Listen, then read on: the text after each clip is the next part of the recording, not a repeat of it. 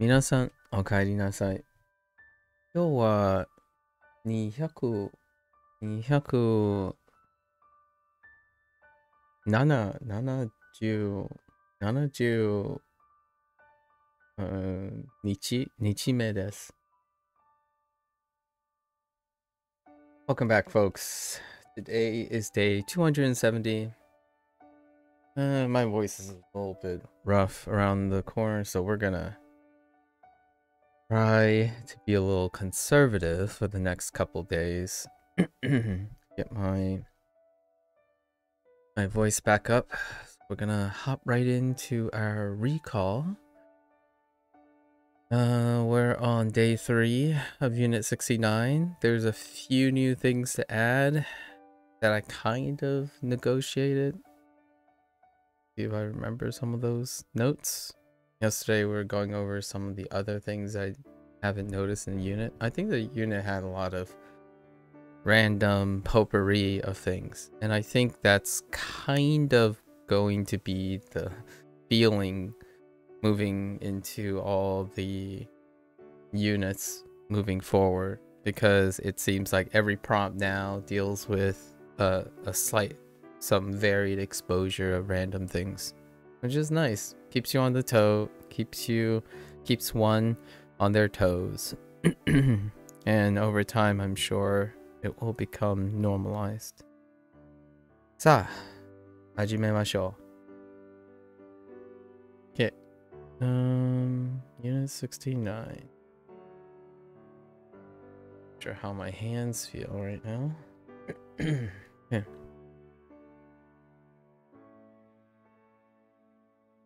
We don't really talk about class, but talk within a class kind of thing.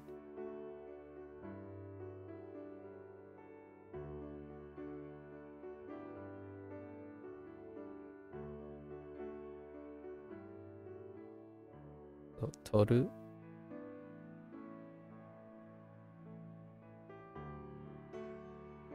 Yaru. In this case, Yaru was used as a form of giving and playing.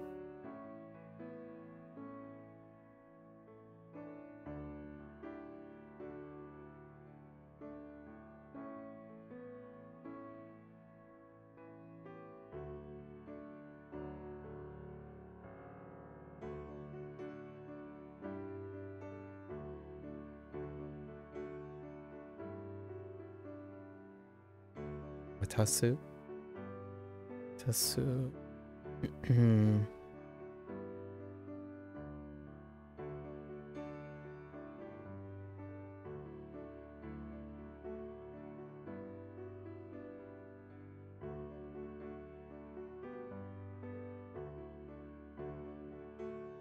Kariru.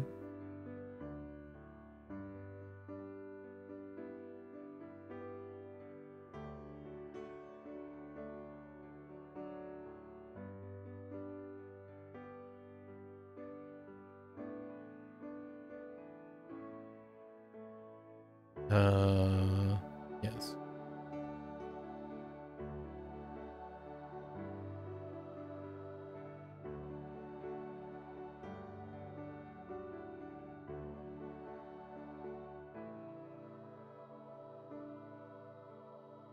Tasu. Tasu.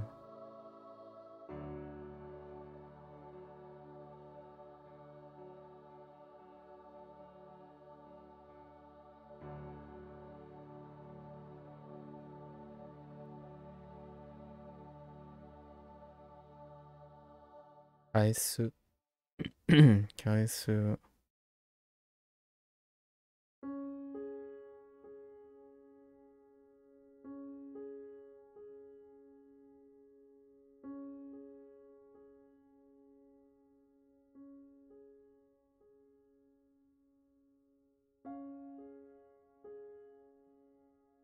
Sakubun.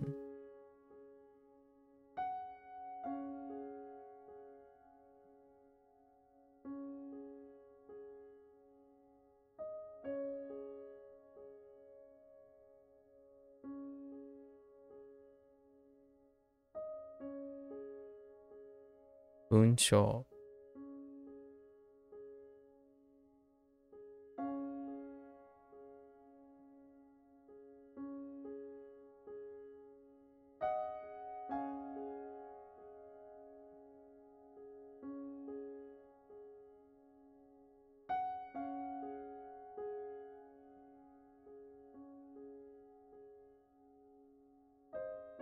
Zashi.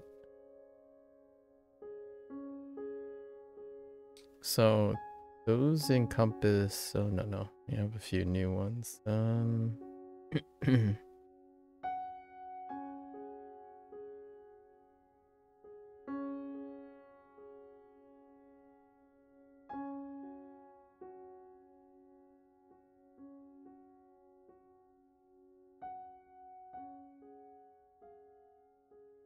Oh, it's tough to remember this one.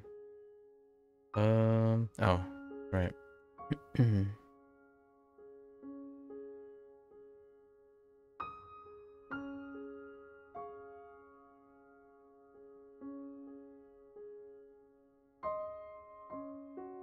Narabu.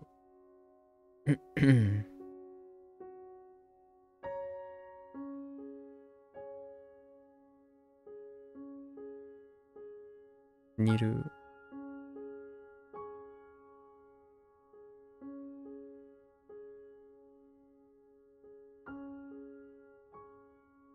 Yameru.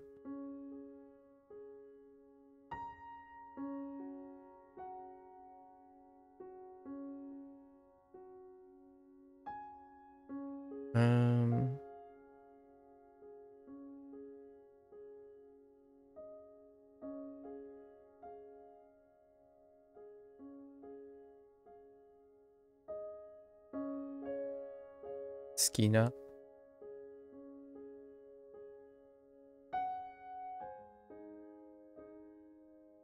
All right.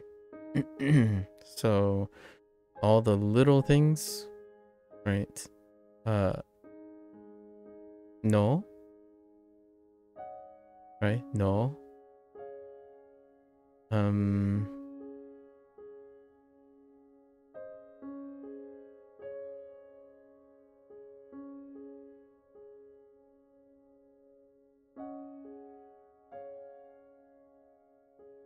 Naide. And we have, right, ichi, right, ichi and go. And for go, doing a.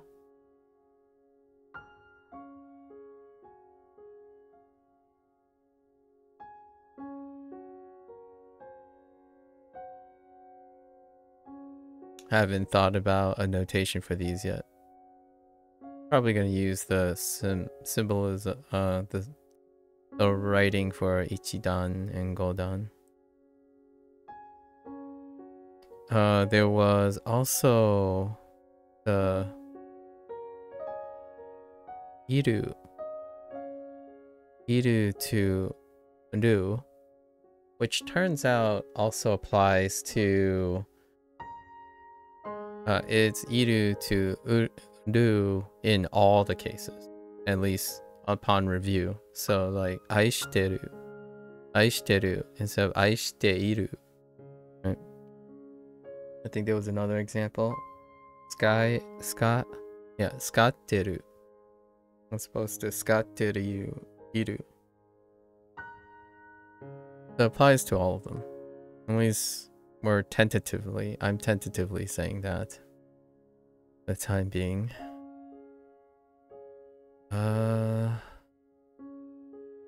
What other things? Got like soul. So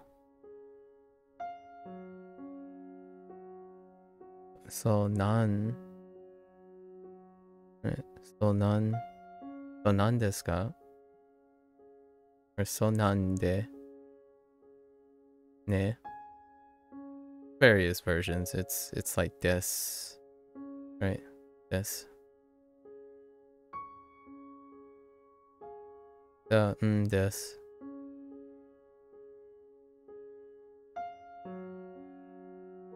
Oh, why am I drawing a blank? Oh. Okay.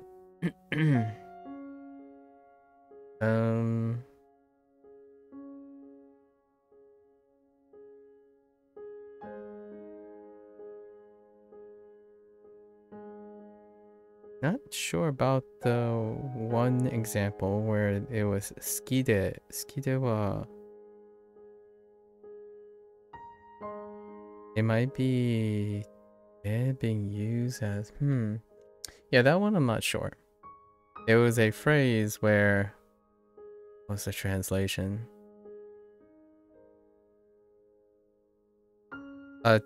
Liking, like, do not like something, right? I think you do not like something. Like, it's using a clause within a clause. It had 3 nested clauses, which I'm not sure yet. And it's used, I remember the part that I wasn't sure about was ski dewa something. Don't remember what the context is. We might see it today. See. It makes sense when you see it and hear it. And it's a one-off, so not enough repeats. What else do we...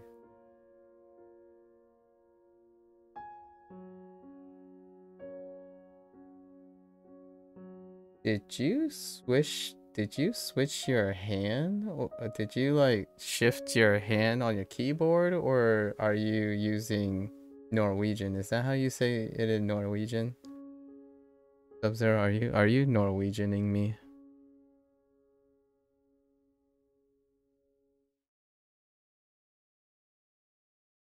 I feel like you might have shifted one of your hands on your keyboard or something. But thanks, Sub-Zero. Oh wait, it might be your Twitch though. Oh, that might be a stock click, like to click on it, right? To click on it, so you have your Twitch might be set to a different language. Yeah, that's it. Exactly. The moment I thought about it, I was like, well, you didn't know the anniversary emote, so you must have clicked on the share or like the congrats, and it defaulted to Norwegian. Yeah. The moment I thought about it, I was like, oh wait, I've never seen you emote like that before. I thought it was fitting considering we're language learning. Yeah, and it certainly is. I have no idea what Norwegian sounds like, so there's no way I'm gonna attempt that. Or is it phonetic like that? Like, can you use Roman characters like that to be phonetic, you know? Like if I said Gratulier med affiliate Jubilee, that's probably not even close, right? Like I doubt Norwegian is phonetic with English, right? I don't even know if Norwegian is related to a Germanic root or not. Huh. I can kind of see Jubilee, like lead is like lead, that part, but I don't know how you say like Lerer. Like what the heck is that? Is that air? Is that R? Is that ear?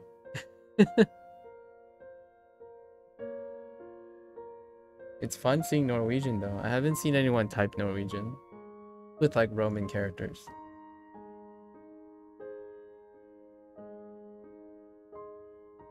How are you doing, Sub-Zero? I'm trying to cover some grammar points right now. So what other grammar points were there? I got stuck on. Not really much. Oh, I guess we can do nominalizer. No, gotta remind ourselves. That's pretty common. I guess that's the last unit too, so I don't... Is there anything else? Yeah, so these are these are the past and present, I mean, negative and positive. So, right, the te slash de. Turns out that in the conjugation table, they are contrasting to each other. So, naide is the negation of that. Oh, and there's one last thing, like, iru was also, in, like suru, you can negate it. So I seen inai, right? Inai a few times. Inai, which made sense. Like you're negating iru. Doing all right. You just finished up your semester project, so you're relaxing a bit. Is this the same semester project that you had? Oh, you're gonna answer it, right? It was the group you mentioned, right? Okay. It went really bad, even worse than you expected. I'm glad it's over though. Oh, I'm sorry that it went even worse than you expected. Sorry, stream delay is gonna catch up at some point. I was just specifically gonna ask you if it was the group project. You kind of answered that immediately after. All right, well, I suppose it's over and done with. However, you know, I don't want to sound too pedantic. Lessons, right? Lessons, keep the lessons at heart. I feel like washing away or forgetting, like washing yourself of poor experiences, in my opinion, aren't the most constructive way of thinking about things. Although I do feel that's how most people go about it. If you're in a great state of mind, you know, still positive thinking and whatnot, usually these like quote unquote bad experiences can be used for valuable things in the future. You know, keep it close. You can analyze it, talk about it in your future group experiments. Maybe if you encounter a future group experiment, keeping whatever happened now and how you went about it can be very, very useful in the future. You may even want to speak about it to your future groups if you end up in a group situation. It's alright, it kind of taking a toll on your mental the whole semester, so you're kind of past the annoyance of it at this point. That's good to hear. No lingering remorse, I hope. These past days have kind of just checked out and realized that there's no point stressing over. Okay, yeah, getting past the emotional ambivalence.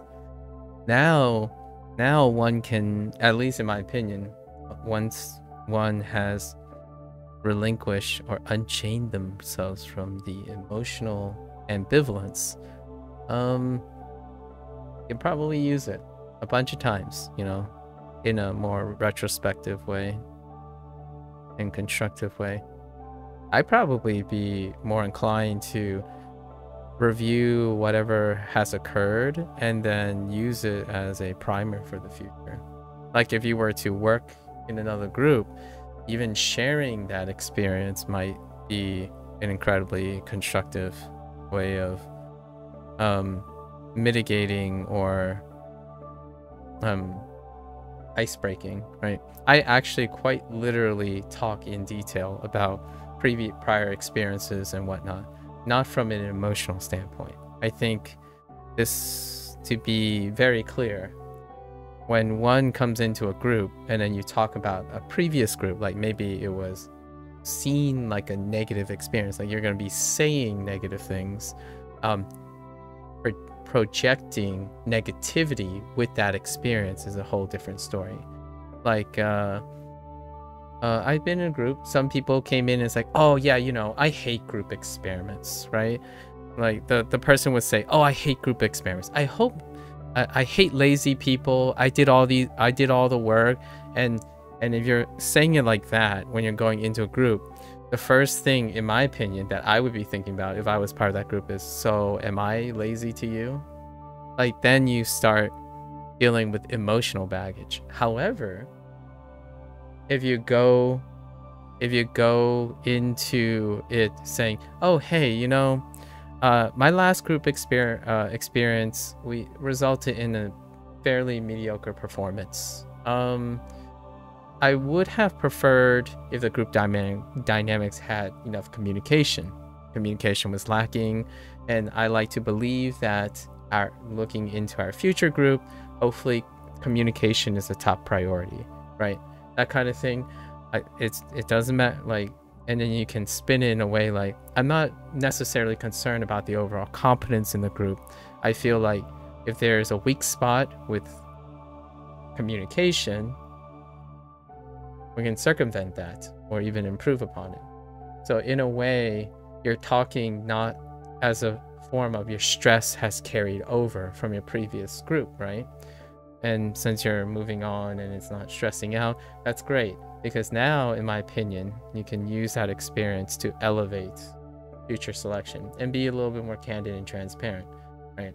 It sounds a little political, but honestly, that's kind of how companies and PR reps and whatnot are excellent at what they do, right? Hello there, Cozy. What did I ask you to say hi? Wow, you guys are getting a little sassy. Hello there, Cozy.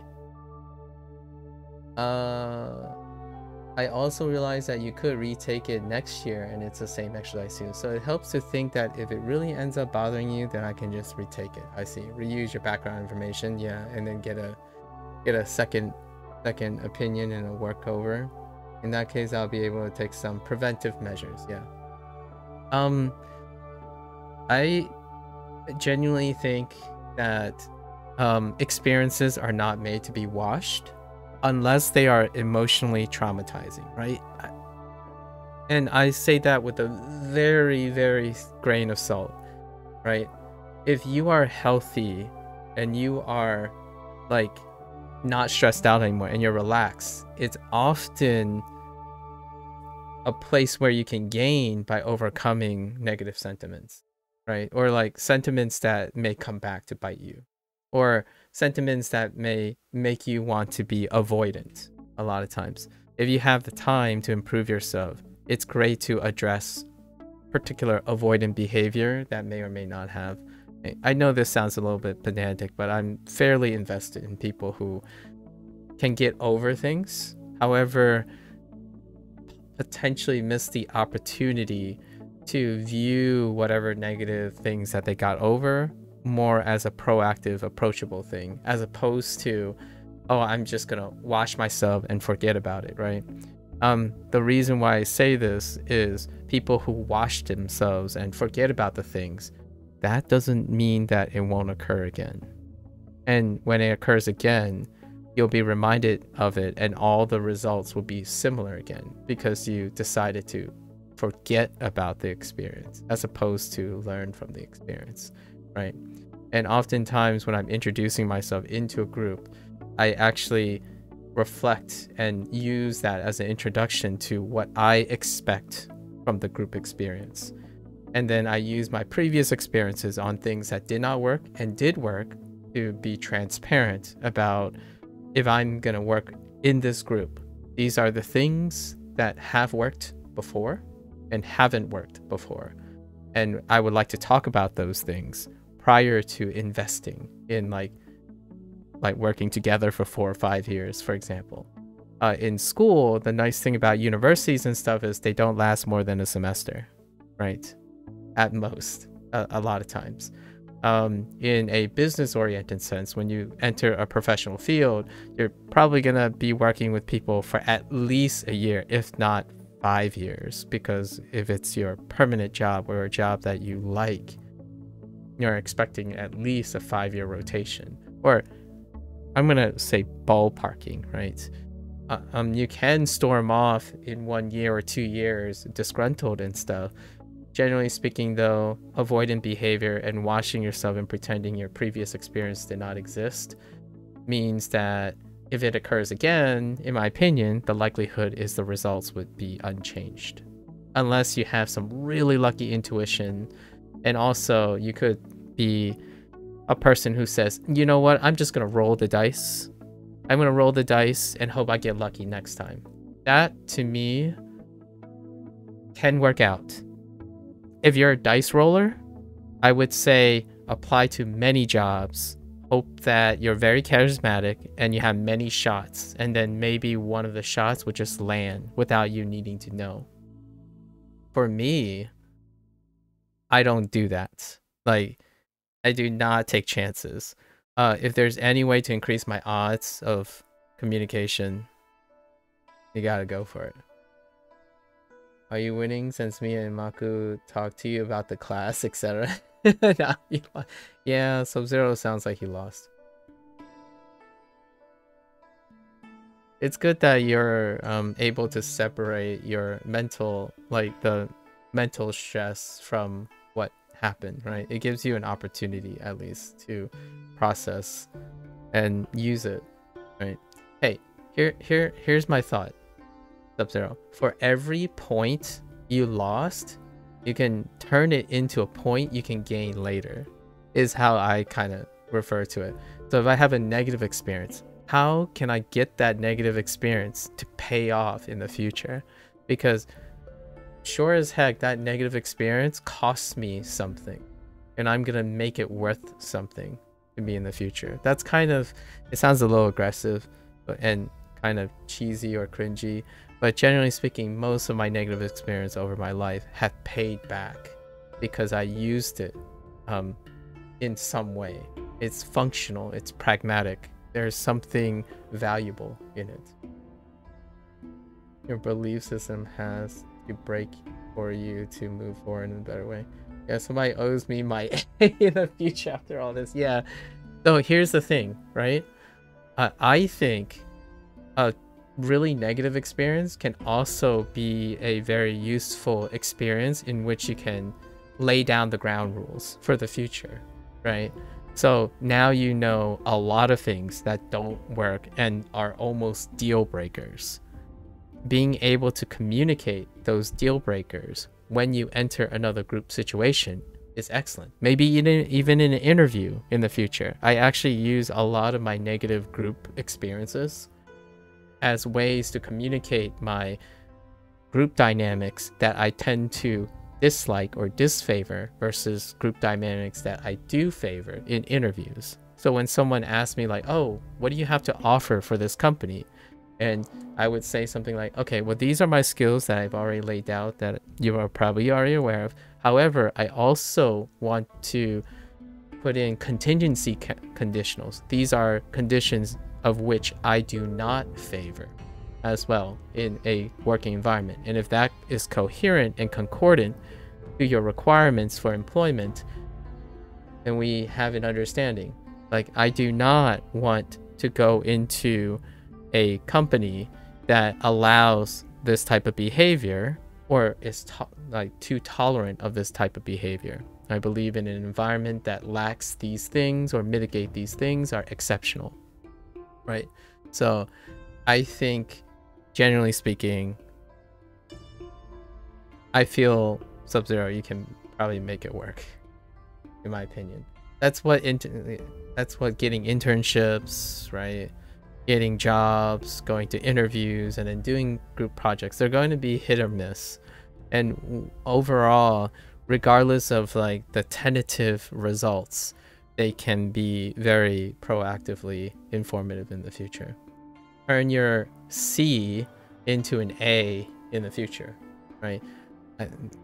I want to cue the joke about C's get degrees, but that's not very applicable here. It's more like people who understands learning lessons, constructive improvement, tend to turn those C's into more valuable experiences than those who get A's. Hear me out here. When you get A's all the time and you encounter no group friction, the odds, in my opinion, that you may encounter group friction in the future can happen. So, like, someone goes smooth sailing, like a video game. Let's just say a video game. Let's use that as a constructive behavior thing. Someone's like, oh yeah, I'm so good at CSGO. And meanwhile, their only experiences with a select group, right? And then maybe they swap to one other group, and then it's like, it worked really well because all the groups were coincidentally very competent with each other. And then they're like, oh yeah, I'm Cloud9, I can't fail. And then suddenly they move to another group of really good players too, like arguably even better players. And when they got in there, they realized that they suck somehow. And it's because the group dynamics changed. They did not, instead of having to adapt and constantly troubleshoot and be able to resolve things, they didn't even need to communicate in the last two groups, because by luck, and luck goes a long way. You can spend your whole life getting lucky and everything always works out. That's perfectly all right.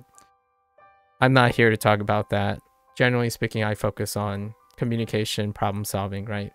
How do you solve depression? How do you solve mental problems, sustainability, habit formation? You learn how to solve problems. So even the worst of the worst become very valuable. Or at least I try to convince people that they are able to come up with a solution that allows them to use that experience. Accumulating those terrible experiences and then ignoring them, in my opinion, if it comes up later, all of that will crack you. Like, it will break you, in my opinion. At some point, it'll build up so strong that if it's triggered again, in my opinion, can break someone, right? Like, you have a bad group experience, you decide to ignore it. Then you have another bad group experience, and the thing that you ignored is like, oh, now I remember how terrible this group experience is. It's always like this, right? Because all of the stuff you forgot gets stacked together. And then at some point, you're just not going to trust anyone ever, right? You're never going to work in a group experience. And that would mean that for the rest of your life, you decided you're never going to work in a group. And sure enough, you know, if a company sees that, then they probably won't hire you. Like, any company that works in a group would probably not hire you. It would be very, very obvious by the way you talk that you never mention group activities, never mention utilities, because you're choosing to ignore the possibility that you're going to work in a group. And you might even communicate that it's not without intending to. The flip side, here's the flip side. You can be a person who says, okay, group activities are not for me. And here is why. So if you can explain by looking back on your group activities why it doesn't work for you and explain it to someone else, they could be looking for someone who works well alone and is independent and prefer to work in a non-group environment. That's different from being aware of what doesn't work for you at the moment versus ignoring it. If you ignore it, then the interviewer or someone that's talking is like, wait, how come you never talk about working with other people? And then they're like, I just don't think about it. Immediately, if that person thinks like, well, you're talking to me, so I don't want to talk to you anymore because you don't think about other people. You can be an individual leader, someone who works better alone without sounding like, or unintentionally sounding like, you don't want to talk to anyone, right? Ignoring things means you become less and less aware of them. And personally, that's where experience goes to die. So one can be, and this is, I hope this doesn't happen too often. There are people who experience a lot of things in their lives, but they are unaware of most of their experiences. And then there are people who are experienced and are aware of their experience. So when you talk to someone, whether you know it or not, I think it's a very human response to get that feeling like, oh, this person really thinks about or feels like they lived a long life and understand the meaning in their life. Wisdom, quote unquote, the feeling of wisdom, versus someone who like just keeps saying empty words. Like, oh yeah, I work great in a group. Go on. Like, you know, I just vibe and we get A's and all the groups get A's. Go on. Can you explain that?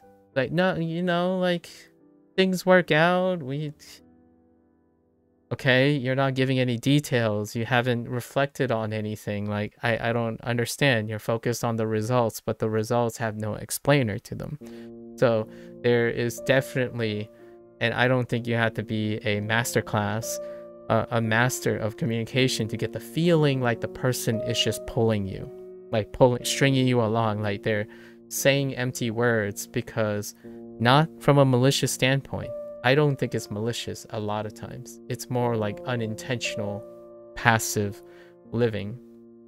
So yeah, I think negative group experiences, if they don't have to happen, if they do happen, you take control of it, right? When you're feeling healthy, when you're over it, take control of it and use it.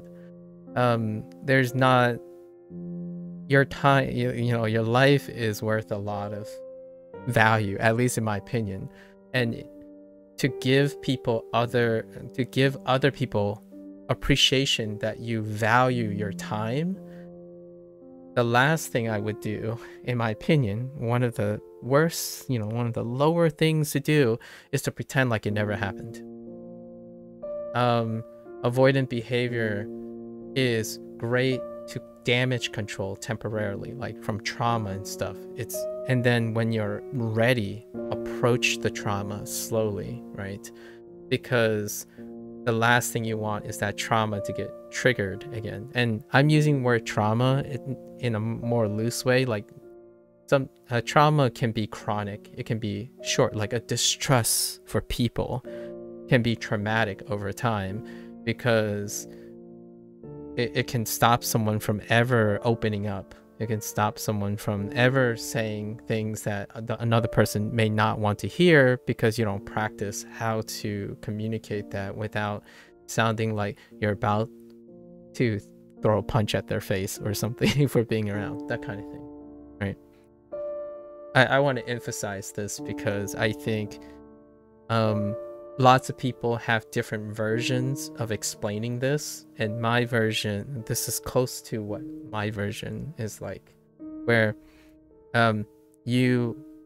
one becomes so in control of their life even when they feel like they're outside of their control in reality. So like the events might be outside of your control, however you feel like you're in control for whatever the events may come. So the next time you go into a group, you're like, nah, I got this. Even if it becomes like the worst thing, it's gonna help me. Like, I'm gonna make it work. So at some point in your life, you get enough wisdom to be like, no, I got this. And you don't even have to say, trust me, bro. You're like, okay, let's do this. We'll see what happens. Let's get it done. Right? As opposed to, no, trust me, I've done this a million times, you know, I vibed and got many A's. Are you still talking? That's kind of how I feel a lot of times when I watch someone, you know, like sometimes there are group interviews, right? And I would be sitting next to a person, and then there might be like multiple interviewers, like people interview us, and the way I always like pay attention to the other people and the other interviewers, like how they're going about presenting themselves. And it's very clear a lot of times there are people, like other candidates, who are saying things, but the interviewers are looking for something else. So it's kind of like watching Twitch chat interacting with another streamer, honestly. Like you sit down, or like a podcast, right? When you're analyzing two people who are talking to each other, you're trying to think about, how would you approach answering that? And what do you think, how do you think they're approaching each other, right? Like how they're talking and whatnot. And these dynamics go a long way in group projects. Like, how do you convince someone who doesn't want to talk to you if you have to work together, right? Because the ship is going to sink with the weakest link a lot of times. And if you're going to go down with the ship, are you going to decide to just jump first, or are you going to try to patch up the ship? And earnestly, even if you fail to attempt to patch up the ship, you can use that to explain what you attempted to do in the worst case scenario. And in an interview, I would say, to me, I wait for that exceptional interview question where like, oh, have you ever encountered any difficulties with working with other people? Well, a lot of people would answer, oh yeah, you know, all this happened, and then it ends there. And what I would think about it as an interviewer would be, so how'd you solve it? Like, did you overcome it? Did you use it as a learning experience? Like, all you did was explain how you complained about how it was bad. Like, it didn't show any form of growth. So to me, that classical, like, cliche question about have you experienced any difficulty? And then sometimes the interviewer is kind and will lead the questioning and say, have you encountered a poor experience with working with other people, and how did you go about trying to fix it, and what did you learn from it? Like, an interviewer could provide that leading question. However, if they don't, it is often an opportunity to demonstrate that not only did you know what was happening poorly, you were able to negotiate something that you control, how you feel about it, what you're using from that experience, and also what did you do in the moment. Honestly, it's still okay to say, oh yeah, I just jumped off the ship, I cut my ties, burned the bridges, and then here's what I learned from the experience and what I'm going to do moving forward. I am going to make sure that communication is a top priority, because communication was balls in my last group project, that kind of thing, right? And that immediately becomes, this guy knows how to solve a problem. If not, if it's a lost cause, they know how to cut their losses and also use it to mitigate future things. So all these things that I'm saying now is probably what I would say in an interview, be it a more direct way, right? Like, when someone asks me if something's gone wrong, of course you have had negative experiences. It's even worse if you're like, in my opinion, it's even worse when someone lucky comes along and say, well, you know, I never have negative group experiences. Like, to me, I would be even more suspicious when someone says that, like, oh, have you ever had difficulty with anything? And then they're just like, no, I never did. And they could be genuine about it, right? They could be genuine about it, as in, yeah, luckily everything has always worked out for them. Now the question is, did they grow from the idea of knowing that it always worked out? Like, did they grow awareness that it can not always work out and that they're lucky? So in an interview, if they ask me something that coincidentally always works out, I tend to answer by saying, okay, I feel like I want to make a disclaimer here. I feel like I've been lucky most of my life so far, right? And I am aware that other people may experience negative group experiences up to this point. So I feel that I am equipped to be aware of these situations and will be able to troubleshoot and address these situations. However, personally, I have not experienced this directly at the time. However, I have engaged in alternative problem-solving skills in other areas that are not specific to that. And this is how I addressed those deficiencies or problems, right? So you're demonstrating that while you may not always have conflict resolution experience with the exact question and context, you have conflict resolutions and stuff elsewhere, and you like to believe and reassure them that you are not undertrained and inexperienced in a way that you can't solve problems. So if everything works out and you lack the self-awareness that things don't always work out with people, and you have no way to demonstrate in a real way, as in like not provide fake answers, right? You want to assure them that the whole point of them asking that question is, have you resolved conflicts before? Have you resolved issues that may come up working with people?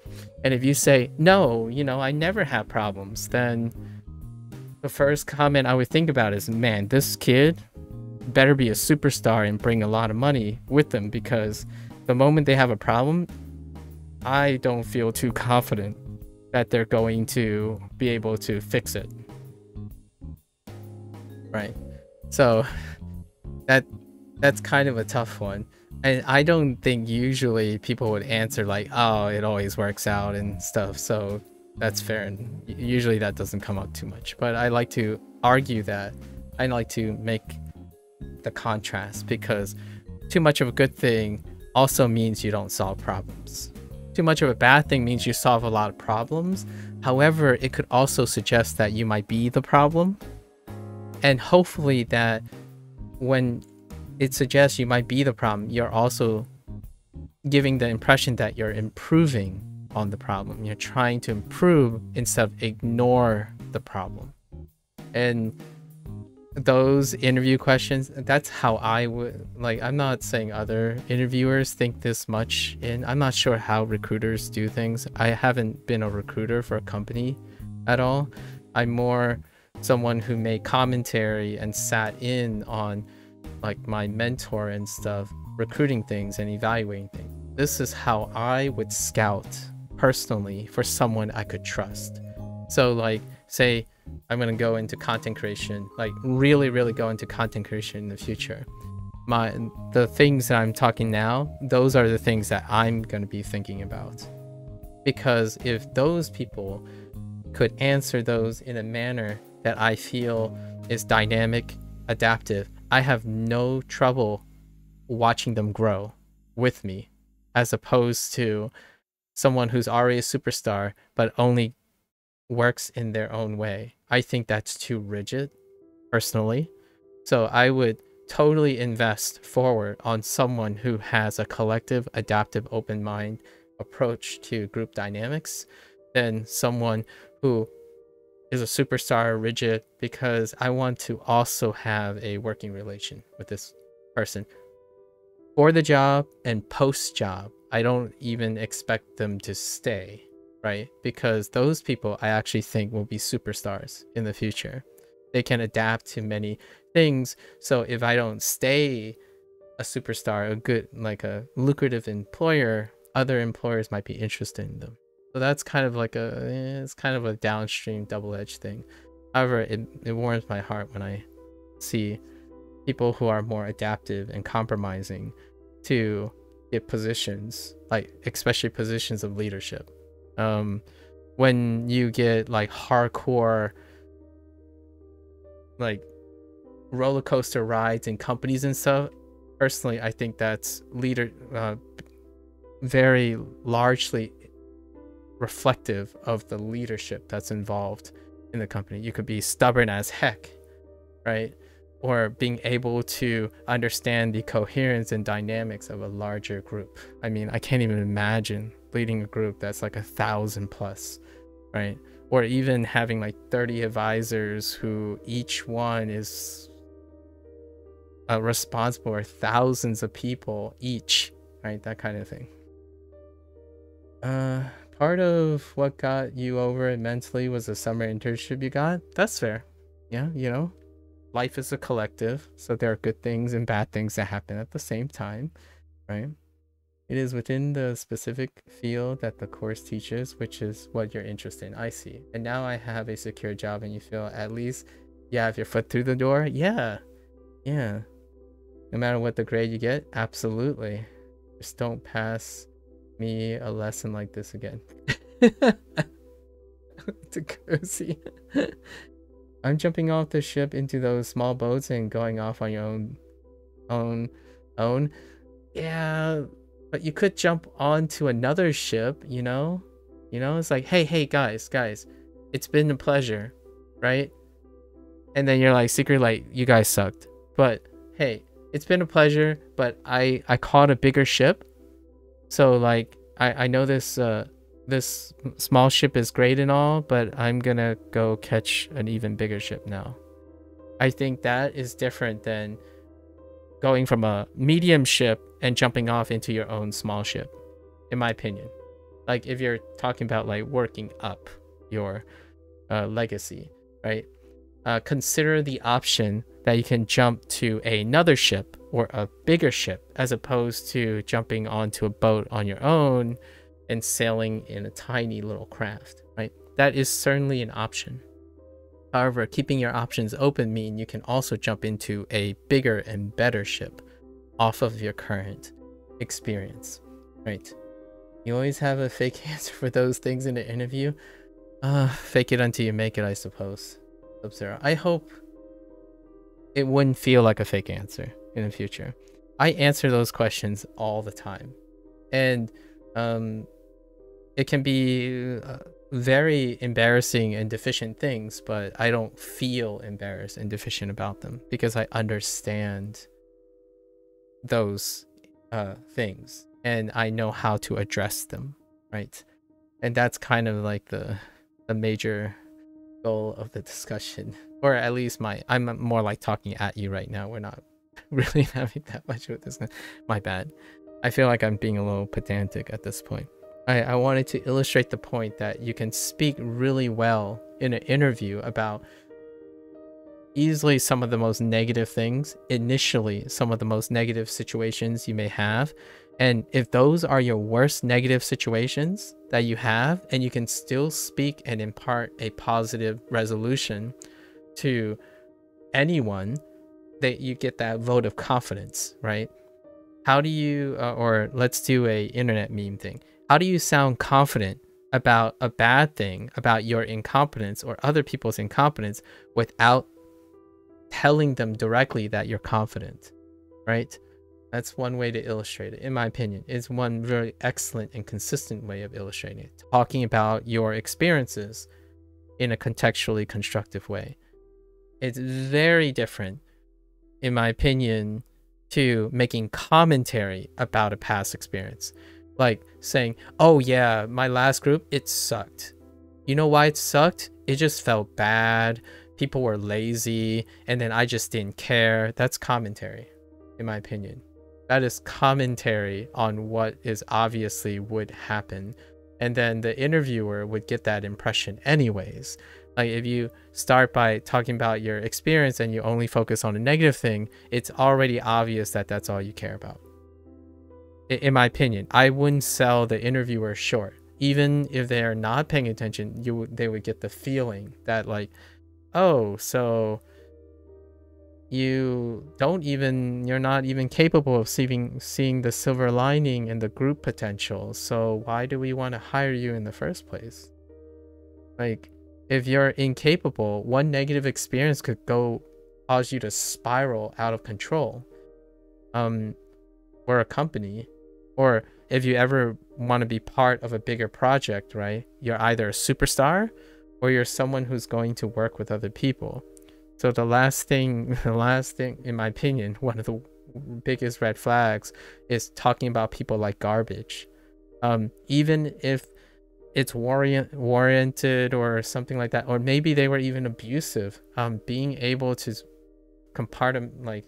demonstrate that you have control over this is far more reassuring than demonstrating how negative you can be right away. It's really devastating to someone's image, at least in my opinion. So, and it's a clever way, in my opinion, if you have negative experiences and you can show constructive feedback on those negative experiences, is a way to demonstrate confidence in your abilities without sounding arrogant and fake, in my opinion, or disingenuous. Like, instead of saying, oh yeah, I'm a great problem solver, you're using a story to demonstrate that you are a problem solver, not saying that you are a problem solver. You are still technically saying something, right? And that goes back to that whole stereotypical cliche about walk the walk and talk the talk. You can walk the walk through speech. You can demonstrate what has happened through speech. You don't have to tell someone directly that, oh yeah, I'm the best and stuff and whatnot. That to me is why when I watch a YouTube video, I click off the moment I get the impression. It is a little bit of avoidant behavior. I give it like a solid 10 minutes if someone has like a 30-minute video. When it comes off as someone who is speaking their accolades, like doing a trust me bro versus a let me tell you a little story, and then the story will both be instructional and useful in identifying that own person's experience. Excellent, you got my attention. I want to listen to the rest of your stuff. I want to see the rest you have. If it's full of hyperbolic hype, which is the classical form of entertainment nowadays, that's the influencer's trademark, you know, talk about, you know, I got this yesterday and this yesterday. Okay, so what does that mean? If I don't get any meaning, I'm gonna be really direct here. I'm gone. Like my brain has checked out, because that type of content is checking out your brain. Like your brain checks out because that person is literally telling you how to feel about them, what you need to think about them, and it's telling you what you don't know, or assuming what you don't know, and what you need to know. And I don't engage with that type of content, in my opinion, because it's telling me how to feel, telling me how to think, and trying to gaslight me. Yes, it does happen in a parasocial relation, but whether the intent is directed at you directly or in a group wide, I'm still a little bit going back to that engagement of someone saying, I don't understand what gaslighting is. But in this case, it's transformative. Gaslighting does not appear the way it appears anymore, because we're on the internet platform now. Gaslighting used to be the idea of one-on-one and personal relationships, right? Well, now we have parasocial relationships. So, and that's the predominant type of relationships you have online. And you can unintentionally gaslight people by targeting a general audience. How do you gaslight a general audience into thinking your product is healthy just by saying healthy, healthy, healthy over again? That is gaslighting. Or that's almost subliminal advertising, actually, which is very loosely, you know, there's a fine line between them. But when you say something is healthy enough, by mere exposure, you're convincing people that your product is healthy, and it might not be. And it might be unintentional, because you might be ignorant of what is constituted as healthy. To give a spiel about something that I've been following about healthy stuff, I'll let you guess what topical things involve. I don't want to like involve other content creators or anything like that, but there is a situation involving that. In reality, if I get in a situation like this again, then I'll jump off the ship before it has sailed too far. Sure enough. Okay, I suppose. The mistake I did this semester was spending too much time trying to make it work. Okay. Alright. And eventually it was too far into the semester to hop off. I have no comments with that. Most of the things I said in the last 30 minutes is irrelevant to what you said. My fake interview answer: I try to take leadership and assign each group member small tasks that they're comfortable with. Okay. Oftentimes people are not lazy, but not confident in themselves when it comes to taking action. Okay. In reality, I know well when a person is uncooperative and I don't want to deal with it. Okay. I think it's a genuine good reason, but I could see it not being well received. It's not a great response, if I have to be honest with you. Because without context behind it, it sounds like I'm just uncooperative. Yes. Incredibly uncooperative.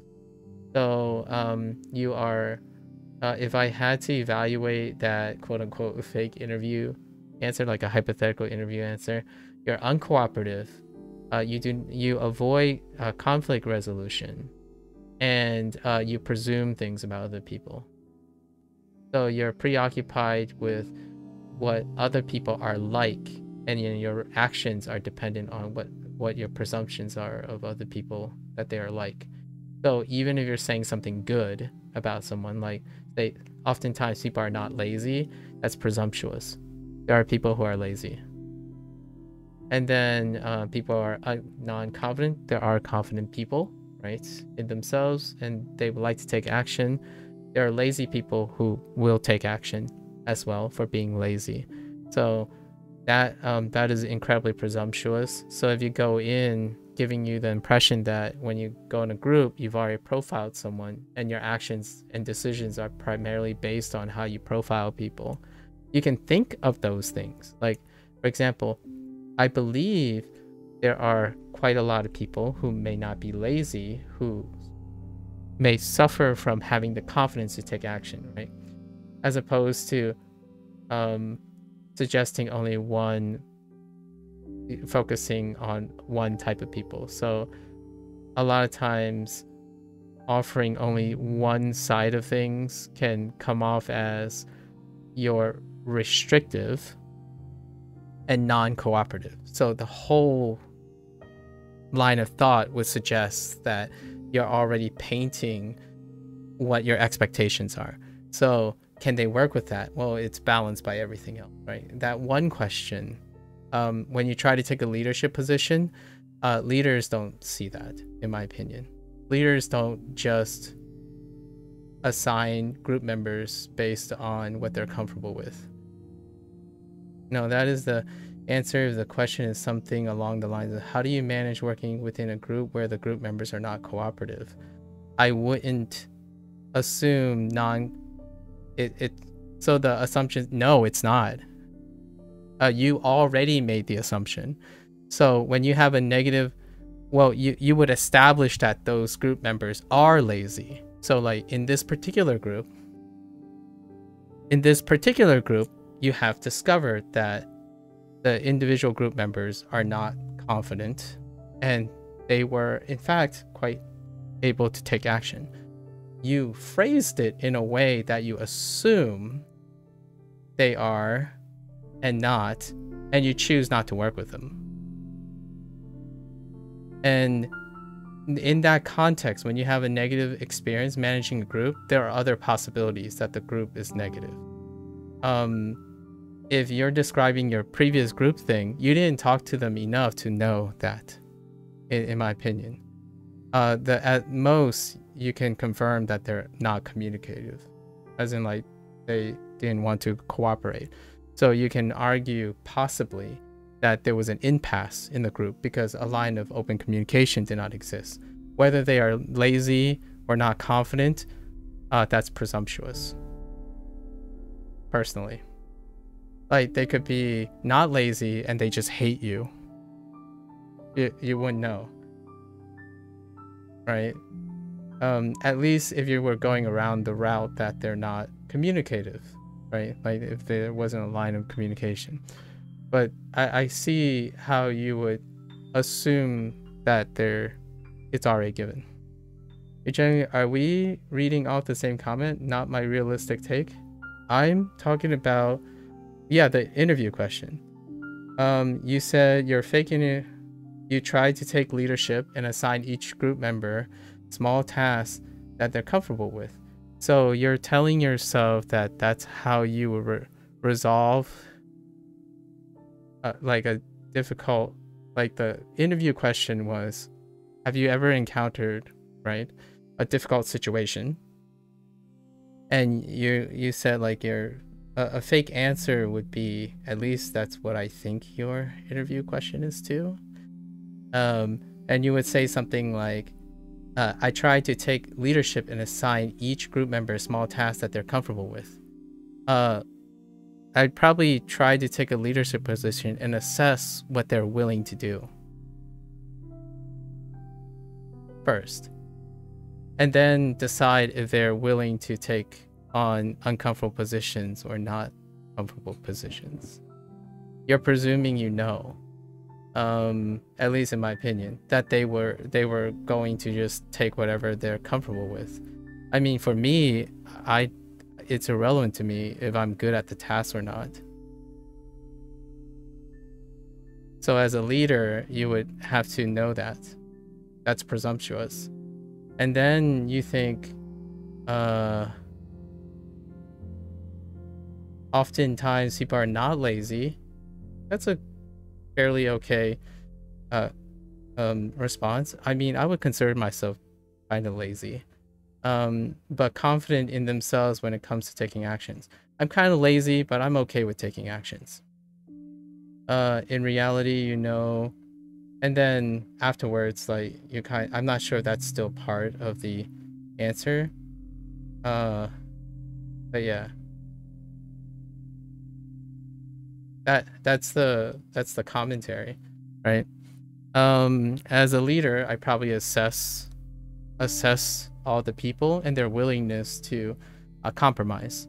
I would take the people who are most willing to compromise, to suggest if they can engage in tasks that no one else would want to do.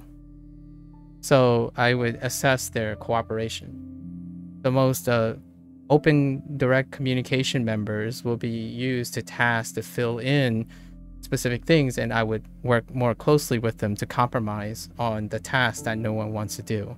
Because if you assume that you have a balanced group that has someone who works with, I mean, yeah, but that's already given. You feel like it's not. You can have a bunch of, like, how could you possibly think that's a given in a negative situation? I don't mean that I'm straight up telling them to do this, but how can you assume that your group is going to be well balanced enough so that they have all the tasks covered? You can't. That is an assumption. You're going into a group and you say, oh, okay, well, the group will sort itself out. So, but how do you ascertain when no one wants to do a task? That's a presumption you're making. So how do you resolve a conflict when no one wants to do a single task? Right? That's very idealistic to think. Oh, thank you, Marx. Thanks. I'm being a little direct. I'm sorry, that sounded a little aggressive. But what I mean is, oftentimes group projects, people negotiate and deflect responsibility because they don't want to do it, right? So if you're feeling like it's already a given that your group is well balanced, constantly well balanced, you're choosing to see that they're well balanced. What if there isn't anyone who's good at any of the tasks? I would probably ascertain if they're comfortable with doing things that they're not comfortable with as well, right? I would take the most cooperative members to work with the cooperative members. I didn't mean it's given that it's well balanced. You don't mean that I'm straight up telling them to do this, discussing what they're comfortable with before assigning anything is given. Otherwise, I wouldn't know how to assign each group small tasks that they're comfortable with. Your response is what I'm basing it off of, right? So you don't mean it, in my opinion. You don't mean it's well balanced. The way you're approaching it is suggesting it's well balanced. The way you went about it and say you're going to assign the tasks that they're comfortable with after ascertaining everything, right? That is giving me the impression that you think that's the way it's going to work out. And I don't think it will. Like, to have a thought that you can assign tasks that they're comfortable with, right? In the question, the response that you have is assuming that it works out that those people doing the task they're comfortable with is going to get the task done. So no, maybe you didn't mean to give off that it's a given, but your response is suggesting that it is sufficient in the long run. Usually it's not. There are going to be tasks no one wants to do. There are going to be, so having that mindset that your response deal with assigning people with comfortable with, probably not. I would say there's going to be a mix. There's going to be people who are going to be assigned tasks that they're not comfortable with. It's an expectation that comes with that discussion. So it is not a given. However, maybe you didn't mean that. Maybe you also meant in your response that, oh, also, I'm going to assign people that they're most comfortable with. However, I also see that there's going to be a chance that there are tasks that no one wants to do. So I will sort out the most compromise, like the most open and flexible people, and I would work with them to address and assign tasks that people don't want to do or are not best suited to do. That would be operating on the expectation that it is not a given that your group is balanced. The way you responded as a hypothetical would suggest that you've already had this back expectation that the group is balanced enough that if you assign them to the things that they're comfortable with, it would get the task done, right? Hard decisions, very, very hard decisions. If everyone is always doing the tasks that they're good at or comfortable to do as a leader, then you will have lots of gaps, in my opinion. You will likely have a lot of gaps in your workflow. Unless, of course, like you said, you're not operating on the expectation that your group is well balanced. I don't often operate on the expectation that the group is well balanced, as in they can do whatever they like, as I always work to their strength, everything will work out. Alternatively, if I'm a loner as a leader, I would say, okay, so there are tasks that people don't want to do. I will assume the responsibility. Alternatively, like, I will see the weak spots and I will attempt to work on those spots as opposed to compromising with the group, right? Or I would attempt to also make sure that all the weak spots, I would go out of my way to hire someone or look for someone that can fill in the weak spots. It's demonstrating that you're considering the idea that one approach is not sufficient and one type of group dynamics is the solution to the thing. I'm being a little aggressive. I'm gonna double back now, step back a little bit, and suggest that perhaps the interview you didn't in the interview you might only have enough time for like one angle of the answer. So I can apologize. I apologize if maybe you already considered the idea that you had to answer, well, what happens if you, after assigning the task and stuff, you find that there's a gigantic gap in your group's skill set, right?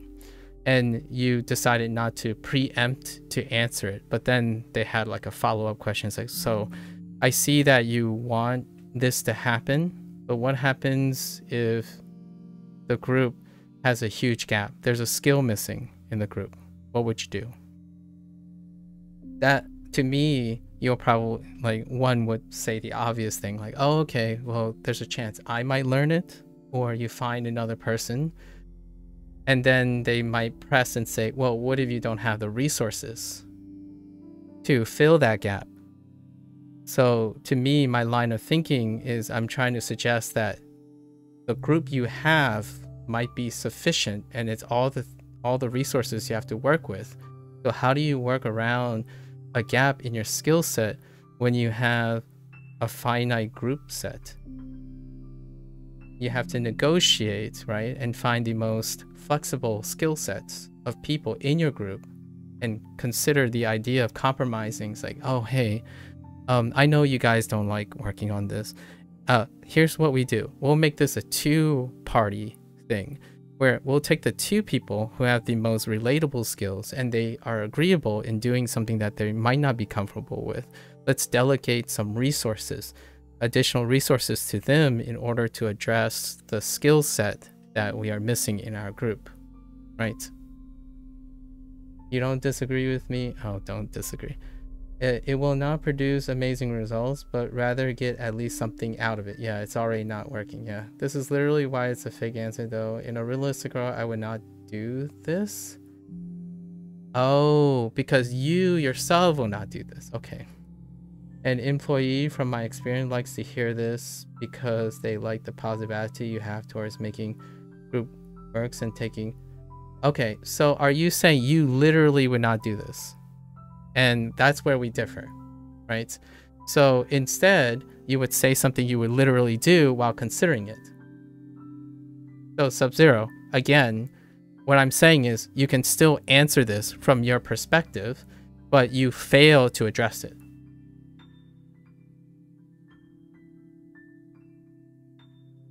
I'm just saying, like, instead you could say, you would do that thing, and I know, acknowledge that that's a drawback. Like you said, it will produce, you know, and then you said, this is literally why it's a fake answer though, because in a realistic world, you would not do this, right? For example, you wouldn't assign them based on, oh wait, I am a little confused. So you're saying you would do it as in, I would do that thing in a real group setting, or I would do that thing as in, say, no, both. Like we're talking about how you answer the interview question. So, the interview question you provided is something you would not do, right? Like, not do the interview question. You wouldn't say the interview question because you would do it differently. I would say it in an interview, but not do it in a real setting.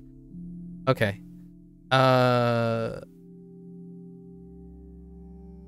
So why would you say an inefficient answer? Like, what I mean is, why won't you say the thing you would do in a real setting? Oh, are you trying to give your example of a bad answer? Like, are you trying to pretend to be like a bad interview answer? Now you're playing double games. So you were giving an example of a bad answer to an interview, like a deliberately, because if you're not going to do it in a real setting, why are you discussing things you aren't going to do in a real setting? That is not something I want to hear. In my opinion, if you're constantly making it sound like it's a group, like positive attitude, you can make it a positive attitude with sounding more intelligent about it. Yeah, to me, it's a bad answer, and for the very reason that I talked about. Like, all the 20 minutes I was hearing, I'm not talking about what you would do, I'm talking about the answer, right? I don't know if you would do it or not. That was not the concern. The stuff that I talked about of the answer, that's the impression I would get. Someone who clearly relies on a lot of givens. And since you're assuming things, that's what I mean. You're assuming all of the above. Not that you would really do it or not. The idea is that question to me is incomplete. It is incomplete, it's inconsiderate, and it's presumptuous, in my opinion. But hear me out here. I'm not a hirer, and I have very high standards for people I work for. And what I mean by that is I expect them to have higher standards of themselves, not that I expect everyone to behave that way. But the idea is that answer is incredibly incomplete. It is a fake interview question. And I think saying that means that you're underestimating the interviewer. I like to think that interviewers are more competent nowadays to select for people, but I could see in certain situations that answer could seem like a good answer for people who maybe don't like their job or don't like interviewing. For me, it's a really terrible answer. It's incredibly incomplete, it's presumptuous, and it only tells you that this person can only work one way. Being positive is different from being inclusive. Like, being realistic is different from being positive. Realistic things have positive and negative things that you have to consider. So that answer only focuses on the positive things. It tells me that this person doesn't resolve conflicts. They always view things in an idealistic way. Even though being compromising is viewed positively, they do not demonstrate that they're compromising people. They're people who understand that there are different situations, right? Here's how I not my personal addendum to what was said. Provided, if you want it to be like one-angled and not like sound wishy-washy, you could say, provided that is already assumed, provided that's already assumed that my group is well balanced, I would try my best to ascertain which skill sets are most comfortable.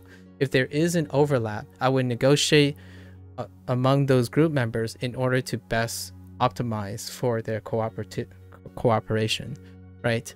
This is assuming, given that the group is well balanced and that we can achieve the project or the result, the bottom line project, by assigning skills or tasks that best suits each candidate, right?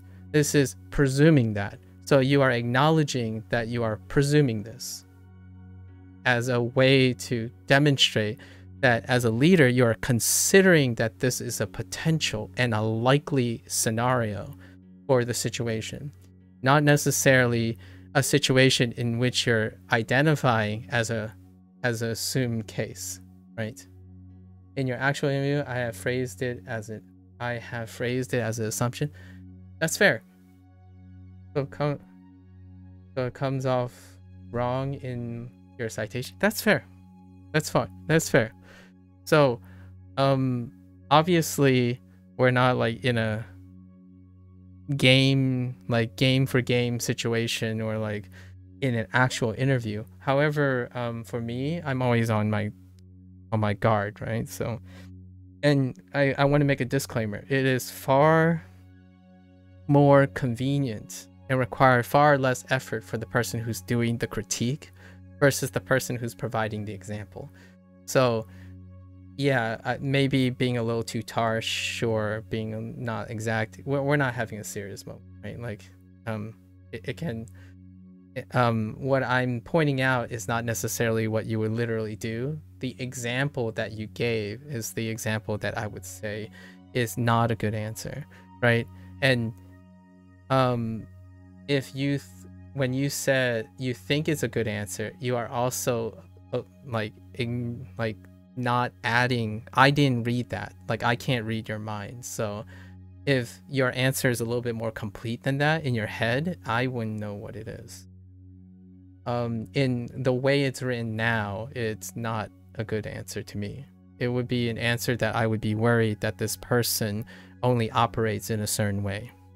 And if this person only operates in a certain way, I am a little concerned that when they go and into a leadership position, they are inflexible.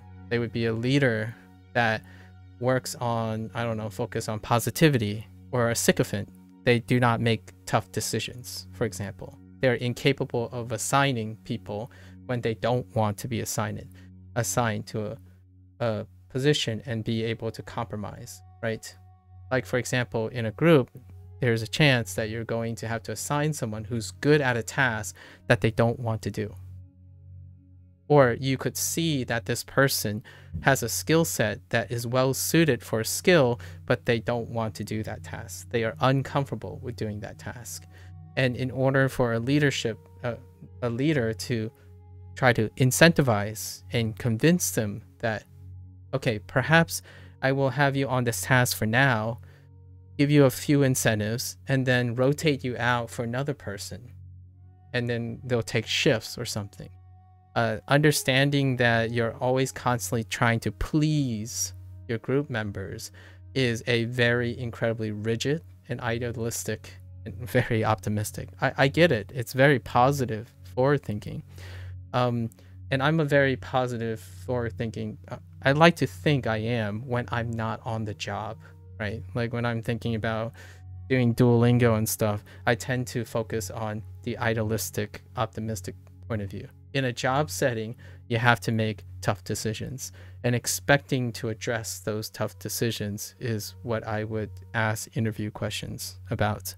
So when you turn a tough question into a blanketed statement about being positive, that tells me very little about how you solve problems.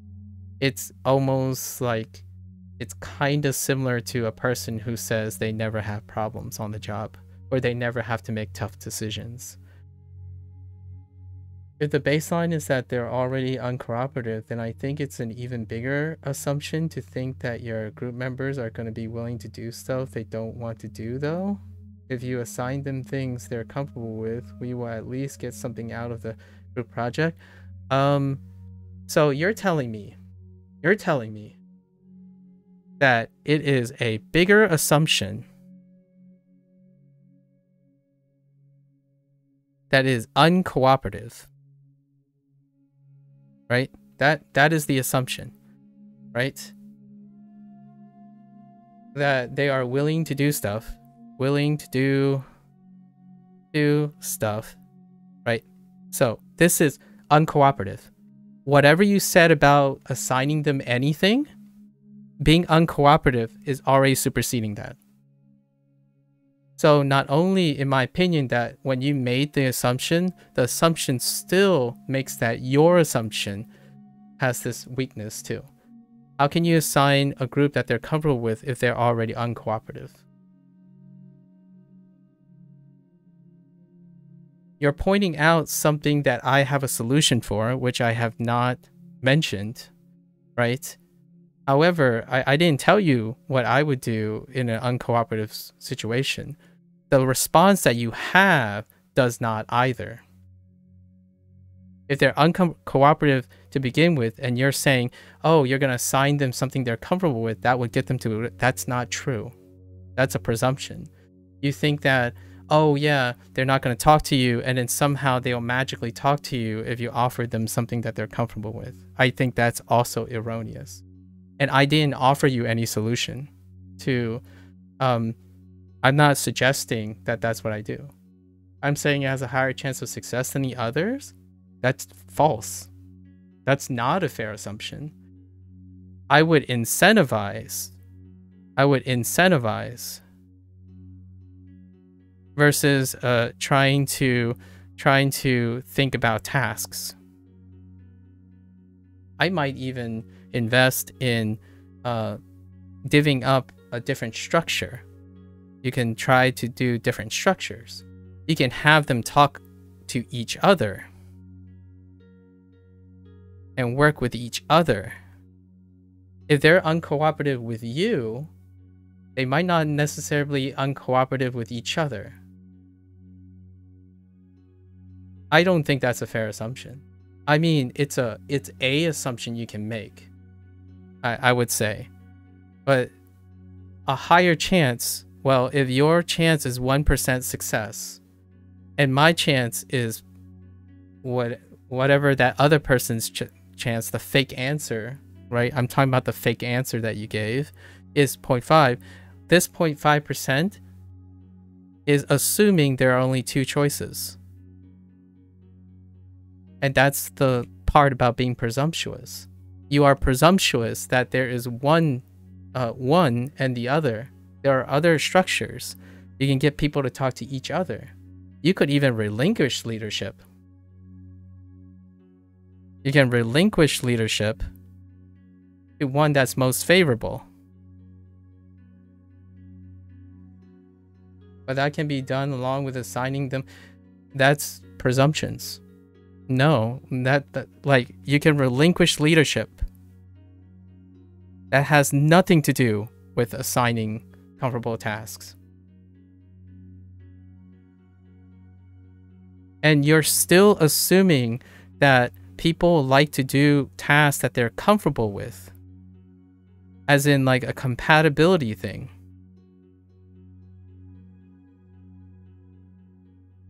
That's still an assumption you're making too. Some people use, you know, there's still other chance. You have not ascertained.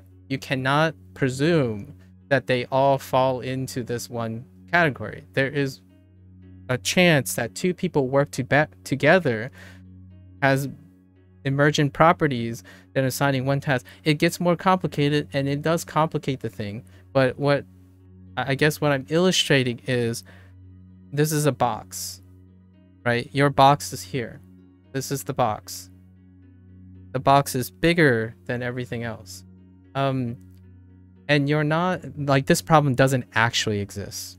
For example, like in an interview process, it's a hypothetical. Like when the time gets terrible, right? Like, for example, what does a box like this look like?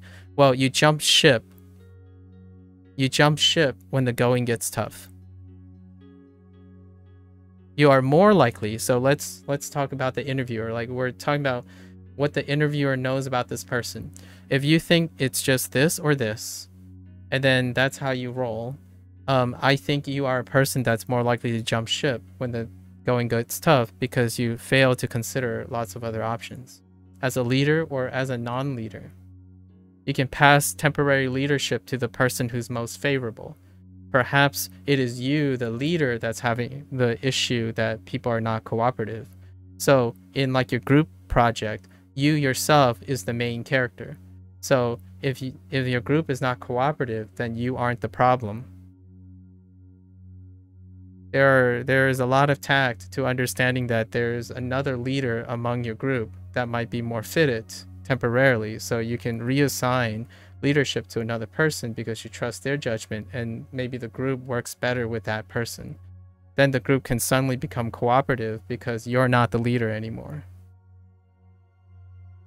And that would be one action. It would be relinquishing and trusting another person for leadership. Those are lots of alternative options in solving the problem, right? And that could be 2%. Maybe it's 2%. Alternative was break the group up into 2 groups or something. It depends on how big the group is, obviously, but you can break it up into divisions. You can tier it up, something like that. There are lots of fair assumptions. And then you can combine all of them. They're not exclusive of each other, by the way. You can assign people as a comfortable task. The presumption you're making is you can't do both. That way, you can only do both your way. Like you're saying, oh, well, that also goes in with assigning comfortable tasks. Yes, but you didn't consider it when you provided the answer. The answer would include both the things. So you're making a double, in my opinion, your response is, oh yeah, I agree with that because it can go along with the comfortable task. It's like, I agree too. Your response only says comfortable task. Uncomfortable task and comfortable task are going to happen, are likely to happen. And those are all part of one thing. So your response includes both. So then now your chance of success is 1.5%.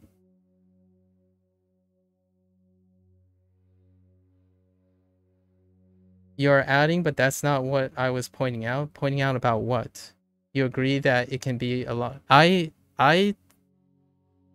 don't think you are agreeing with the so we're not on the same page, right? First, we're not on the same page. If that's true, then what you're agreeing with, you don't understand what I'm adding at all. And I don't understand what you're trying to say. If we are on the same page, then it's more likely that you're agreeing with what you think I'm adding. Right? It's both ways. If I'm not getting what you're pointing out, then you're not getting what you're agreeing with, what I'm pointing out. I'm making that clear if we're not on the same page. However, maybe we can agree with one thing. The response is incomplete. It's incomplete. And it's predicated on presumptions. I think that's probably what we both can say here, right? At least I think that is a very conservative response. I think most of our discussions tend to involve trying to be inclusive, but we're including different points. And I'm trying to say all of the above. It's definitely a lot more consistent if you demonstrate that you're considering a lot of things versus less things when it comes to compromise. This is not involved in whatever we said earlier. Like I'm trying to create a new page, I suppose. I'm trying to create a new page and we're on that we can get on the same page. We get too far out of reach during these discussions. I don't agree with you. However, I can kind of see how that's funny. The basic element, like I've stuck, at least I attempted to stick with the idea that it is very difficult when your response is incredibly one-sided, in my opinion. Like, your responses are very one-sided. However, it's always revealed later that it's not one-sided. You didn't intend it to be one-sided. As in, like, you give a response, and I'm only commentating on that one response, and that one response is one-sided, and then later it's revealed that no, you mean like a lot. Like there's a lot of reasons, there are a lot of points. We always agree on all the extra points, and that is good because then we end up on the same page. However, the example you are given is what I'm commentating on. If you gave that response, I don't think it's a great answer. You are comparing the initial assumption I pointed out that I made earlier about the group being balanced enough for the group project, to work with by just assigning group members comfortable tasks. Okay. I was saying that it's a bigger assumption to assume that the group project will work if you assign that don't work together. I didn't say, see, that's exactly what I'm pointing out. You are assuming they are exclusive of each other. Given that the baseline is what I agree with, like you literally, my initial comment was that it is not just that. So we weren't on the same page. You agree with all my addendums, but I didn't say they were exclusive. You're thinking of 1 and 0s. You're like, oh, like you don't, if you're assigning uncomfortable tasks, then you don't assign comfortable tasks. That I did not say that. I said when you're saying assigning comfortable tasks, it's ignoring uncomfortable tasks. One must consider both. When I focused on uncomfortable tasks, you assumed the person is not doing the comfortable task assignment. So when I'm adding, I'm literally adding. You are substituting, in my opinion. You thought I was suggesting a substitution for that. The response in the interview, the example question that you had, the answer is not complete, is what I'm saying. It's not as complete. I can think of alternatives. It's incomplete answer. And one of the things that make it weak as a response is it doesn't show conflict resolution. It does not include the addition of needing to make uncomfortable assignments, how you would address that, because you assumed it had a higher chance. So because it had a higher chance, you went with mentioning the highest chance stuff.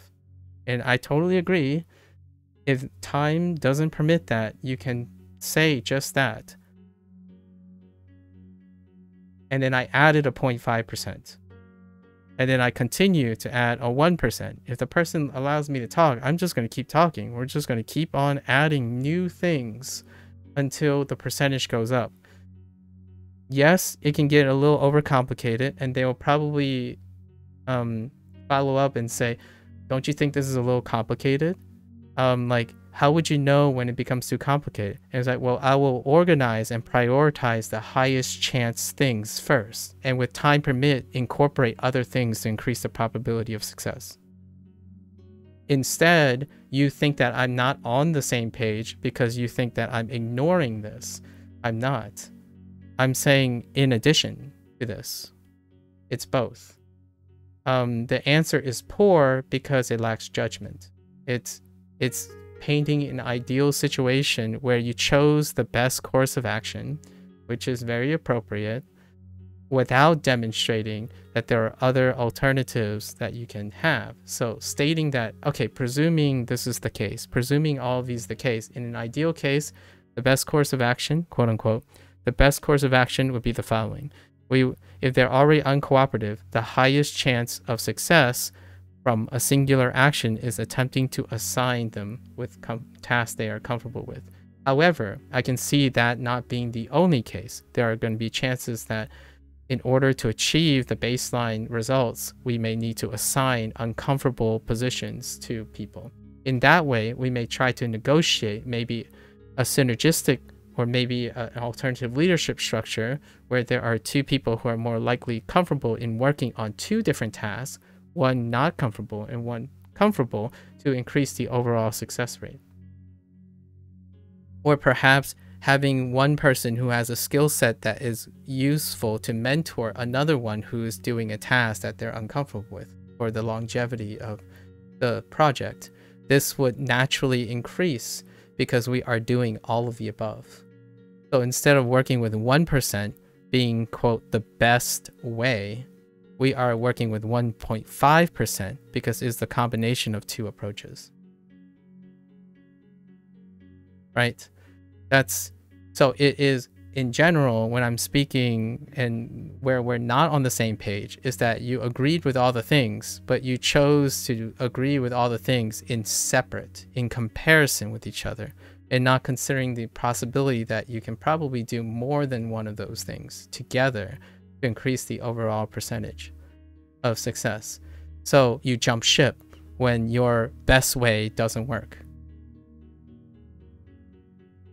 At least that's my impression, that I went with the whole jump ship thing. You jump ship when the best way is not an option, as opposed to multiple ways is an option. And then alternatively, another way to look at this is the best way must be viewed as an inclusion of all the things. So my thing about uncomfortable thing must be included in your best way in order to make it feel like it's one way. Like, it might not be your way. You could end up having two different ways led by two different project leaders. Like, you can compartmentalize, let's say you handle sound or something, and another group handles art or something. And this would be under co-leadership. Right? So that's a different structure.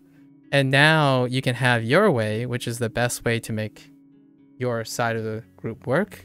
And then their way, which then when you combine them together, it's maybe a 1.1% success rate as opposed to 1.0. And now you get your way and then something else. It's odd, but I think the thing that we're not on the same page is that the concern for me is it's always constantly your way or no way, as opposed to you agree with something that's great on paper, but I wouldn't do it myself because it's not the best way. I think that's probably the point that I'm making, or I was trying to make. So I'm not sure if you agree with that point, right? So when you say you agree with all my things that I'm saying, I'm not entirely sure if I was inadequate at explaining that the best way tends to be more than one way, if you know what I mean. And it would be a lot more complicated, obviously. So it would make more work for the leader. The leader will have to compromise. So I am a lazy person, I would say, when it comes to leadership. I would probably pick the best way, the way with the highest percentage chance, and then not negotiate more ways to incorporate into it. So if an approach has a 1% success rate and then all the alternatives have a 0.5% success rate, I would ignore them, right? That to me would be a way to lower my strain as a leader. I very much. I think your answer is more of a long-term solution to distributing the workload. Maybe I interpret the question differently. Whenever I get these questions, I always interpret it as how would I initially go about the problem to get the ball rolling? That's a good point. That's probably where we're on a different page. Yeah, that's a different page. So here's why I will clarify. You're talking about ball, like if I'm getting this properly, you're talking about getting the ball rolling on the project. I'm talking about getting the ball rolling on the people. So I'm people-centric. In my opinion, you're project-centric. If that's fair.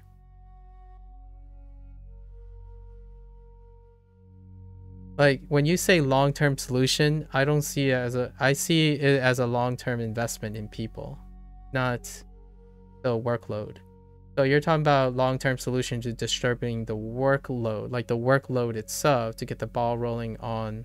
I know it's not, I'm not saying exclusive. We're not talking about it's 100% focus on the project. I totally get that. It's not 100%. I'm saying I'm people-centric on my responses and you're project centric. So like if you want to get the project rolling, that's fantastic. I invest in the people so that problems do not occur later down the line because I'm concerned about getting the project rolling. So I sort out the long-term investment in the people's dynamics versus concerning myself with what the context of the project is.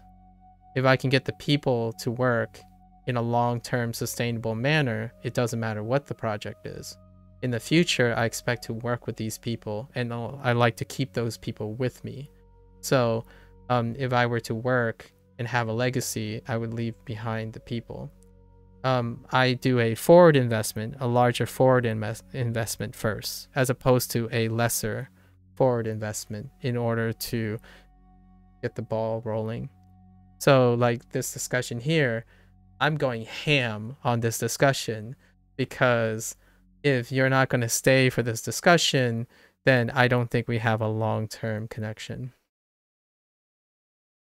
And it's the same. Welcome back, Churn.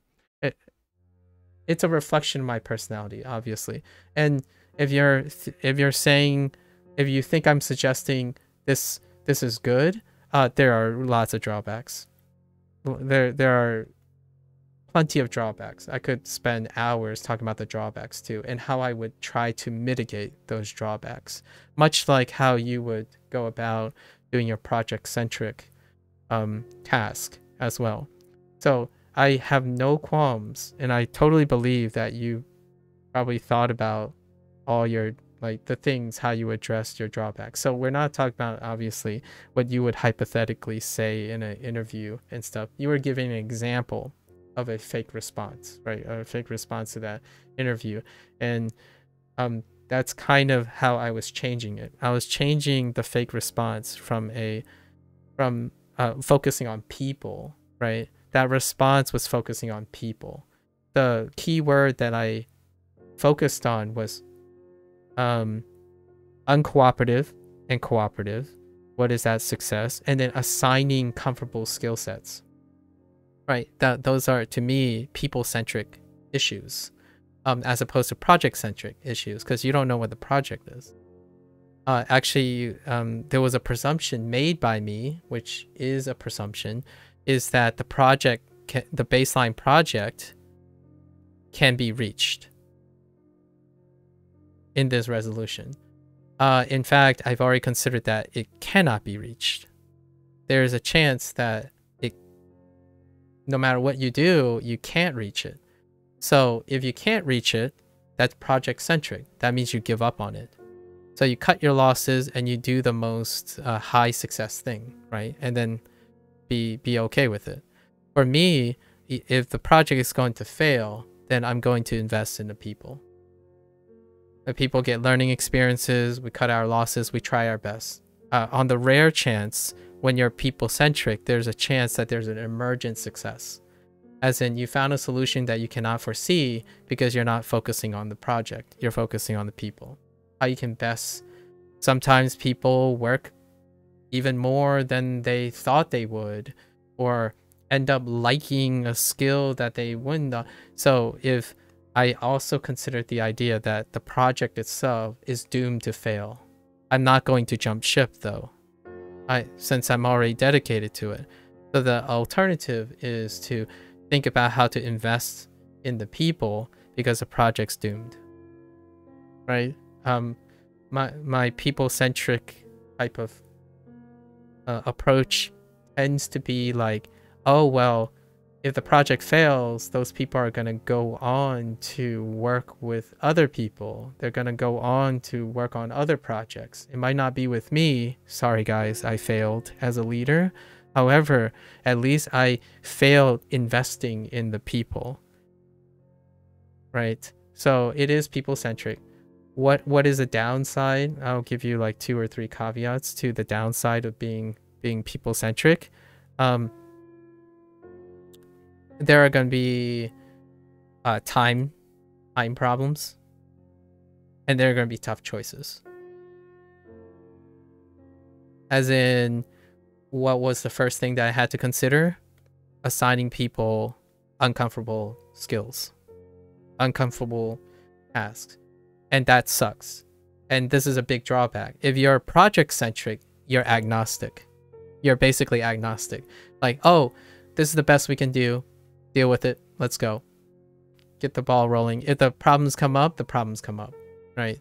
And then you either suck it up or keep doing it. The irony here is the drawback for project-centric things is the people who are upset, they jump ship. Like, they leave. That's all. It's not like you care about them. You're going to give the impression that you care about the project first. You're not sorting out their early investment. So in my opinion, the ironic thing here is, if I were try to hire you, you would leave already. Like, if I took this approach, you would less likely stay, even if you have wonderful skills and potential. If I told you, okay, we can't really flex about this. Let's get the ball rolling. You're the best at this. I don't care. Like, you're the best and most suitable, and I hope you're comfortable with this skill set. I'm not necessarily going to concern about whether you feel like you want to try something different or not. It's for the project. Let's get the project rolling, and it'll produce the results we want, right? We'll get the results. It's the highest chance of success. Let's go with it. That's a fair approach. And you can choose ways to mitigate that too, right? Try to set boundaries, do fast recruitment, right? Fast recruitment and offset that. And for people-centric things, you're investing. So your selection process for interviews are higher. And that's what I mean by I could be very stringent when it comes to scouting, because I'm investing in the people. I'm not investing in my project per se. Like, if the people are working well, my project can change very rapidly. Projects are tenuous. They are things that people can make. However, I wouldn't know what the project is gonna... I might have some vision. However, with the people I hire, the project can become more than the project I imagine myself. The trade-off is I don't have as much confidence in my own vision, so that can come off as a weak leadership. If you're project-centric, you might come off as a strong leader, right? A person who knows exactly what they want. So, are you an Apple? Or are you Linux? Nah, I'm kidding. That's a terrible analogy. But are you someone who has a complete vision? Are you Kojima? Or are you someone who's just very mediocre product, right? If I had to pick, like, this is a terrible double barrel. I prefer to make a lifelong company that makes a bunch of 8 products than a 10 every 8 years, because you have to replace your staff. You have to constantly revolve around your own leadership, right? But I think overall, both companies exist. Those structures exist. Are you a workhorse company that consistently make 7s and 8s? Sega. Or are you someone who are FromSoft, right? And may have Miyazaki micromanage everything. And I think, Sub-Zero, if I'm not too presumptuous, I think you're the person who prefers to be a leader who has control over everything. And that works really well because some of the most successful companies operate like that. Elon Musk. So, you know, that definitely works. There are plenty of examples of that. I think there are people don't talk about the companies that aren't led by an incredibly strong, stringent leader. Like, I don't know. What is a multi-billion-dollar corporation that has no front man? Maybe the oil industry? Possibly. I don't. Thank you, Christopher. Yes. Oh, I see. I get to know everyone's like default language with the anniversary button. So that's definitely, that looks like Spanish to me. Feliz aniversario. Aniversario? Yeah, aniversario de. Oh, afiliación. Oh, it could be. No, I think that's Spanish. Right? Pretty sure that is. What do you think, Sub-Zero? Maybe I'm off the page here. This is a. I don't mean to try to put yourself in a box. I'm thinking that I'm trying to understand you, right? I think you are very comfortable when you have control, like a lot of control in the leadership, and it totally makes sense how terrible the group projects make you feel when you don't have any semblance of control over your group members, even though like they obviously underperformed, which it is a terrible feeling. When have you ever been in a group where your group members do really, really well, but they just don't, you couldn't control what they did? Does that make you feel bad too? Like, or are you okay when your group member's like super good, but they don't ever listen to you or anything like that? Well, I don't know if you would be ever okay, if you would be okay with that situation, or maybe it might present like a guilty feeling where like, you know, I'm just chilling back and doing nothing and my group just does everything. I personally don't mind that, because I think the least I can do in a situation like that as well is that I tell my group how awesome they are. In fact, I would not mind being a leader who is able to gather far more talented people than myself to work together, right?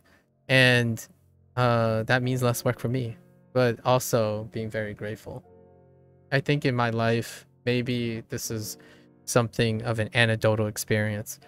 I genuinely feel that in my life, the groups that I work with, I have been surrounded by incredibly people that are far more talented than I am.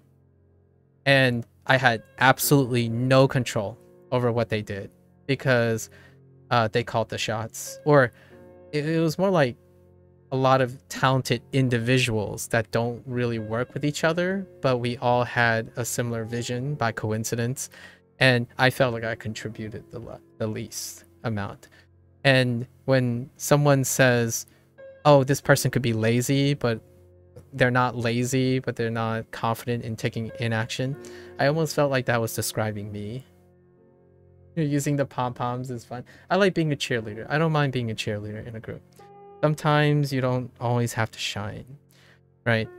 I think maybe that is due to experience. I have been in a group where I've done all the work, and I still felt like if I could do better in that group experience, it would inspire them to also want to do better. So yeah, I can be very people centric. I think if the project has a high rate of success,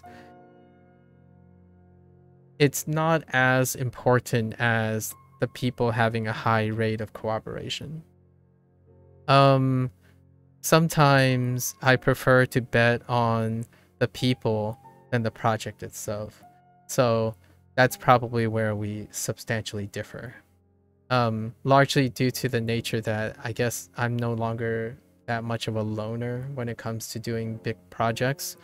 And people who view themselves as the substantial person, the person who contributes to everything, I can see how it's apprehensive if you're willing to invest in the people as opposed in the short term than investing into the success of the project. The one last thing that I want to leave off on is probably the idea of the gamble that Jeff Bezos made for Amazon. In one of his interviews when he was in a car and stuff, he said that Amazon decided to invest in a 5-year plan in their customer base and running on fumes and negative, and it paid off. Now that is probably the biggest drawback to having a people-centric approach to building groups. The idea that it's going to take a heavy forward investment, and it could fail. Like, it could fail really, really terribly, right? You could be misguided, and the way you can mitigate this is to increase the stringency of the way you select people. So yeah, I will have to agree that for me, if I was running a company, the application success rate is probably going to be fairly low. However, my employee satisfaction is probably going to be arguably higher as opposed to the other way around. And one of the drawbacks of this is it also means that ideas and innovations are going to slow down, right? When you invest in people, those people are going to be there for a long term, and there is going to be dangers of lack of innovation. So you're, in my opinion, probably going to go take a workhorse approach where you use those people to collaboratively take innovation from other places and iterate on them. So like a game studio that takes all the popular topical elements and try to do what they do best, which is to work efficiently and create a product that resembles what is popular. So kind of like a Chinese sort of game mill approach. It's not the greatest because there's a stigma of quality, but more like, okay, so we're not getting a lot of fresh blood, right? Like, people are not getting accepted, and people who work for me wants to stay at the company. So we need to give them ideas. So the way to offset this is we would set up meetings for enrichment. Like, hey guys, let's bring in a guest every year. Let's bring in a guest designer every year, or a guest collaborator every year, because if we're a company that focuses on employee satisfaction first, we need new ideas, or new fresh blood every once in a while, because it's gonna suck. Like, it's gonna dwindle our innovation process. I mean, you could get super lucky and there's like some powerhouse creative person in your group. Generally speaking, when a group stays together for a really long time, they stagnate. They will likely creatively stagnate. In a project-centric company, employees turn over very quickly. Employees go in, they get the project done, and they might leave. It's like, it's about the project. Like, oh, I love this project. Now I'm done with it. I'm gonna go leave for the biggest bidder. That is definitely the world of tech right now, in my opinion. You go in, the company is hiring you for your capacity to complete a project. And when that project's complete, you either stay or you don't. And typically, for most people, they don't, because they attract the people who are invested in the project and not the people. So it's a very, to me, it's a two existing models of business. And for me, I would definitely take 100 smaller company than a probably like 50,000 plus conglomerate. And the interview process kind of probably reflects that as well. Using the boss does things in the background while watching their employees. Yeah. I would say if I started a company, it probably ruined my personal life. Because I would not be able to divorce myself from constantly concerning myself with the health and satisfaction of my employees versus like prioritizing the project, right? If my employees are not happy, then I don't expect a great project. If my employees are not happy, then I don't expect a quality product to come out. That's my presumption. Those are my biases. I think it's the other way.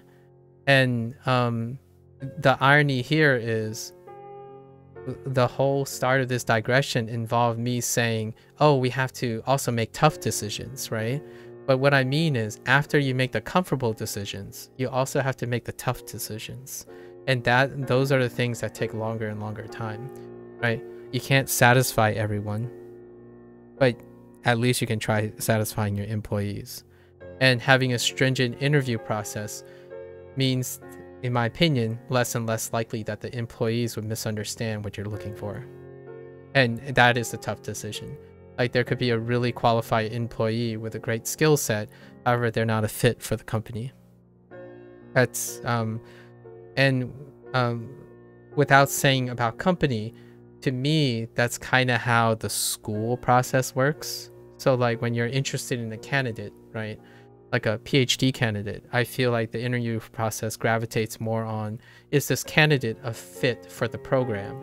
And did you vibe off each other that is a fit for the candidate? The candidate itself could be really, really strong on paper. However, they might choose something else because it doesn't fit the profile.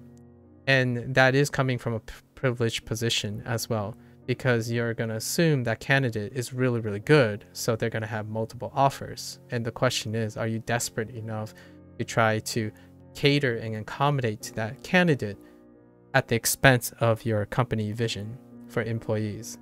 I have seen and have been part of a department where a superstar became a free agent, right? Suddenly a superstar has become a free agent. And they, the organization bent over backwards to try to get them to come to their university. So that meant coming up with a package that treated this person, potentially elevating this person's popularity and hoping that the rest of the people that are already there in your institution understands that it's good for everyone. However, it doesn't vindicate that it disturbs the social structure, right? And project-centric things kind of feel like that to me, where like a company is like, oh yeah, hey, we got to get this guy on board. And then suddenly that guy is the leader. And then everyone now bends to that person's vision, right? Sounds like a startup. Or maybe sounds like a corporate shift, right? The super large companies would probably be like that, right? Oh, a CEO is stepping down and another CEO is coming in. Like, oh, well, we're expecting and people invest based on the leadership, and totally understand. I feel now I sound like some guy who like sits there in name only. Like, for example, I'm not saying I'm like this person. I'm not, but it's kind of like how people view Bill Gates for a really long time, where like, oh yeah, you know, Bill Gates is there. You know, he created something. And then you think about, how do people follow Bill Gates for the direction of Microsoft? Like, not now, but way back. Like, well, not really, right? Not really. And that's kind of a level of trust, I think. Or, oh, here's a good example. Gabe Newell. Gabe Newell you know, a valve, right, for the Steam client. Like you talk about Gabe like a person, or like for the layman perspective, right, from the outside, and at the same time you don't really know what he's doing in the background. Like you have no idea. And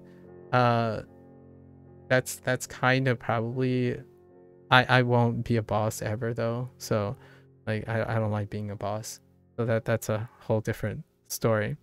But my thought was, I like being someone who sees an organization be successful and all the people get recognized as the people, as opposed to like a figurehead that seemingly can sway the entire organization of a company, whatever suits their whim. We can probably think of quite a lot of remarkable people nowadays in the topical space that fits that bill, if you know what I mean. What the heck is this? Anyways, that was a really long digression, and I really like it. I don't know, Sub-Zero is like, I'm tired of this. We're done. Oh, is this a new... Oh, credit card. Guess one of my credit cards expired. Sub-Zero's like, nah, I'm over this. Okay, Unit 68. Yeah, we're finally back. Unit 68. I do have to thank Sub-Zero for like tolerating or doing these discussions all the time. Let's see.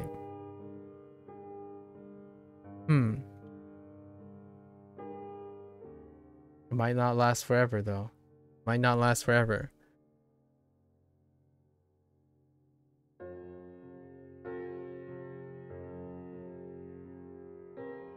Right.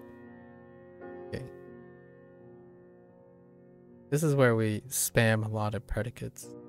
Let's do it as quickly as we can. So, iku.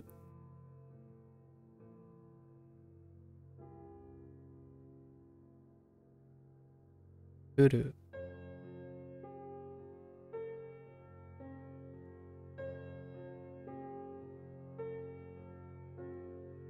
Aruku.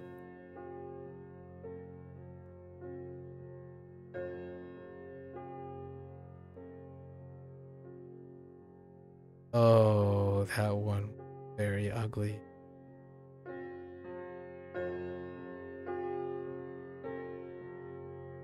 Ashiru.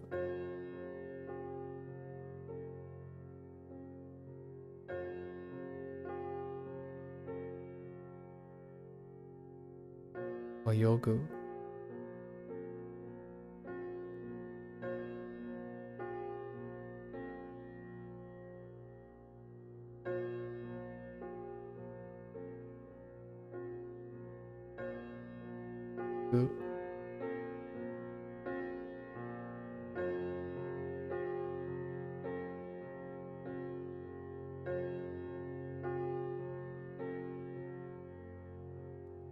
Kaku.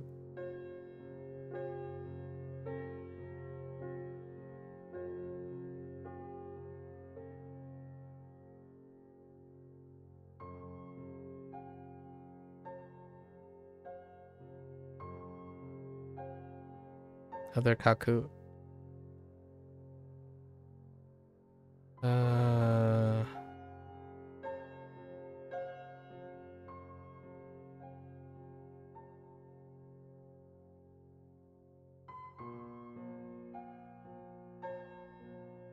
Utau.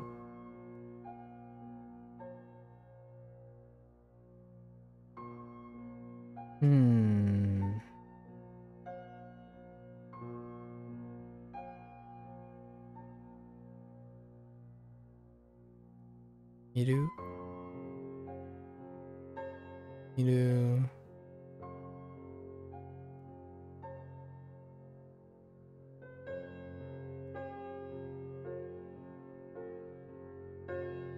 Yomu.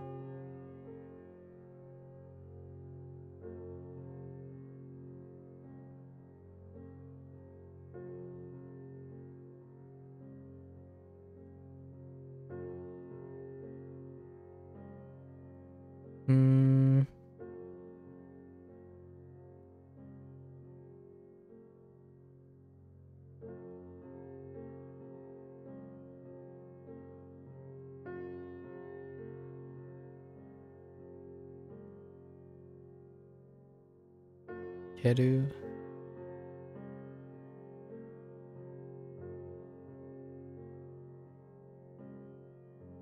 Nageru.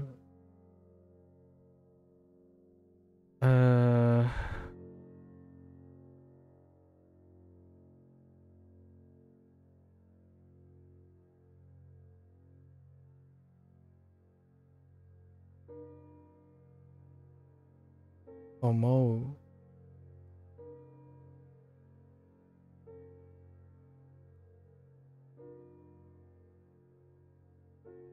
Oops. Too thin.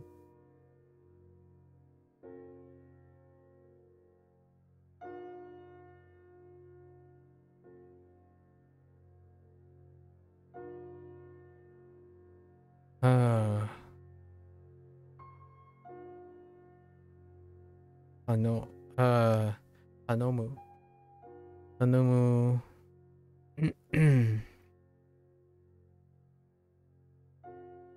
I think there's an action to add extras. Like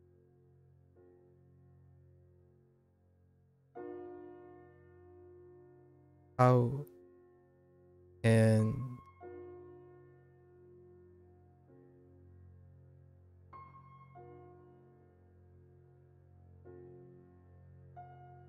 Uru.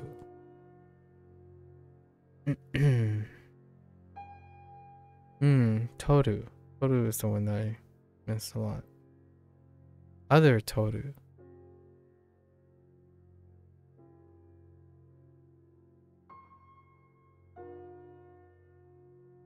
Okay. Okay. Okay. Let's provide some example.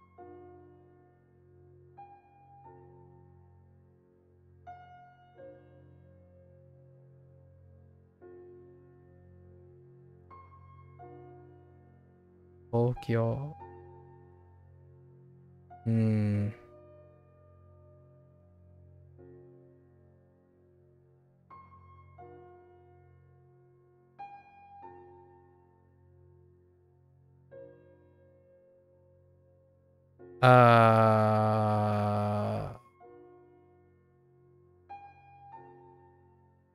Wait. Wait.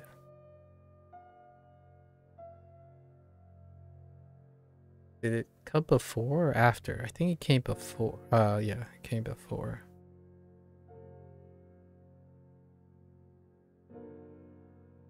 Kyoto.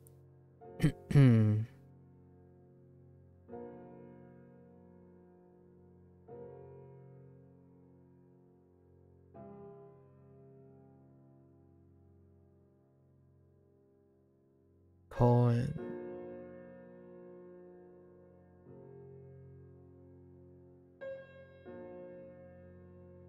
Michi.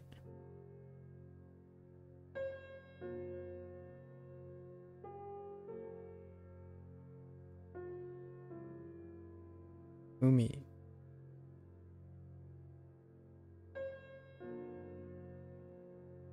Let's swap it up.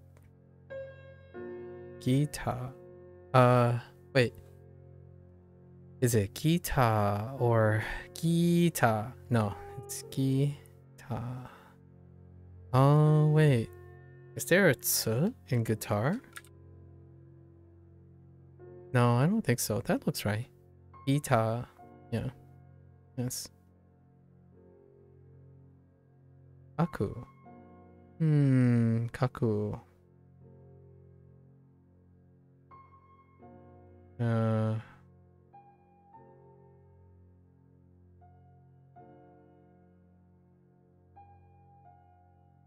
Megami.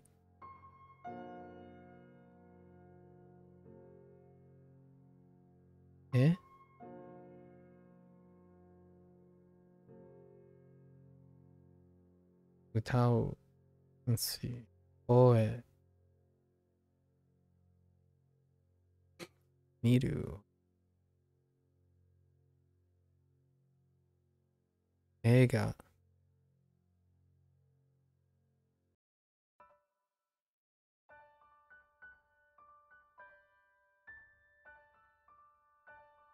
Eiga. Manga. Water.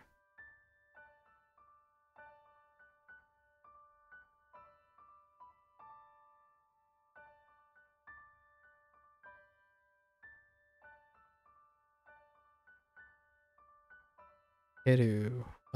Keru. Boru.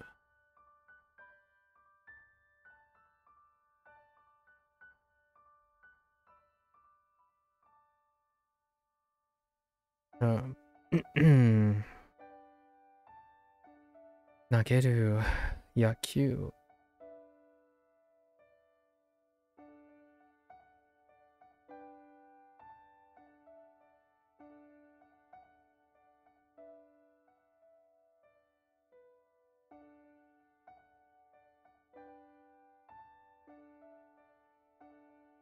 Oh, yes. Yes.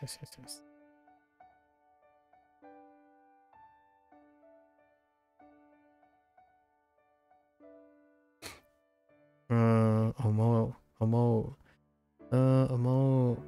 And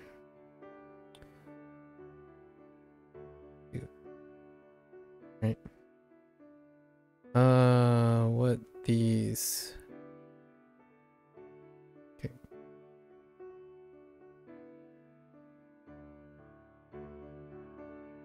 Daijoubu.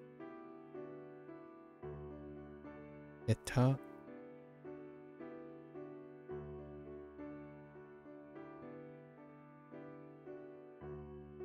Jouzu.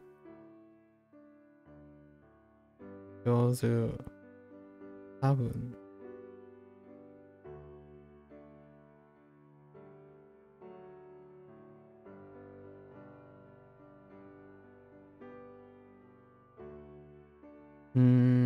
Bye. Still kyokasho.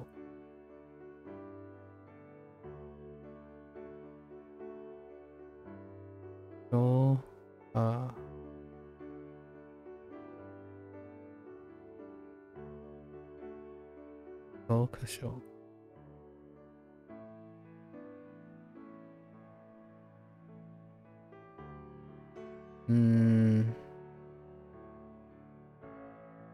Let's do bento. What was bento again? This. Yes, bento.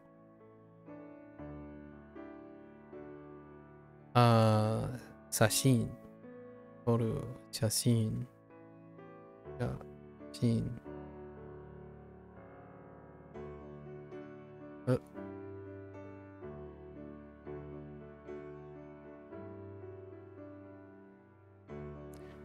Oops.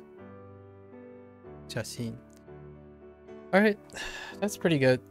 We're gonna leave this unit behind soon, but we have a lot of predicates that we can use now. Like, tons of predicates. I think this is like, a fourth? Maybe a fourth of the predicates? I can definitely think of a lot more. Oh, wait. Did I include the one? No, I didn't. I told myself that I would remember this one too. Yesterday. Pretty sure. Hiraku.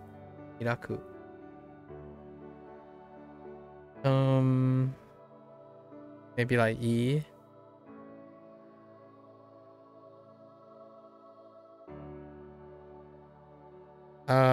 Wait.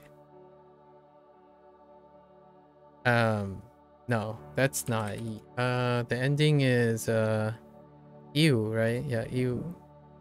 Not E, not disgusting. Ew.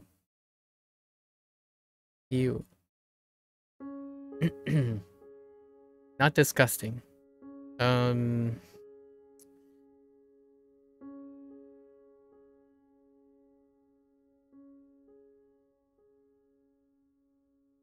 There's Scout as well. Oh, wait. Did I write the new thing? Oh, I need to write another thing. So yesterday I was a little bit confused, slightly, but now I understand. So there was a note on shiru, right? So shiru is a ru adjective. I mean, ru verb. So that's why it was shite. Or shite. Right? It converted to shite. Shite because it's a ru adjective. Not to be confused with an iru, which typically irus have the way I will remember from now on is if the root or the stem kanji includes the e or the e, then it's a ru. It's a ru verb. So this is actually a godan, not a ichidan, which I was a little confused a little bit for a moment because I was thinking shiru. I'm like, there's an iru in it, but it's actually shi and then ru. So it's a ru adjective, not shiiru, right? There's no e part like beru, right? Beru would be an ichidan. So that clarifies that for me. And it's the same with, I think this is the only example at the moment. That encounter, I was like, wait a minute. How's that shit? Because it's a godan. It's a ru. I need to make special considerations of ru. Godan, ru godans. That solves that last little mystery. I think we've covered all the mysteries in this unit. Alright, now we're gonna finally get into our personalized practice. Okay. Ani wa kuma ga suki desu. Ani wa kuma ga suki desu. Okay. Kuma ga suki desu. Let's see how quickly we can wrap this up, right? Otoko no hito. Otoko no hito. Onna no hito. Onna no ko. Kuma. Umi. 私の部屋は4階にあります。私の部屋は4階にあります。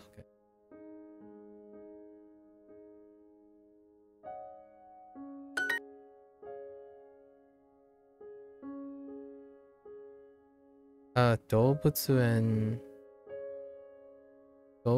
にはね。動物園には熊がいますか？歌手の歌はひどかったです。歌手。Oh, the singer. Yeah, I don't have kashu yet. Oh, we talked about it though. It's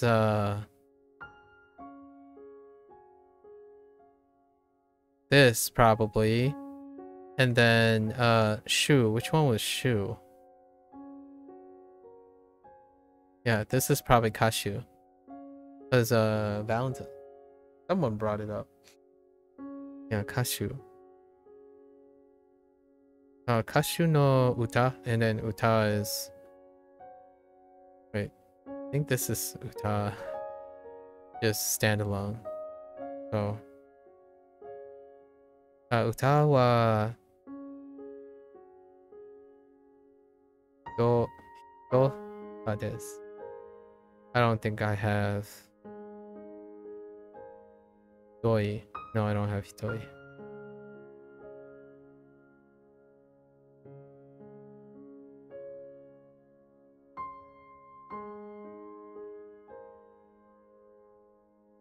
歌手は1時間ぐらい歌いました。でも歌はひどかったです。歌の後、頭が痛かったです。歌手は1時間ぐらい歌いました。でも歌はひどかったです。歌の後、頭が痛かったです。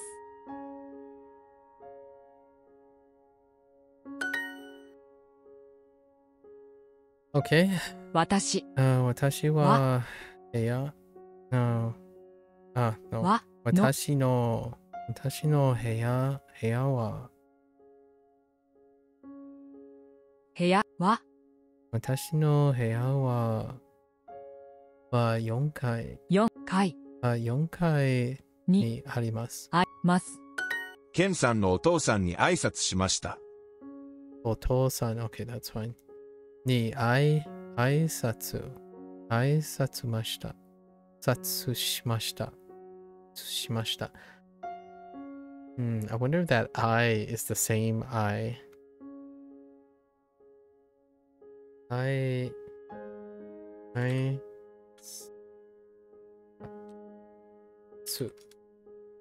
Nope. It's probably just しました。So, 挨拶. Oh, no, wait, it's not. Oh, ooh. Okay.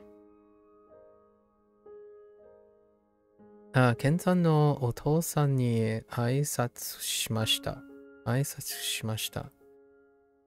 うん。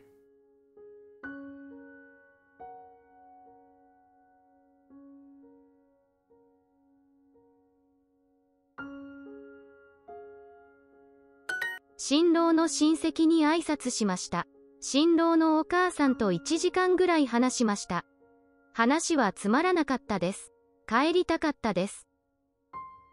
I miss these little things. We haven't gone back to doing these prompts yet. And these prompts don't exist in the Chinese course yet. Where you like listen and then respond to a prompt. マネージャーに電話します。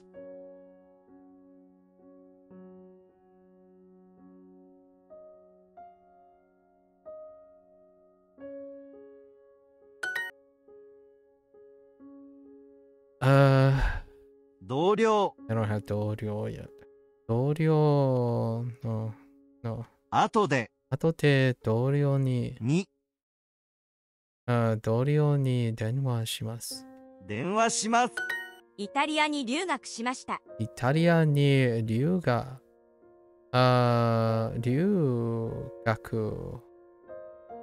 しました。留学 Chinese and Japanese reinforcing each other with their powers combined. And that is an awful writing of that last shape. With their powers combined. Ryugaku. Although I had to swap out Ryugaku. Oh, no, wait. Actually, it's identical. Just kidding. Identical for both. Liu Xie. Liu Xie is Ryugaku.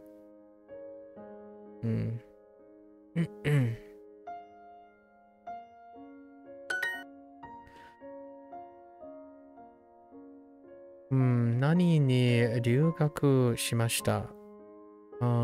ね。ドイツ。たくさん絵を描きました。たくさん絵を描きました。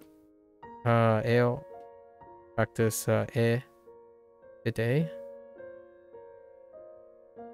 So we got the 絵 and then we have the 描くを描きました。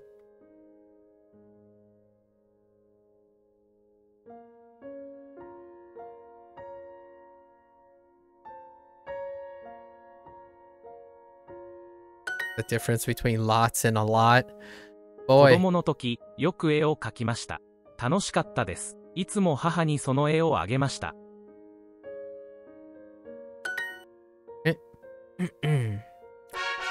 Not too bad, not too bad. あの狐はとても可愛いです。あの狐はとても可愛いです。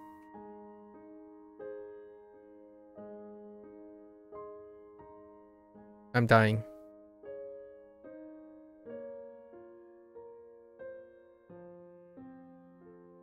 I just read a message that someone's goated parents got them a PlayStation 5 at Costco.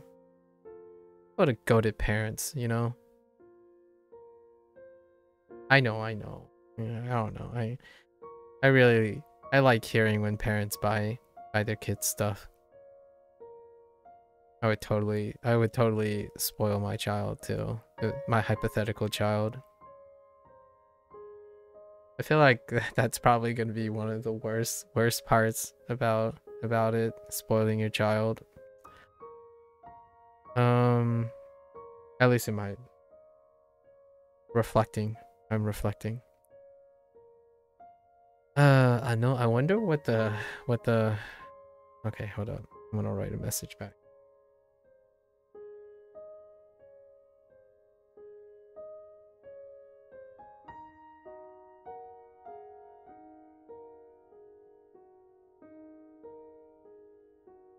I'm curious what game, if they picked up a Sony exclusive or something. キツネはとても可愛いです。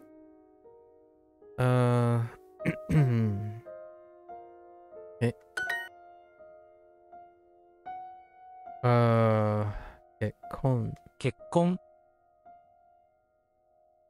キツネ。池。海。男の人。新しい友達に会いました。新しい友達。Okay. Oh no, I haven't written tomodachi in a while.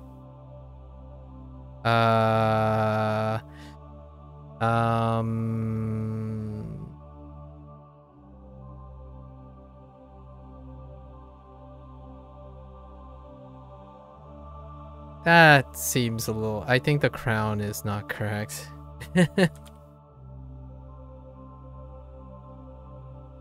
Tomodachi. Oh no, it's fine. Oh, I just have it a little too separated, but oh, it's fine. Okay, all right. I still got it. It's fine. Tomodachi ni aimashita.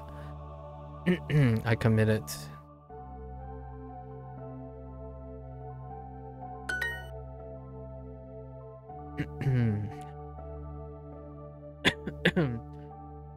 Areshi.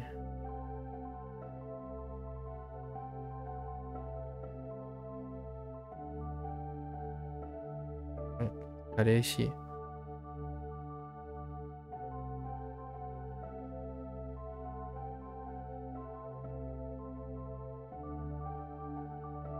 Kareshi. Current. So, ima no kareshi ni aimashita? Ni aimashita. I didn't mean to say it like that, but I was questioning. 勉強は好きでしたか？勉強。勉強。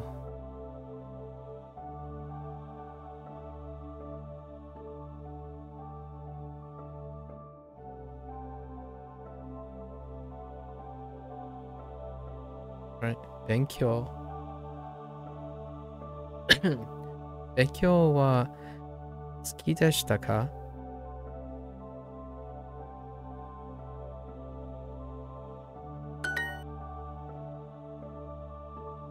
勉強は大変。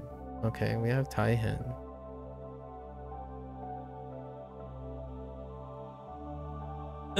That's sorry. That's a little gross. I think I did that incorrectly. I think 大変 is this.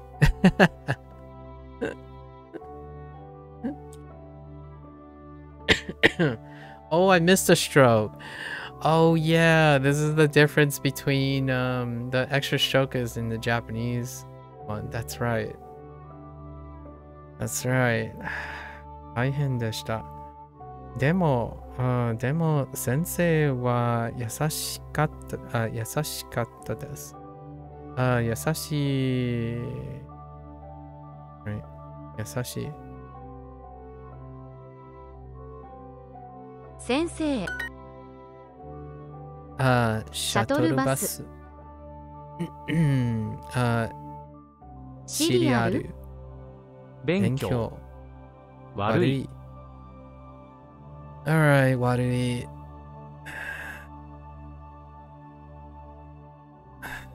Wow, that stroke carried too far. 悪い。And 頭。No. 神父のネックレスはとても美しかったです。神父 No. No 神父。The groom? I mean, not the groom, the bride. 神父のネックレスはとても美しかったです。美しい。Someone has used this before, and I think Valentine has used 美しい, which is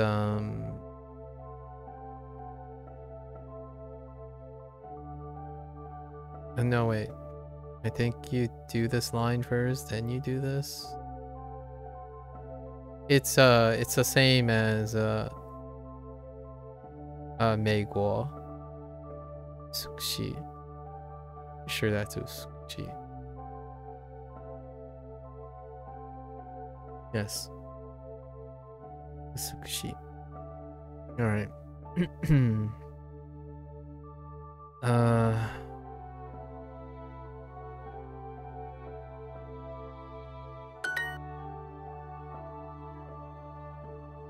姉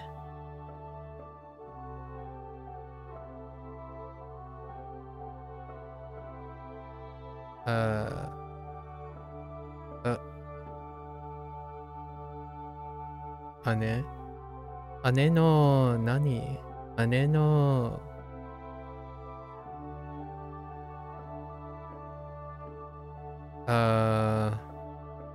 ドレスは Yeah, that works 美しかった美しかったです美しいバイトの近くのアパートを借りました。バイトoh yeah バイトの近く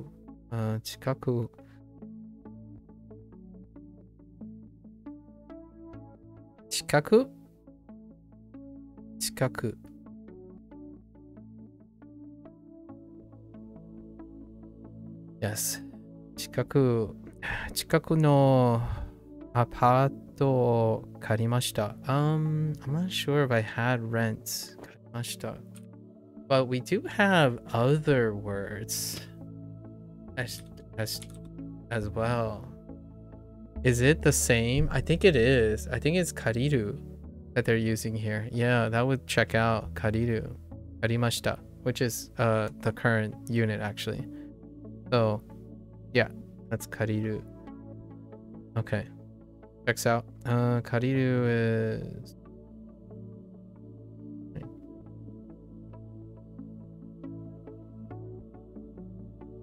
okay. And then バイト。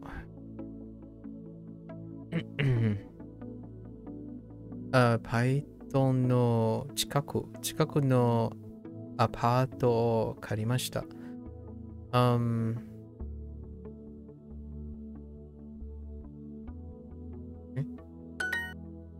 バイト like アルバイト or アルバイ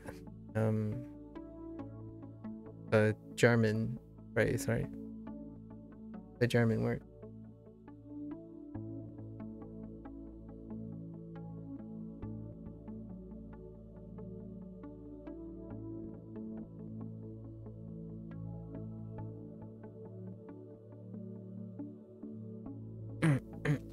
Okay. Ani. Ani wa this. Ani wa 2013年3年 Yes 3年10年 Yeah 年でにねに where are we going with this? イタリアでかわいいアパートを借りました。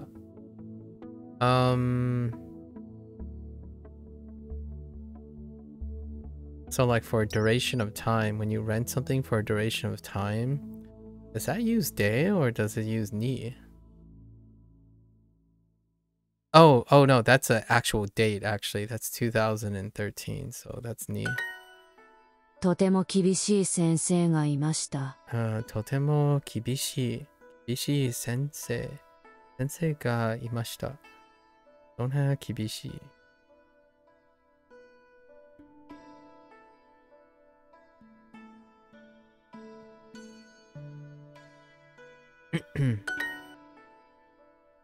There were two strict teachers. 先生先生が2人。二人。Oh no, 2人。2人。2人。I was gonna say 2年。2人いました。いました。Oh, I forgot strict. 厳しい。厳しい。Oh, have I been saying, I think I might have been saying 厳しい instead of 厳しい。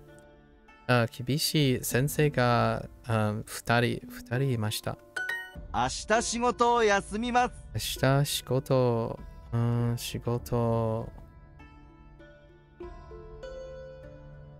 Sorry. That was awful. Oh my goodness, it's so fat. Okay, alright. 仕事を休みます。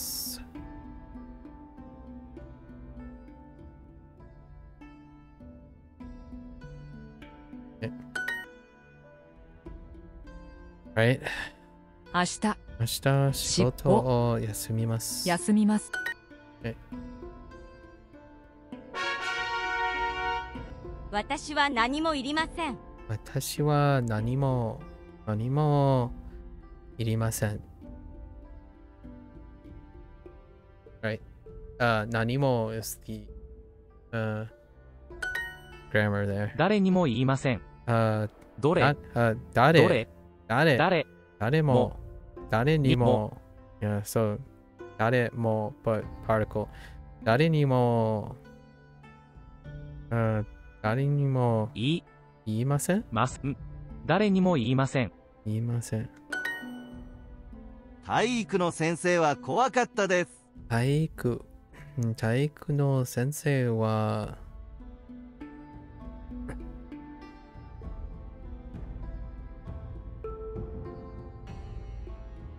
Sorry, I had to cough. かわいい is beep beep beep beep beep beep beep beep かわいい no 体育 okay 怖かったです。Occasionally is, oh man, what was it? It's like, たまに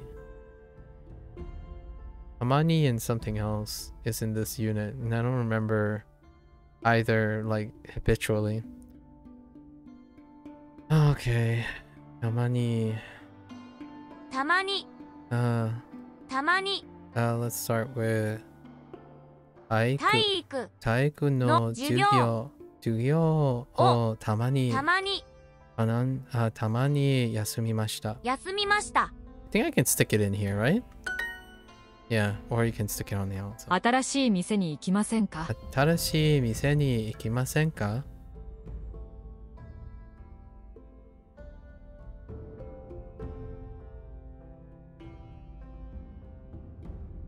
店。新しい店に行きませんか？Okay.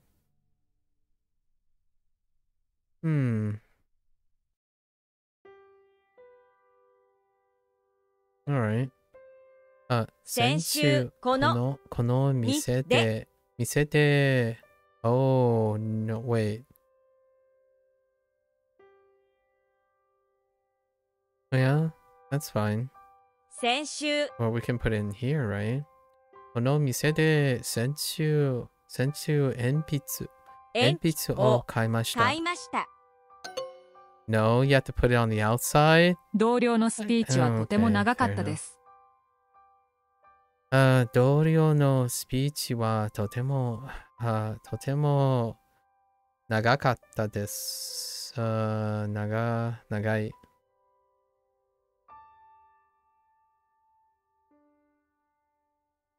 That's kind of awful. Okay, it's a little off-centered. Wait. Yeah. Those are two separate. 同僚。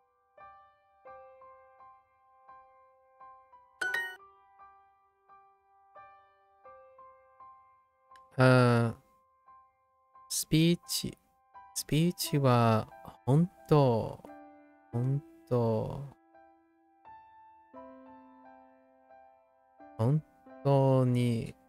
に長かったです。家に帰りたかった。帰りたかった。専攻はフランス文学でした。専攻はね、フランス文学でした。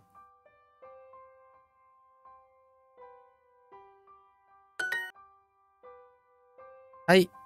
専攻はドイツ文学でした。どんな学校でしたか？ Oh, this one was a little weird. Oh, no, never mind. Not the one I'm thinking of.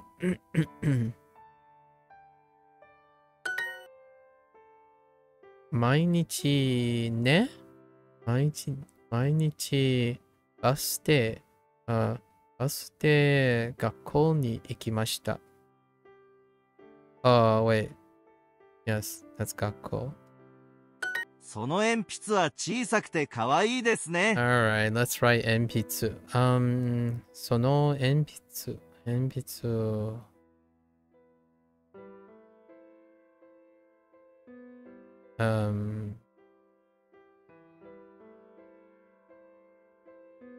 はい。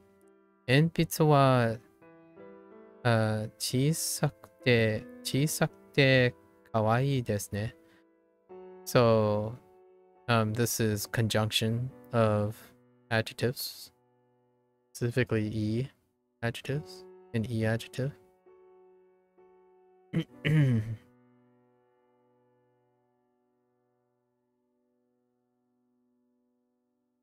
このホチキスのデザインはいいですね。小さくて便利です。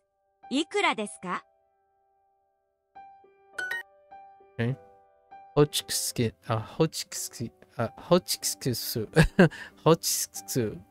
I really dislike stapler. ホチキス。Yeah, ホチキス。You would think someone who pronounces desks would be fine with ホチキス. But no, not particularly. I will not tell anyone.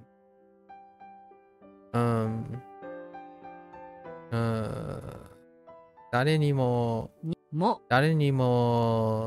言いません。Okay.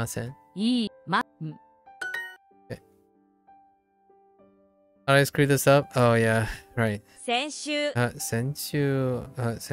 この店で鉛筆を買いました。鉛筆を買いました。Okay. Alright. Now we're back to our units. 教科書をコピーしないでください。教科書をコピーして、wait. しないでください。コピコピー、コピーしないでーください。まだ、まだまだ学校、まだ学校に行かないで、行かないでください。行かないでください。大きいカレンダーが欲しいです。大きいカレンダーがが欲しいです。欲しいです。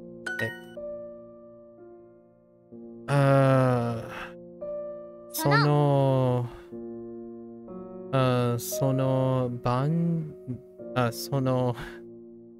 文章、その文章はとても長いです。文章。文章はとても貸してあ貸してなです。これを取って、これを取って、これこれを取取っ。ってて、Don't take, take this. Right. 皆さん、取る。自転車。自動車。自動車。Oh, I misread the middle. Dang you. 7つ。取ります。お金を取らないでください。お金を取れないでください。取れないで。Need articles? No, wait. Maybe I don't need articles. No articles. Okay. I mean, I think they still accept the article. So. 文章。文章。汚い。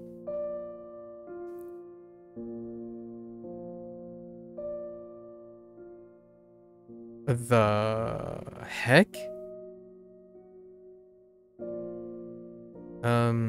吸いました。What was this? 吸いました。吸いました。to smoke. 吸いました。吸う。取ります。分。そうなんですよ。そうなんでしょう。Sorry, excuse me. I've been developing a cough lately. Let's see. Oh yeah, this one was. So we're making it right. So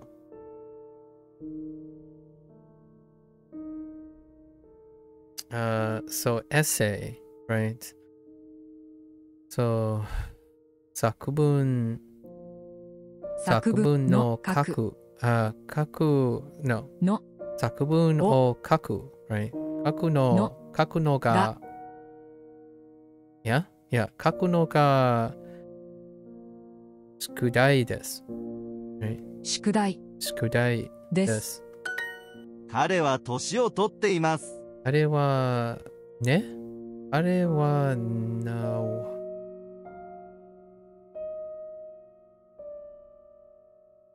彼は、彼は年を取っています。年を取っています。Okay, I did not get that. Oh, right. That's right. Toshi. Okay.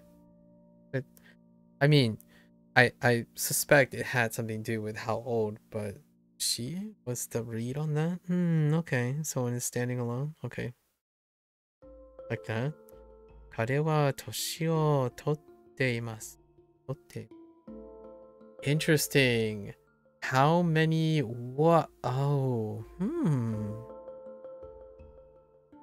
That is a singular use case right there. Man, there's Toru has so many meanings. I'm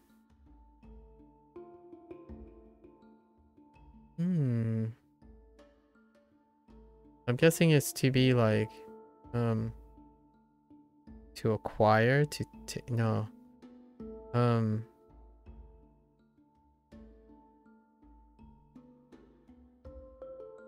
That's interesting.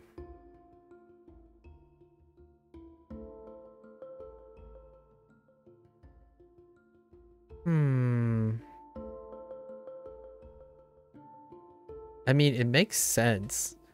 How many years you have obtained you could consider it as like a way of obtaining. So, 彼は you know, 彼は年を経っています。So, how old? Yeah, that makes sense.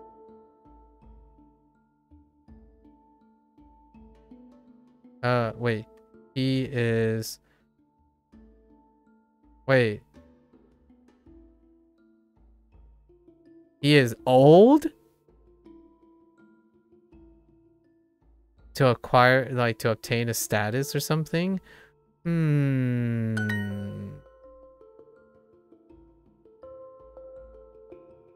Interesting.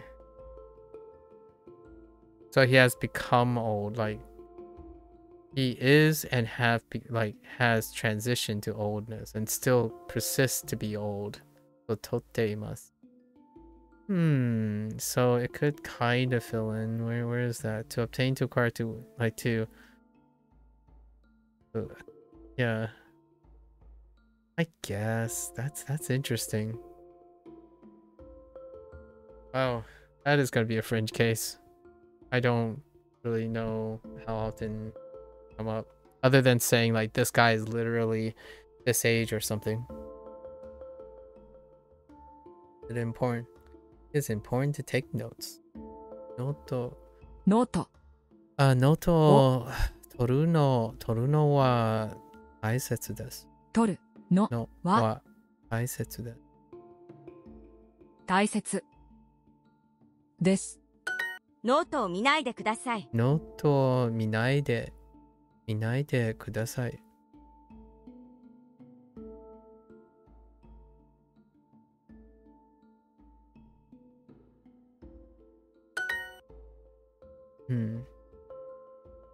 教科書をコピーしないでください。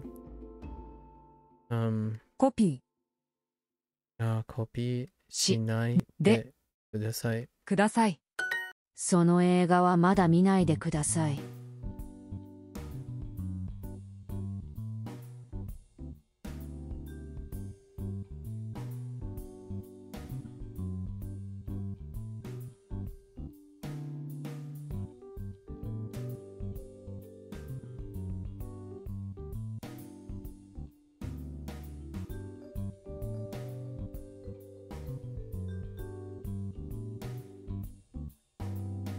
Oh, he's got Astrobot. その映画はまだ見ないでください。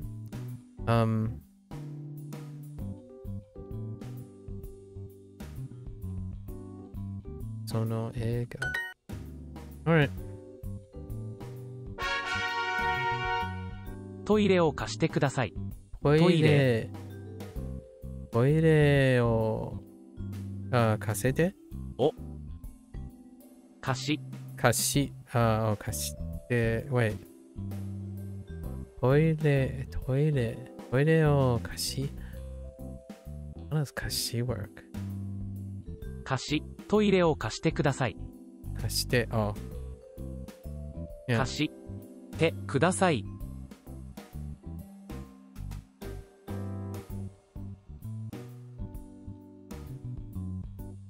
This one is kind of weird. So you're the only one here. You have a question. It's your first time ever watching me? Okay, Matthias. Go on. You have a question, huh? Asu to rent out to loan to him. Okay. I guess. Yeah, use the bathroom. Borrow a pen from your friend. 友達から鉛筆or ペンペンを borrow 借りる probably 借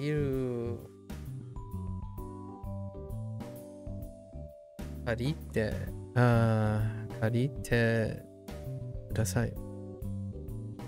Have I noticed a difference in my Japanese so far? Well, I mean, I started with 0, so yes, I have. 借りてください。彼氏にお金を貸します。Kareshi okane, if you wanted to see the difference between my Japanese, I recorded every single day that I've used Duolingo. So I don't necessarily, I can probably look at the first video. Probably. 彼氏にお金を貸します。彼氏にね彼氏にお金を貸します。お金、彼氏のお金を貸します。貸します。お金を貸します。borrow. Oh no, lend. 貸す。私の辞書。私の辞書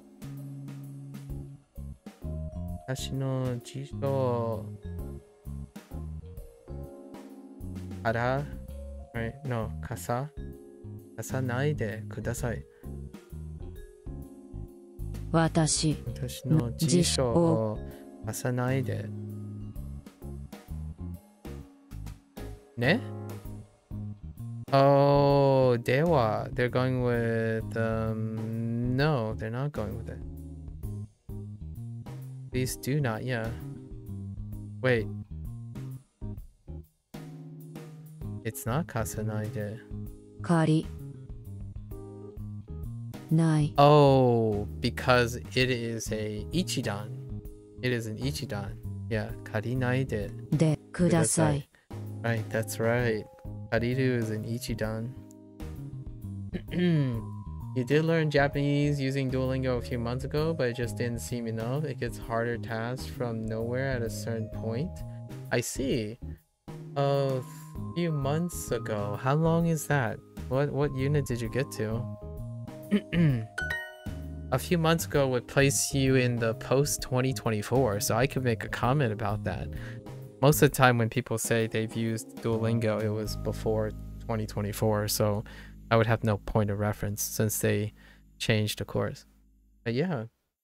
So what are you doing now, by the way, Matthias? レストランの入り口に並びます。レストラン And how did you measure if it's working or not?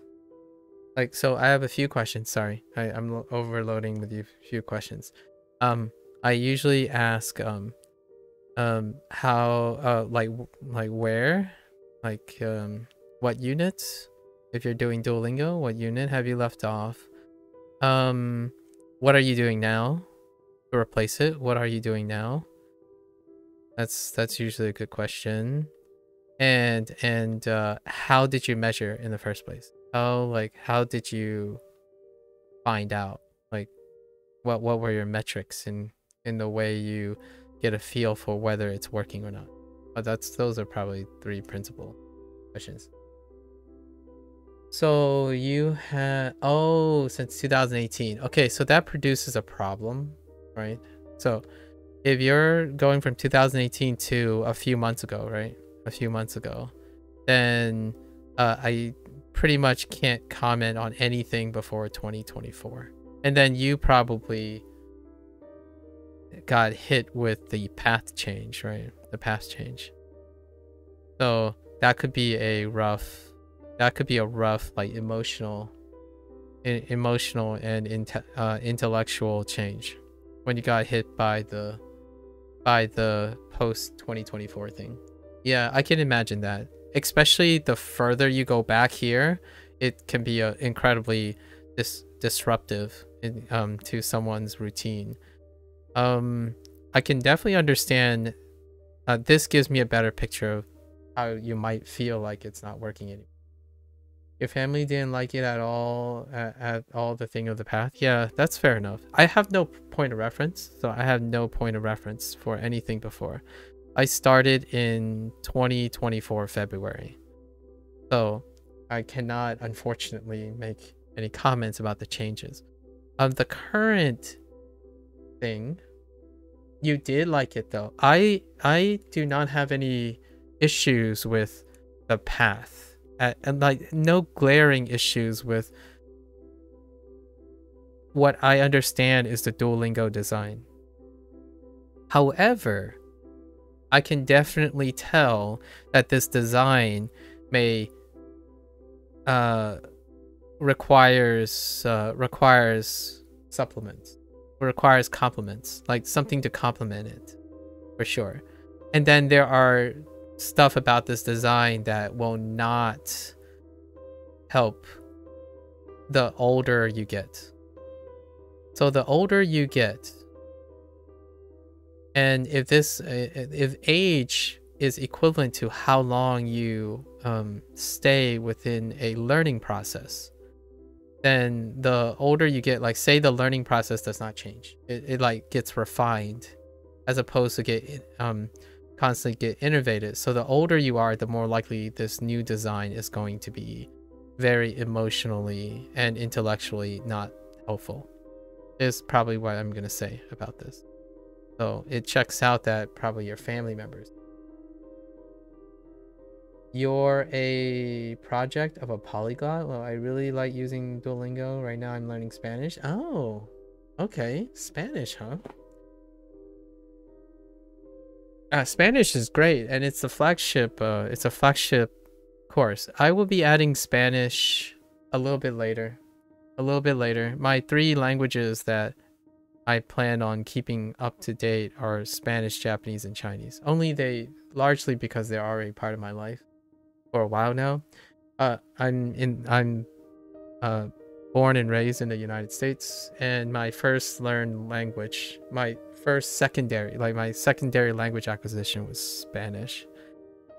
Regrettably, it requires a lot of review, so I will be looking at the Duolingo Spanish course for like the foreseeable 2 or 3 years.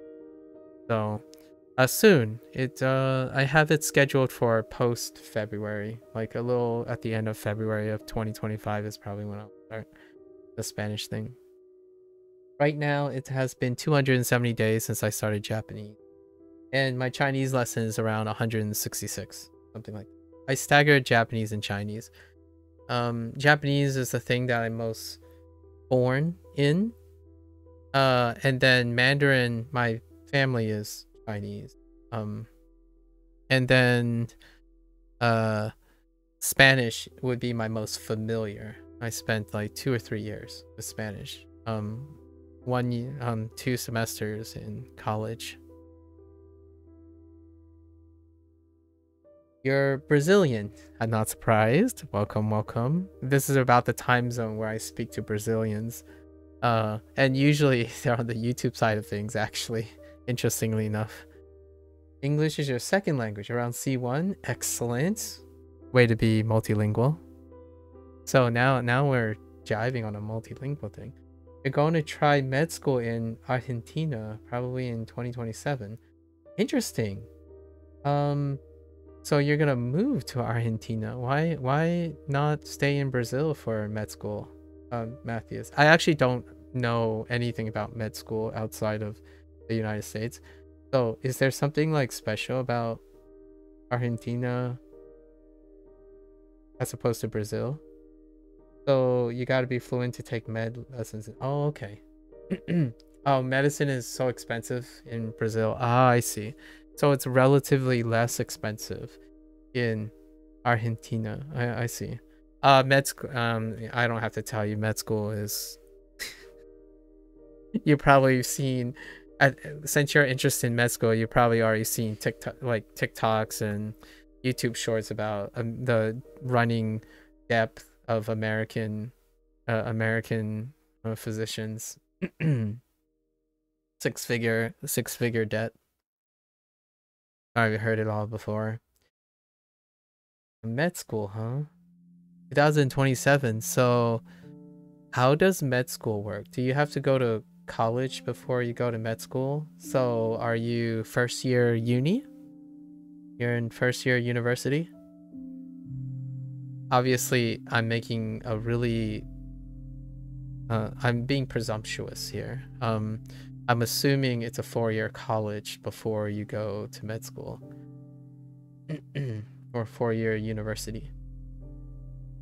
Which may not be true in Brazil.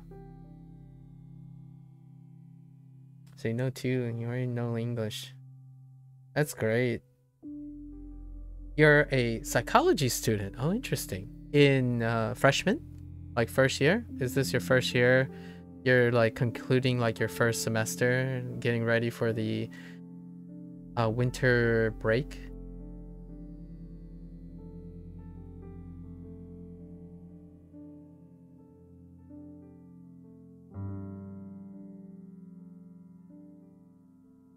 And may I ask, is here in Brazil, oh, you don't have college. Okay, so how does it work?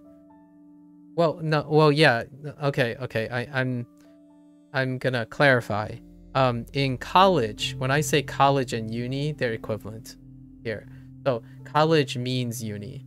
What I mean by when I say college and uni, when I go back and forth, is that they're the same things.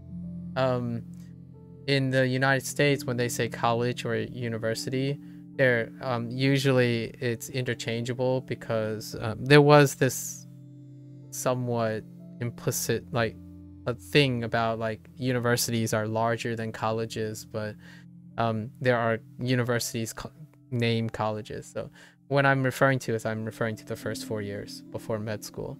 So colleges are 4 years, universities are 4 years too.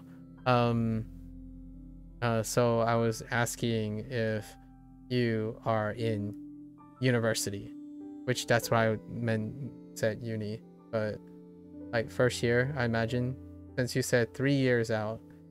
When finishing high school, you got to pass an exam, okay, from any university. And do you only need to pass the exam, or do you need to take classes and stuff? Like you have to do many years, or it can be as many years it takes to pass the exam. Oh, you don't? Oh, interesting. Oh, just the exam. Intriguing. That is very different. That is very different.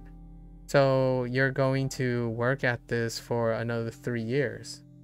Oh, it takes 5 years to graduate. Okay. Oh, because you probably go for a year quicker. I see. Well, good luck. Good luck with that. That sounds...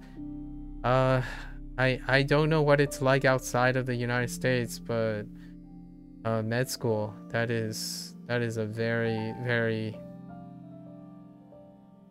You would like to be a psychologist? I see. Yeah, med school is a long road. Yeah. I actually don't know if psychology... I don't know if psychology here is separated from med school. Like that med school. There might be two separate branches in the United States. Oh, you want to be a psychiatrist? Okay, now that is med school. Yeah, psychiatrist is a med school. Yes. Oh, or at least I'm using like I'm comparing it to the United States, so bear with me. I don't actually know anything outside. But yeah, psychiatry is in the med school due to the pharmaceuticals, right? The use of pharmaceuticals. Psychologists can go the route of scholars. So you can have like clinic experience. However, you can pursue like a PhD in psychology and then pivot to clinic experience. So you don't necessarily have to go to med school. レストランの入り口に並びます。 Psychiatry. Yeah. Big road ahead. And may I ask, you're learning Spanish because in South America, when you like go around South America, is Spanish like something that is universal around the area? Like say like instead of learning like Portuguese and Argentinian, I'm not sure what the Argentinian language is, you can safely move around using Spanish? Is that how that works? I don't know enough about South America, unfortunately. Oh, Argentina. Oh, they speak Spanish. Okay. Is that their national language? Brazil speaks Portuguese, yeah. I understand about the Portuguese thing. Oh, okay. I wasn't aware of that, actually. Interesting. It's interesting how Brazil ended up with Portuguese and Argentina ended up with Spanish. Huh. Wonder what the history is like of that. My European history is quite weak. When it comes to like the conquistador, like the time of colonial times, when how like Portuguese and French, I mean Portuguese, French, and Spanish influenced the South American continent. So it is pretty interesting to consider like Brazil ended up Portuguese and Argentina ended up Spanish, and then you got like some French north of Brazil, and then of course Central America and stuff. Very intriguing. DBH, our history is very interesting. I can imagine. Yeah, I can imagine. Yeah.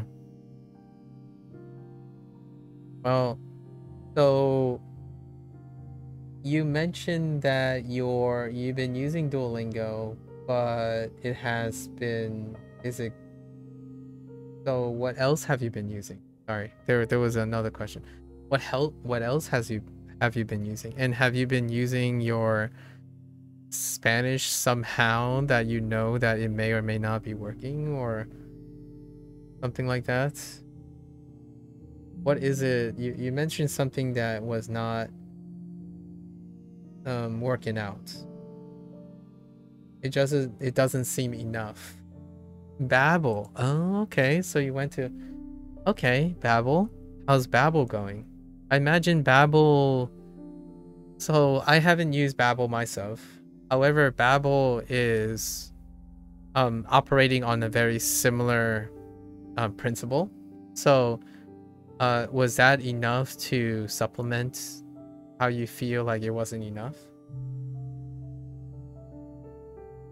Did it add more? So here's the thing about Spanish. Babel is better for European languages? Interesting. But we're talking about Spanish here, right? Not necessarily European language. Duolingo's flagship is Spanish. So other European languages maybe not so much, but Spanish is the flagship. You're saying that Babel, one of their flagships are Spanish as well, right? It would make sense. So Portuguese is very similar to Spanish. They are literally siblings. I understand that. I understand that. Also, I know someone, I've been talking with someone for a while now who likes to learn Spanish, and they use Bushu. So that's also something you can consider if you like that type of structure. Babel, Duolingo, and Bushu operate on a very overlapping design philosophy. So there is also Bushu.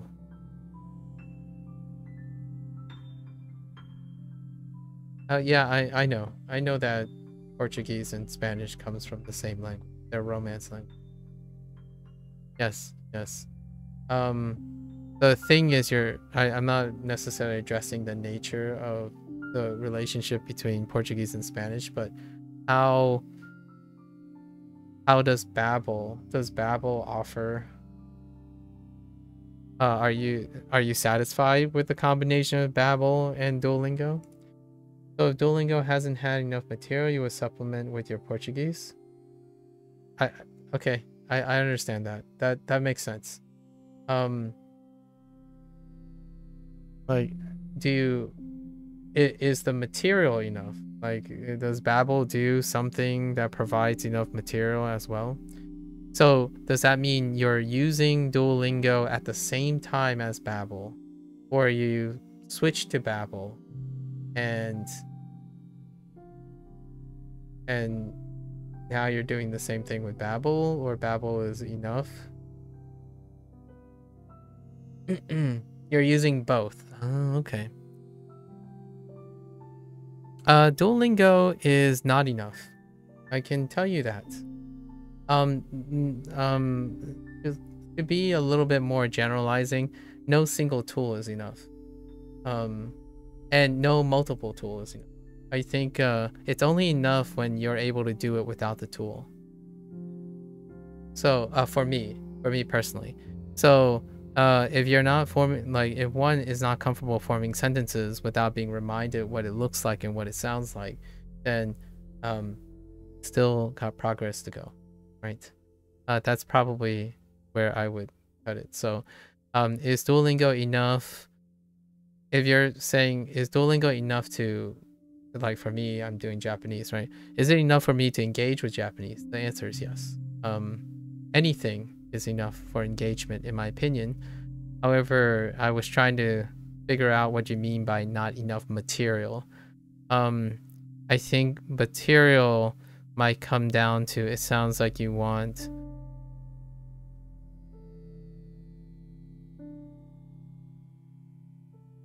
more exercises. Like the material, as far as I know about the Spanish thing, Duolingo covers, like the material itself, the unique material itself covers what is expected of the Spanish language. However, I guess you want more practice with the material to make it sense. You can literally understand Spanish without having learned anything from Spanish because of the similarities. I understand that. I know what you're trying to say. So hear me out here. Because you think that, then I don't think there's a tool that think it's enough material. You're relying on your similarities to dictate how much the material is. At least in my opinion. Since you're highlighting and you're consistently talking about how you can fill in the gaps with Portuguese, and you think the similarities are allowing you to understand Spanish without needing to know it, then I'm doing a unit per day. I see. I mean, that seems fine.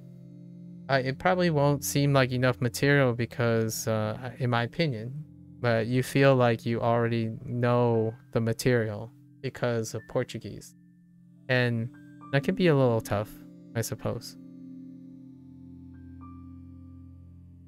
I don't know. There are graded readers for Spanish. What, do you do anything outside of SRS?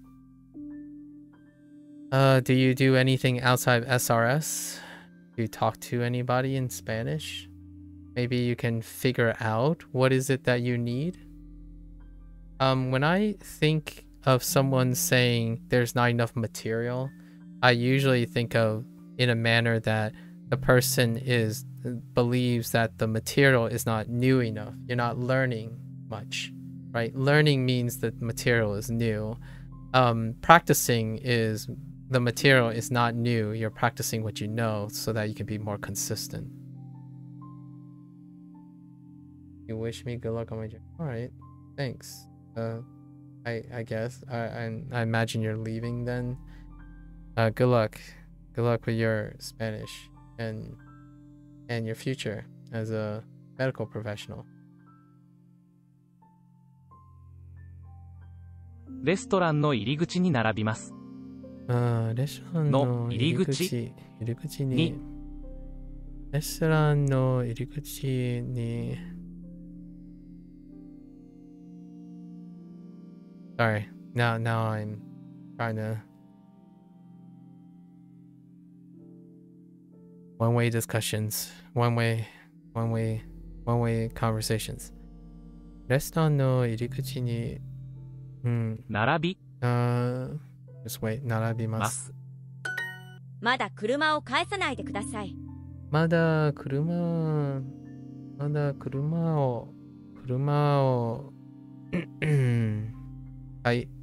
返さ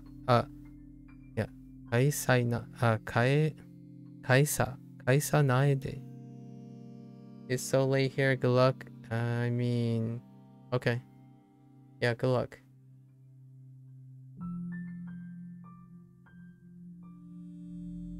まだ車を返さないでください。まだ車を返さないでください。返さないでください。レストランの入り口に並ばないでください。レストランレストランの入り口に並ばないでください。並ばでないください。彼は明日お金を返すと言いました。彼は明日お金を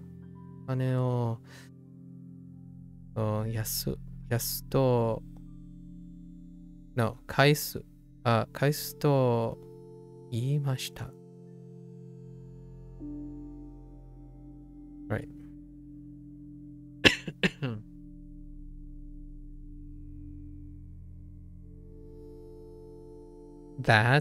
said that. 私のノートを他の人に貸さないでください。私のノートを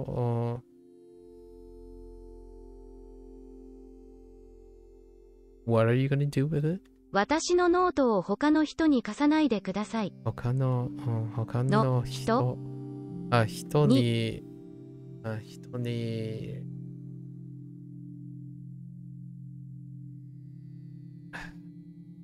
私のノートを他の人に貸さないでください。貸さないで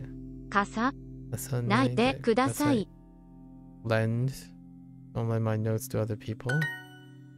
銀行にお金を返しました。銀行にお金を返しました。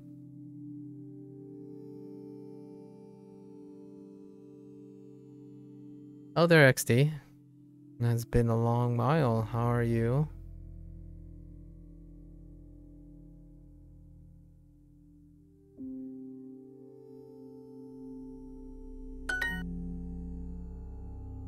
私の仕事はね、no。私の仕事、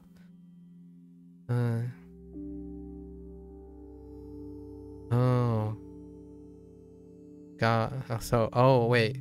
They did this differently, but we're gonna do it the way I would phrase it. 私の仕事が本の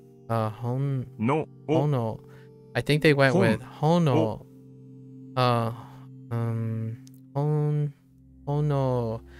lend, which is 貸す。そう、貸すの。貸す。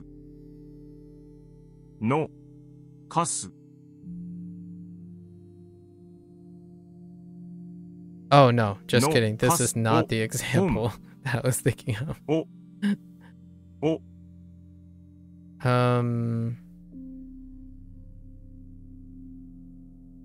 No. Is it? 貸すです。Oh, it might be. So I placed this on the outside, right? I mean, I didn't place this on the outside. I would place it this way. But I'm pretty sure they went with... Let's try this.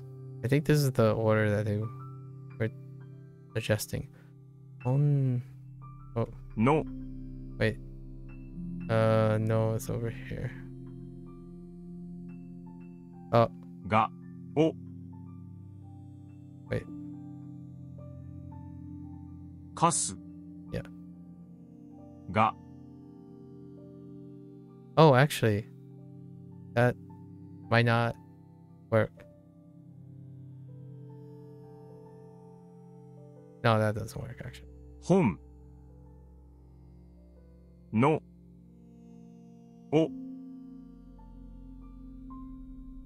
貸すの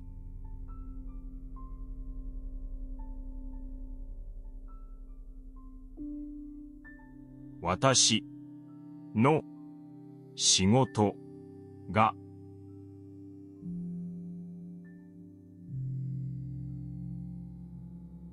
So, お、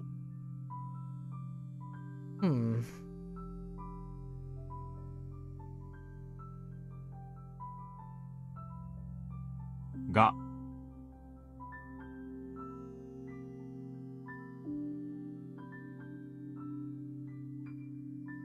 I'm thinking of moving this to the front, but what was their way? Hono, yeah, hono kashino ga, kashino ga watashi no shikoto desu. Yeah, this was the way that they wanted. I think my initial one was like watashi no shikoto hono. I put watashi no shikoto in the front, I think. この雑誌は何ページありますか？この雑誌は何ページページありますか？何ページ？この雑誌は何ページありますか？何ページ？ Yeah, 何ページ？ I'm like, that kind of sounds disgusting. 何ページありますか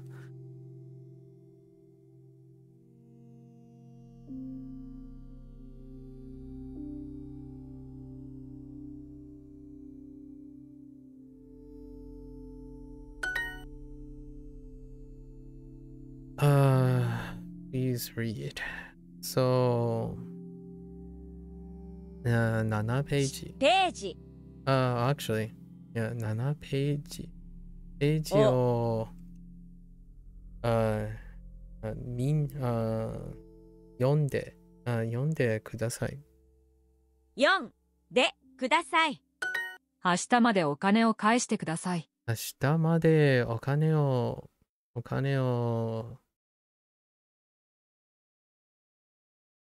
返してください。返しては、明日まで、OK。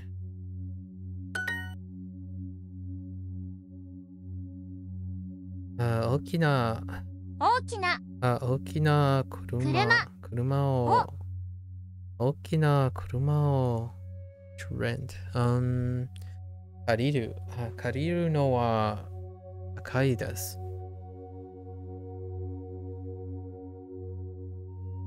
借りるのは高いです。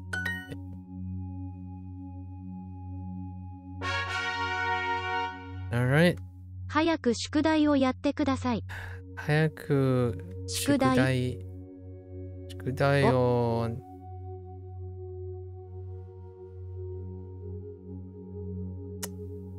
finish? 早く宿題をやってください。やって。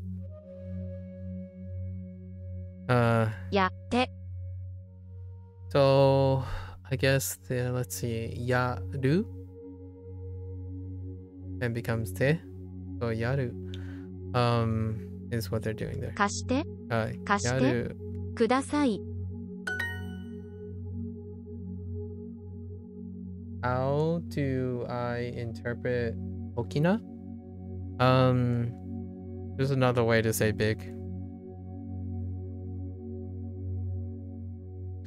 It has like a nuance of like situational use when you do Okina.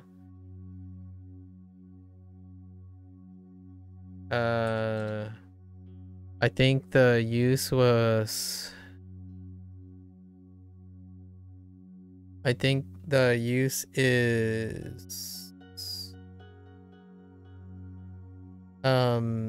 Oki is used for like concrete things, so literal things, and then figurative things tend to be with a na. I think that's what I'm sticking with for the time being. But generally speaking,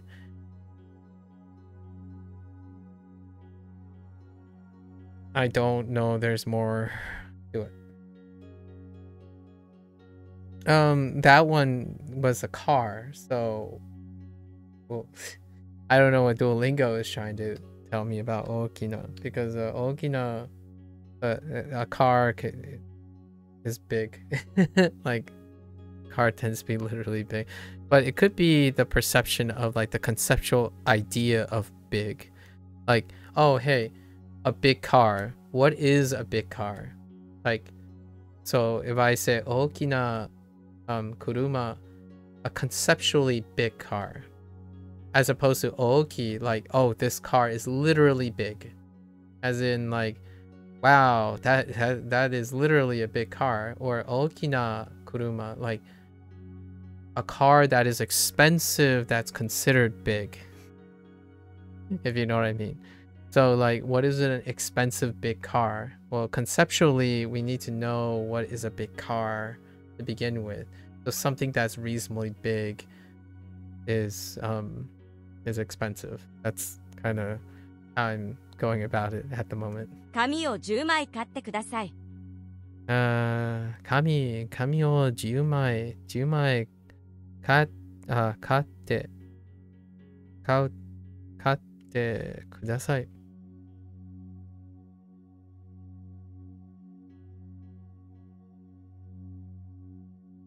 I don't know if that's how it goes about it.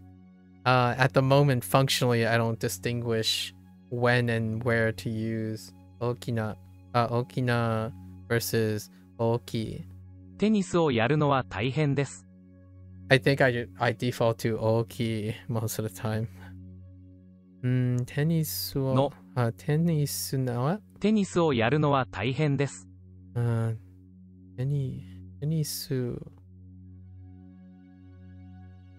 テニスをやるのは大変です。You play sports on the weekend. 今週末 Oh no. 週末にスポーツをYou play やりますか？いつもそばにいる。いつもそばいる。What the heck? いつもそばにいる。いつもそばにいる。I'm always beside you? Is that what that's trying to say? Yeah, I'll always be with you? Oh, that's kind of cute. いつもそばにいる。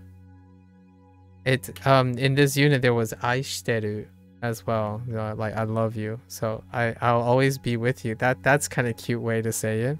Always near or beside. There I am, like, or exist, and then the implicit nature is you're talking to a person. So I'll always be with you. That's kind of cute. 宿題をやるのは嫌です。 That's the first time I saw that. 宿題をやるのは嫌です。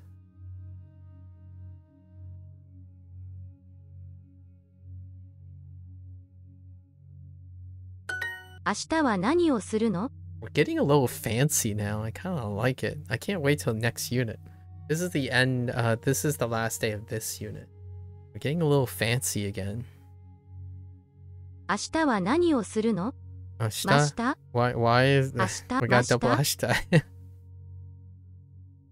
明日は何をするの？明日は何をするの？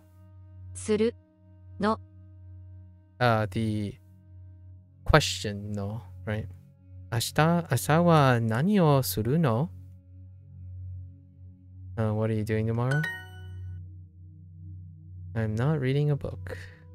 I am not reading a book. I tell ya. So 読んでいません。ね？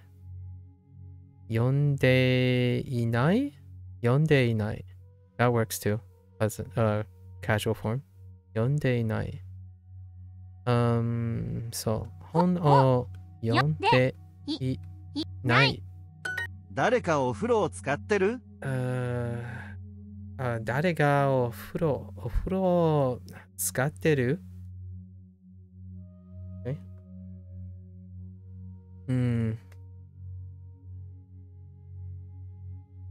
誰が使ってる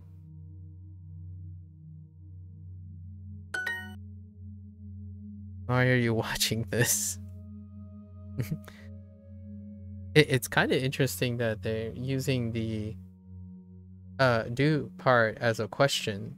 So far, all of them are questions. So maybe there's something to that. I might go do a little bit more homework on that. Okay. なぜなぜ映画no, なぜ this なぜこれこれを見てるの？見てるの？彼は祖父によく似ている。彼は祖父ね。彼は祖父によく似ている。祖父。祖父に祖父によくよくよ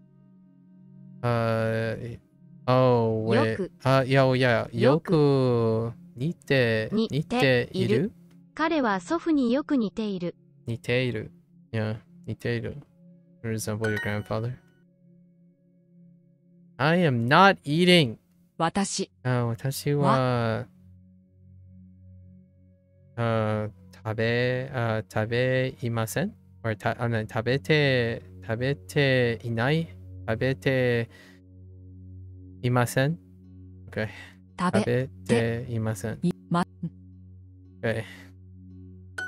バスはまだ来ていません。バスはまだ来ていません。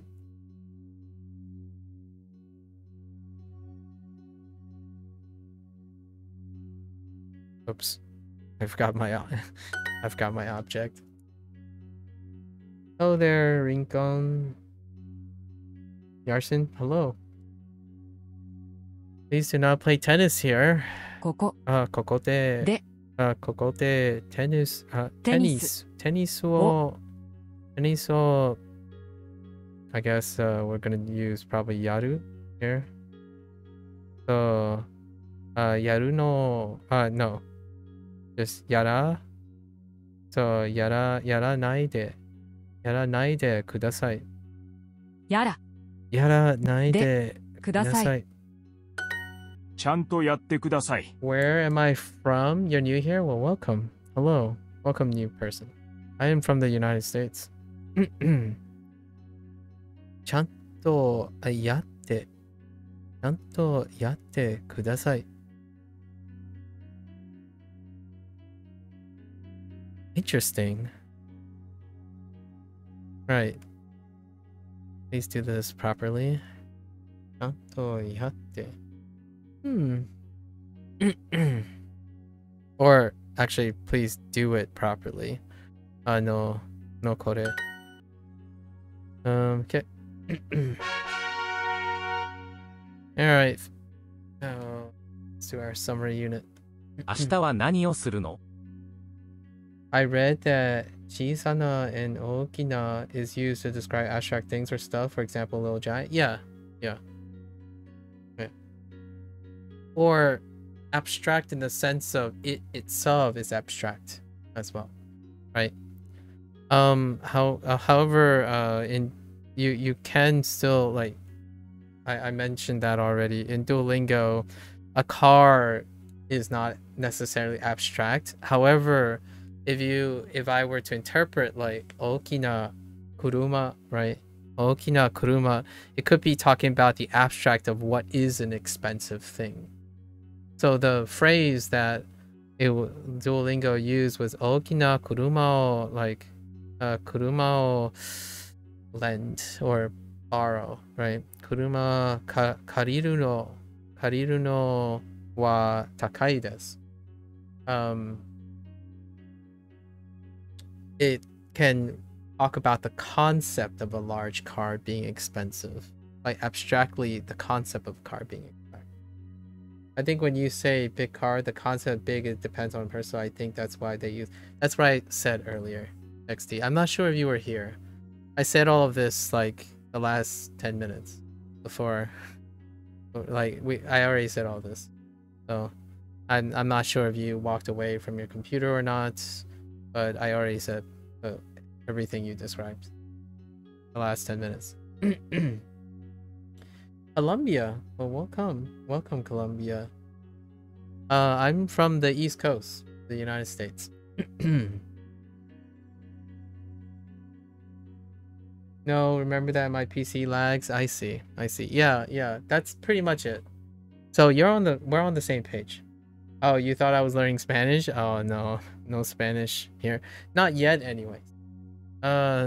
Spanish is not until February 2025. So you'll probably catch me doing Spanish lessons in 2025 sometime. Spanish or Vanish, right? So not for another 3 months before we start Spanish. Super Bowl Spanish Sunday. Yeah. Soon for Spanish. Spanish is actually my second learned language. So we will get to Spanish soon. It's kind of funny because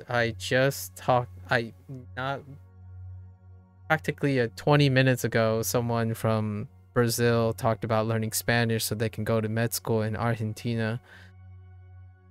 That's a thing. Asked a little bit about the stuff, but the person didn't really talk to me in a way, so it was kind of... Vale, amigo, te... Y llegas a aprender español. Oh, okay. Debe que eres una persona muy inteligente. Oh, gracias. Not really, you know, it's pretty loose right now. It's been a very long time since I spoke Spanish. So we'll probably go back and have to review like 3 years of Spanish. But thank you. I appreciate it. It's gonna be a while before I am comfortable again to speak Spanish. Central American Spanish. I learned Central American Spanish. I'm not sure if Spanish is... there's a lot of separation in Spanish in South America.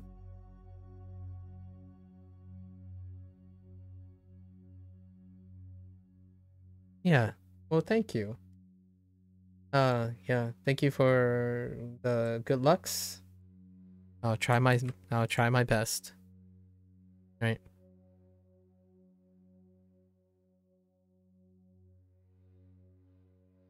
What? Haré la mejor que pueda. Right? Pueda. Haré? Sorry. Or is it haré? Haré lo mejor que pueda. Debe sus recaps. Que duela la cabeza. All right. Interesting. Interesting.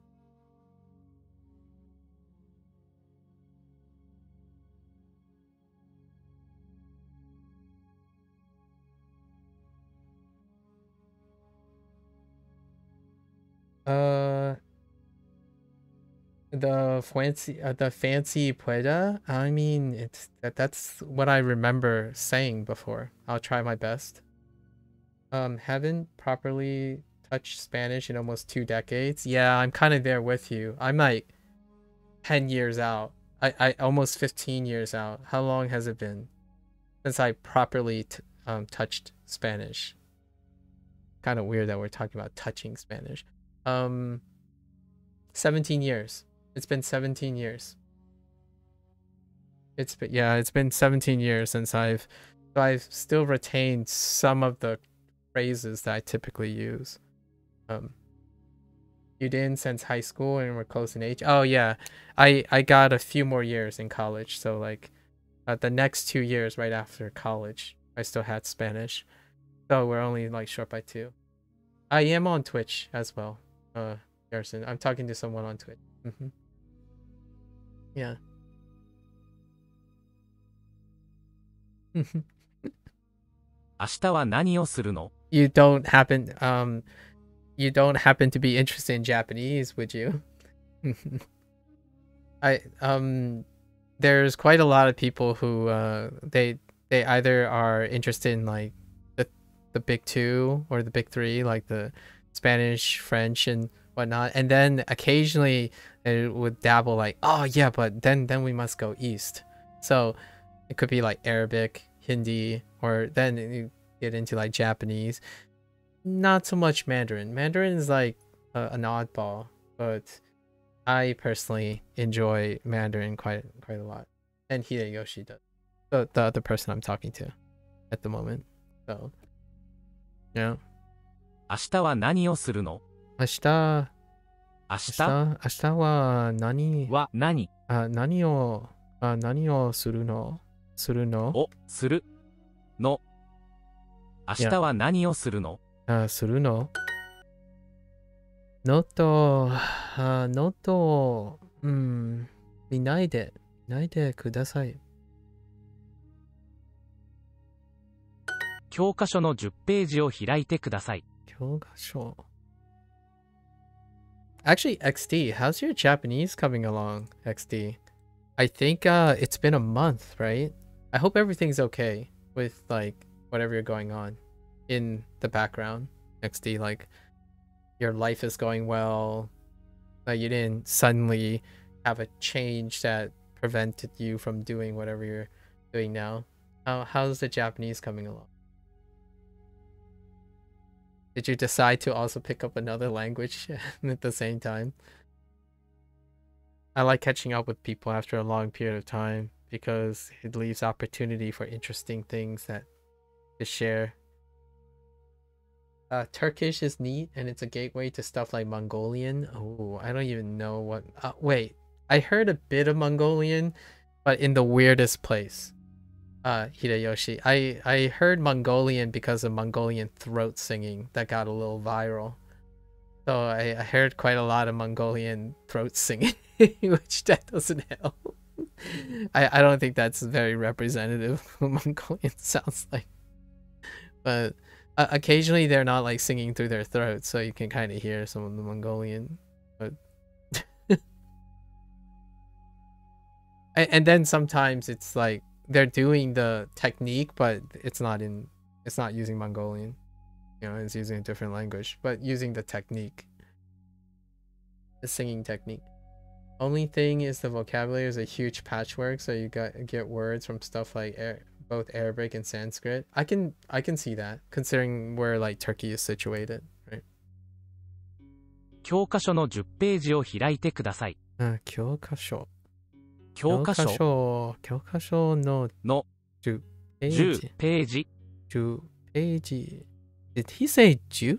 教科書の10ページを開いてください。He did say, so this is a counter. 10ページ is modifying this. Interesting. Or the euphonic changes.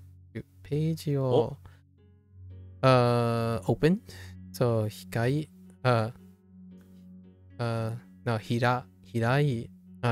て開いてください。You finished the level 13 of Wanikani in your life? All good? Oh, okay. It's good to hear.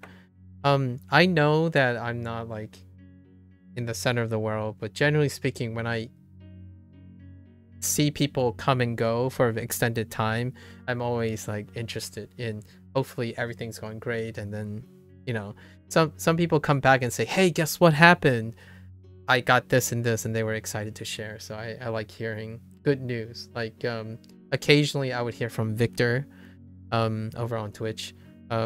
Victor would come by and he would be like, oh yeah, you know, I got a promotion or something, or Sub-Zero pops in and say like, yeah, I just got a job offer and whatnot. That's kind of how life is, you know. Which, by the way, XD, I got some exciting news, sort of related to Wanikani. I think it is okay to stream Wanikani. And hear me out here. So it's a fairly good timing. I so heard that there's often a winter sale on the one-time purchase.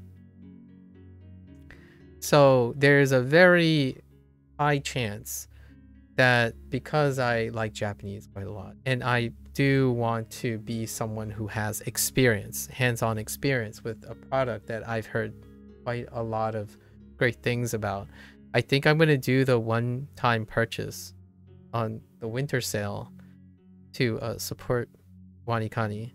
And we're going to do Wanikani streams as well. So stay tuned for that. Maybe. We'll see. It's not until Christmas, so we'll wait till Christmas happens and see if they repeat. As far as I remember, in 2023, it was a very resounding success, and 2022 was a success, so they brought it back in 2023. Let's fingers crossed if they buy it back in 2022. I prefer to buy lifetime support because I like to upfront invest in products that I believe are wonderful. And I think there is enough anecdotal evidence for me to believe that Wanikani is a fantastic project and a fantastic thing. I mean, it's been around since 2011. Solid product, right? And the winter sale price is equivalent to like 2 years, right? 2 years, and I'm okay with that. I'm probably going to end up using this product. The reason why I'm buying a one-time purchase is because time is hard to schedule, so I prefer to buy forever licenses if they offer. Just thought I throw it out there. I think there are a few people who are curious of what I think of Wanikani, or what I would do with Wanikani at this point, which is kind of, I thought that's enough for me to be interested. You've been learning English on Duolingo for 2 years. Your native language is Spanish. Oh, and you've only interest in English. By the way, I can understand Portuguese because it's really similar to Spanish. It's kind of funny you mentioned that, because that other person that... Are you sure you're not the same person? The other person literally said the opposite. They're learning Spanish, and they're relying on, because they explained to me, you know, how Portuguese is very similar to Spanish, which I agree, because I also noticed that Portuguese is very similar to Spanish when I was learning Spanish. They literally said the opposite. They said like, oh yeah, you know, I'm learning Spanish for a very long time on Duolingo, and it wasn't enough. So they now are doing Babbel and Duolingo for Spanish at the same time. And they said like, because they know Portuguese, Spanish is very similar, so maybe they just need a lot more material since they're relying a lot on the similarities. It's funny that way. I'm learning Chinese and Japanese at the same time. And a lot of the things I learn in Japanese is mixing with my Chinese very favorably, and then the vice versa. So it's kind of, the relationship between Chinese and Japanese might not exactly be the same as Portuguese and Spanish, but it's a very close thing. Side of things. The price depends if you're not gonna rush Wanikani or not. No, you don't understand, XD. No, there's no price variance, XD. I don't know if you caught me. I'm buying the one-time life subscription, is what I spent the lifetime. It doesn't depend on time. The price is always going to be a singular price. So if it's 2 years, right? It's 2 years. So you would buy 2-year 2x, right? And I know what you mean by, like, if you bought month at a time. If you bought month at a time, it's more expensive. Yeah. But we're talking about the singular lifetime thing. So the price wouldn't change regardless of how fast I go. Yep. Do I want to become a... Oh, is that how they say it? Polyglotta. Oh, interesting. Yeah, a polyglot? No. I am already using these languages. So, I'm learning them because I already use them to some extent. As in, like, I want to speak and read them, but I've been listening to these languages for a very long time now. Since I was old enough to form English sentences, I have heard and interacted with Japanese, Chinese, and Spanish. Actually, maybe not even Spanish. Spanish came a little bit later. Yeah, because I grew up in... my family is Chinese. So we grew up around multiple languages. So it's very comfortable learning different languages. I don't think it's different for me. Learning by myself is a different experience. Juggling different languages is not a different experience. And I like translating a lot, or interpreting. My parents do not speak English very well. I do it all the time.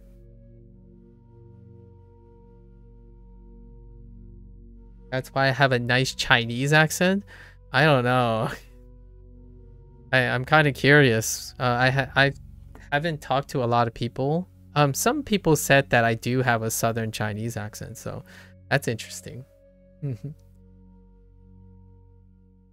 Not my English, but when I'm trying to speak Mandarin at the moment. I actually am not... I'm learning Mandarin right now, so not that great. Still working on it. Turkish is a lot of conjugation and grammar facing work. Has variable vowels where they're dependent on the last vowel of the root. Interesting. Okay. And if you like to make conjugation tables, you have a super bad time. I can see that, considering what you described. Being a Spanish learner, I find that Portuguese is kind of similar, but there's a lot of that you don't know, Cozy. Yeah. I feel for me, it's enough to pick up like the common things, but not sufficient. But obviously my Spanish is at most... The last time I used Spanish, it was at most only high school level Spanish. I wouldn't even say I'm B2 anymore. Like it was supposed to be like C1. We were around C1 before we stopped. I was reading excerpts from Don Quixote before I stopped using Spanish. Or stopped learning Spanish. Is carrot parote or something? Senora. That really went... So A, O, U, other one has one pattern because they're back vowels. Okay. That's probably a little bit more than I'm able to keep track of regarding Turkish. Do you also change the voice when you speak another language? I do not. So, at first I thought you do. XD. At first I thought you do. I don't know. Oh no, you weren't here before. Back in the first 2 weeks of Japanese, right? The first 2 weeks of Japanese, I'm pretty sure I remember talking about this, where I watched like a lot of clips about people saying like their voice changes when their when they acquire their second language, right? And I thought about it as like, oh yeah, maybe that's what's going to happen, right?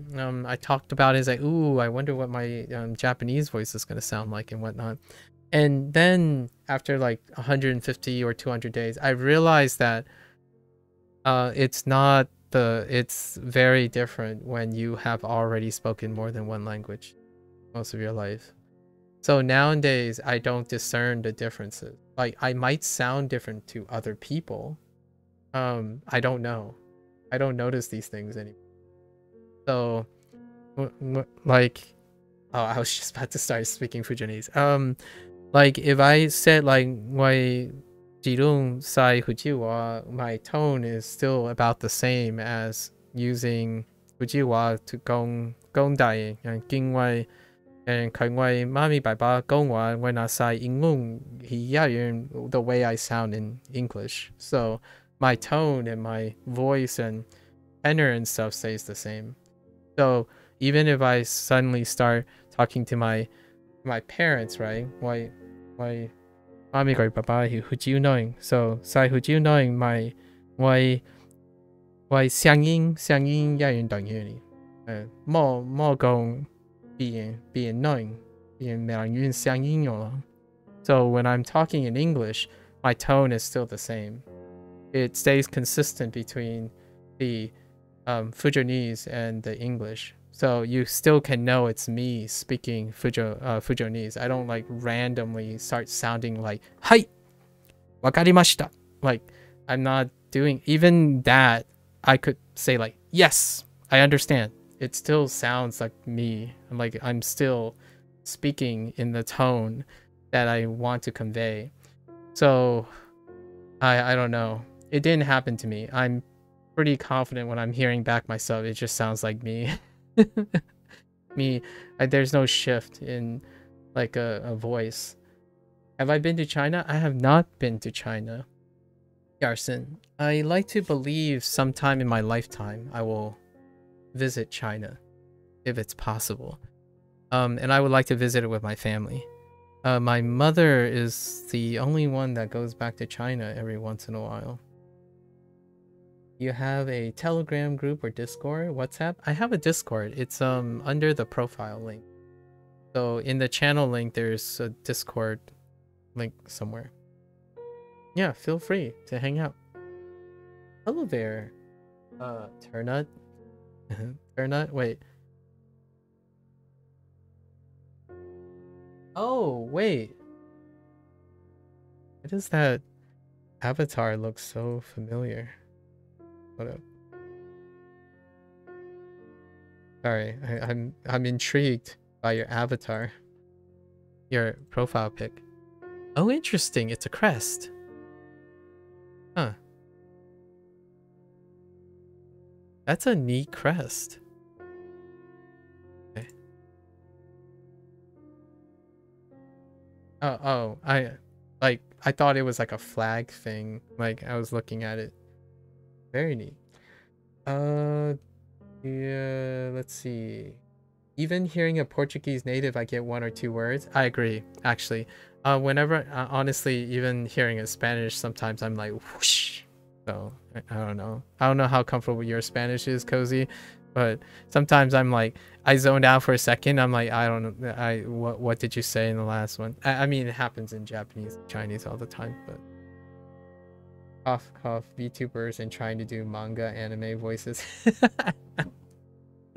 Yeah, the over exaggeration. Yeah. I don't think my voice ever shifts. XD. And I don't think that's because other people's voice don't shift. I think other people's voice do shift. Maybe it's because I already speak more than one language that it's not pronounced. So I'm like very lackadaisical with my Japanese, right? A lot of people would say like, oh, you just sound like an American who happens to be a Chinese person who's speaking Japanese with a tone that sounds like American Chinese. And I think I've come to normalize that a lot. I think my English sounds like my Mandarin, or not my Mandarin, but my Fujianese. So whenever I'm speaking Fujianese, sometimes when you're hearing me talk, it's not like I can't just say wow, and suddenly I would go back and it would still sound like, well, you can probably figure it out if I said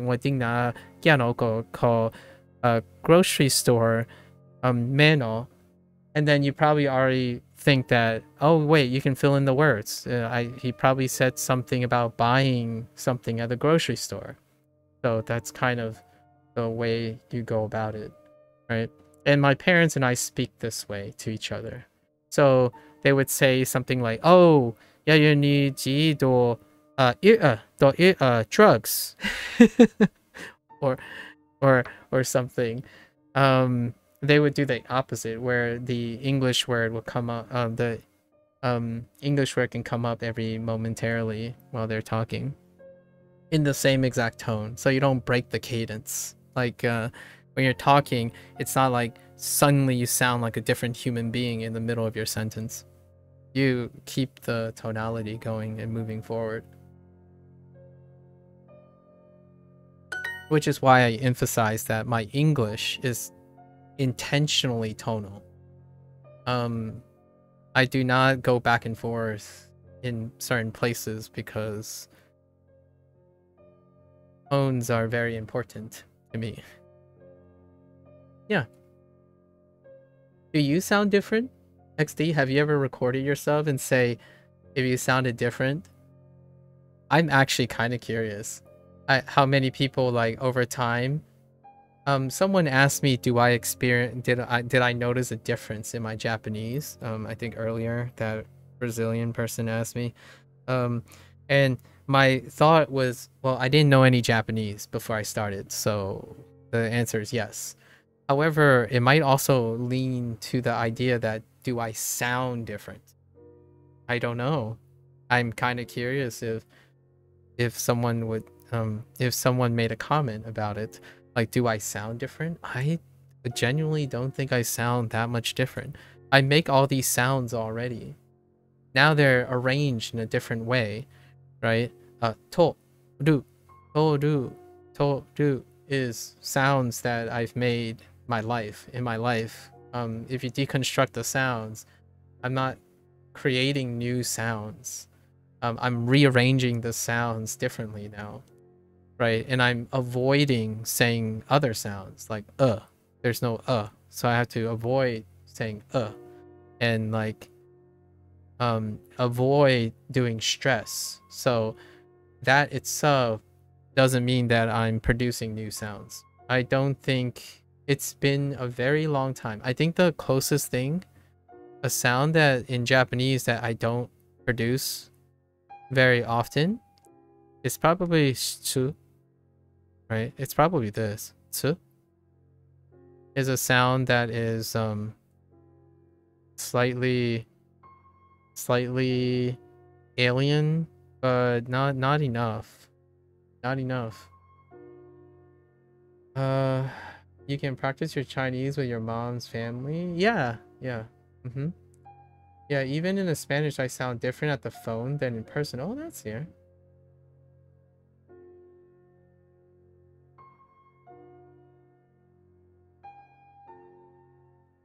Oh, here's a word that's still fitting for Nomaji. Oh no. Wait, are you talking about? Oh no, here we go.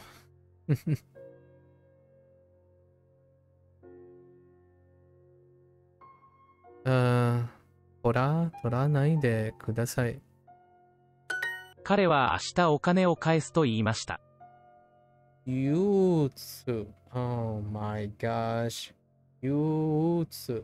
I don't even know where, like, the Yutsu. So, Yutsu. Yeah, Yutsu. That's kind of funny. Oh, I guess it would be like this if they try to condense it a little. Wow, that's a complicated kanji. That's saucy. What does it mean?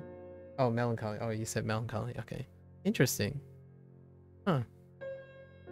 Can I just say, instead of saying melancholy, just say like totemo, totemo sad. It's not the same, obviously, but totemo kanashi. Big sad, yes. It's just big sad instead of saying yutsu. That's funny. 彼は明日お金を返すと言いました。I was gonna say maybe like sadness that is long. So like this would be nonsensical, but I would describe it as, you know, kanashi, demo nagai. like sad, but you know, long sad, like, you know, there's a long sad, like melancholy. That's how I like descriptively say, oh no, not just sad, but like a long sad, a very longish sad. Or maybe like if I knew the word for like atmosphere or something, like atmo, sad atmo. That's probably what I'd go with if I forget. The T in t is a little difficult for beginners. Yeah. T t is at the end of a lot of specific English words, so you can try to find t in some English words and then use that. But I'm not sure about like do we have any archetypical words? I feel like Hideyoshi is fairly good at finding words this way. Hideyoshi is very peculiar when it comes to these things. There's nothing off the top of my head for so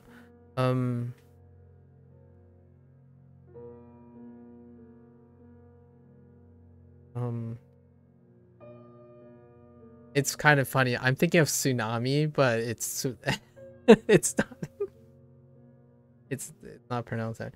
What threw me for a loop is there's no two. Oh yeah, true. There is. Oh, you're right. There's no two. There's no. Yeah. Interesting.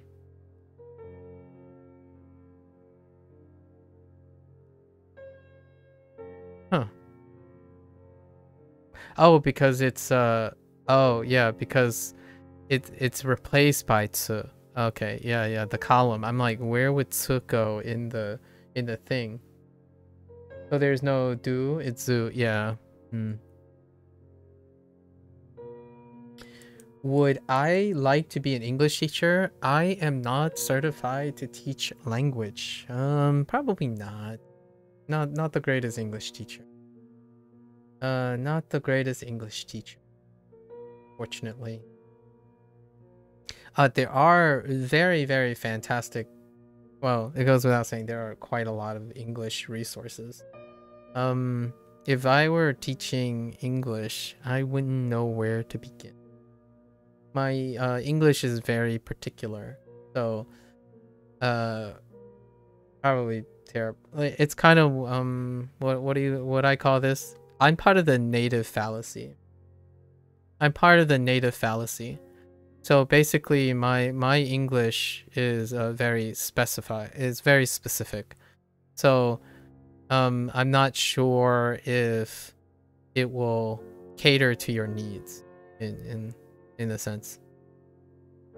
You need a C1 to teach a language in the US? I have no idea. Actually, what is the minimum requirement to teach English in the United States? I don't think so. You can be a teacher of pretty much... That's a very good question. Requirement of English teaching. Oh, you need a university degree. Interesting. Or... Oh, no, you don't really, actually. Or a typical requirement is a bachelor's degree in English. A typical requirement. I'm not sure if that's necessary. So college, that's C2. If the average person, if this is accurate, right? Which I don't think it's accurate. If the average teacher in English holds a university degree, then it's C2, not C1. I would say C1 is high school. You teach high school Chinese, but don't exactly have the face for it. The face. You probably need to get a degree or something. Yeah, and also it varies by the grade you want to teach. Yeah, it does. I was looking, mind you, I have no idea. I basically plugged it into Google, and they gave me like a statistical distribution, and I just believe it. So if you need a if you need a college degree, it's usually C2. College degree, by the end of college degree, one is expected to have some sort of college graduate level of English. That might not be true for like all disciplines.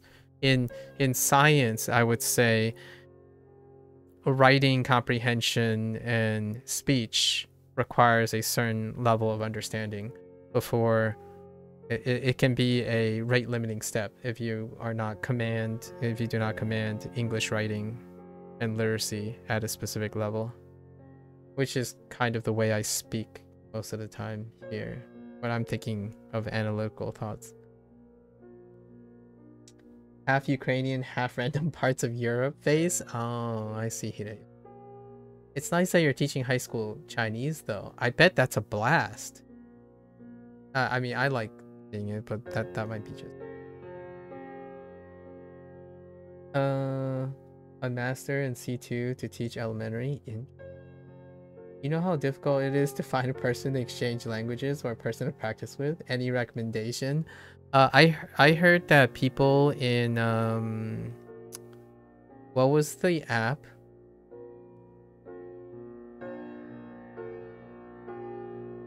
There's a very popular app that people like, but usually Discord works. Joining Discord, there's like Discord communities. It's a hit or miss, but there are a lot of Discord communities a lot of times that are language forward. And then there was a popular language exchange thing. There's also paid services, but I'm guessing you're not looking for paid services. Paid services would be something like italki kind of thing, but that's not necessarily language exchange. This is more like teaching.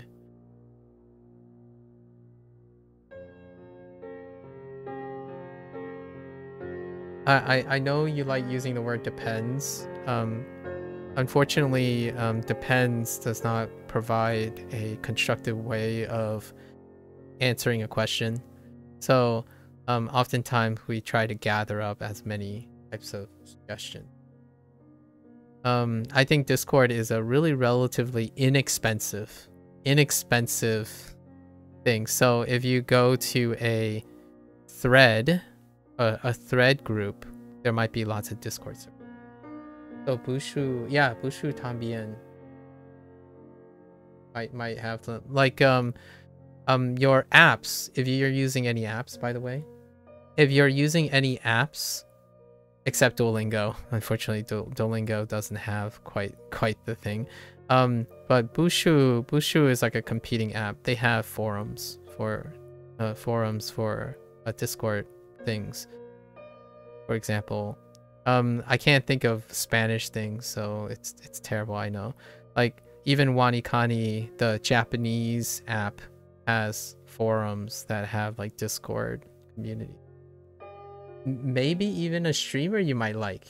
Unfortunately, I'm not a streamer that has anyone, so yeah. English, it's an interesting thing. How's your English right now? Like, how are you liking English, Garson?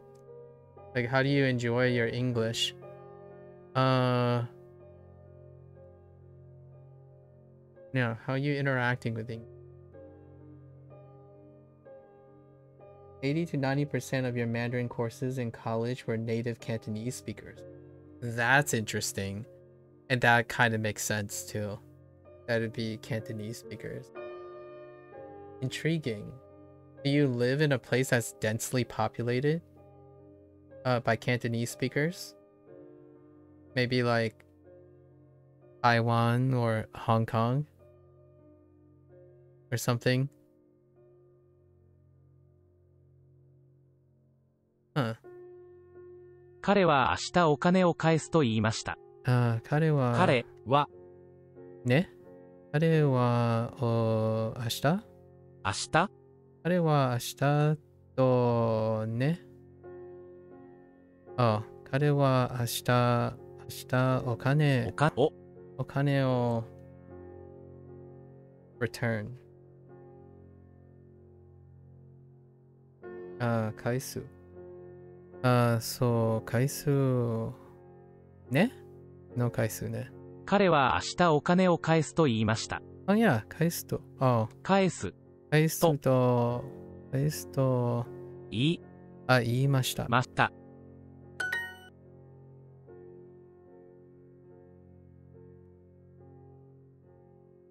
And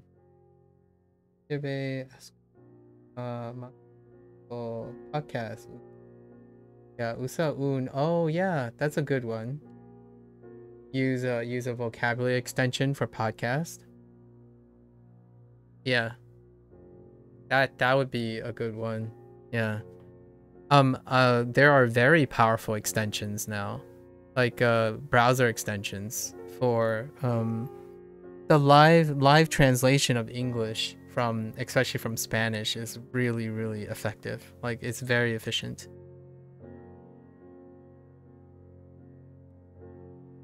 It was a school with a large Asian population. Okay, proportion. Some of the teaching assistants have strong Shanghai accent and were nigh unintelligible English. Okay, hear me out, Hideyoshi. And it took me a while, but when I was in like working in science still, right? If I go to like an international conference, boy howdy, when I hear a Chinese speaker, it takes a bit to adjust. And maybe after like, I'm gonna say 3 or 4 years of like being around someone else and stuff, you kind of get used to the Chinese English accent that you hear like that. I hear quite a lot. It is tough. And what doesn't help is I'm already struggling to understand the seminar, because the seminar is in a discipline that is very nuanced, so it's already tough making out the words, but it's also incredibly tough to know when they're talking about, like, you know, pluripotency or something. Like what the heck does pluripotency sound like with the Chinese English accent? Like when they say pluripotent, what do you think that sounds like? I'm still not clear to this day what they're saying when they say things like pluripotent. Yeah. You watch solo vloggers on YouTube, people who travel around the world. I like a lot that kind of videos. That sounds great. There's no shortage of people who speak English traveling around the world. That's why I can understand a lot when a person is speaking. Well, you have no fear. No fear. You're already listening to English as it is. And you're listening and participating in English with your interest, right? With your interest. I think your English will be great. Now, if you ever find a time to want to speak it, it's probably, yeah, how to speak, a lack of practice, yeah. So, my speech tends to, I don't talk to a lot of people, and I don't know a lot of people around that talks, but I talk to myself.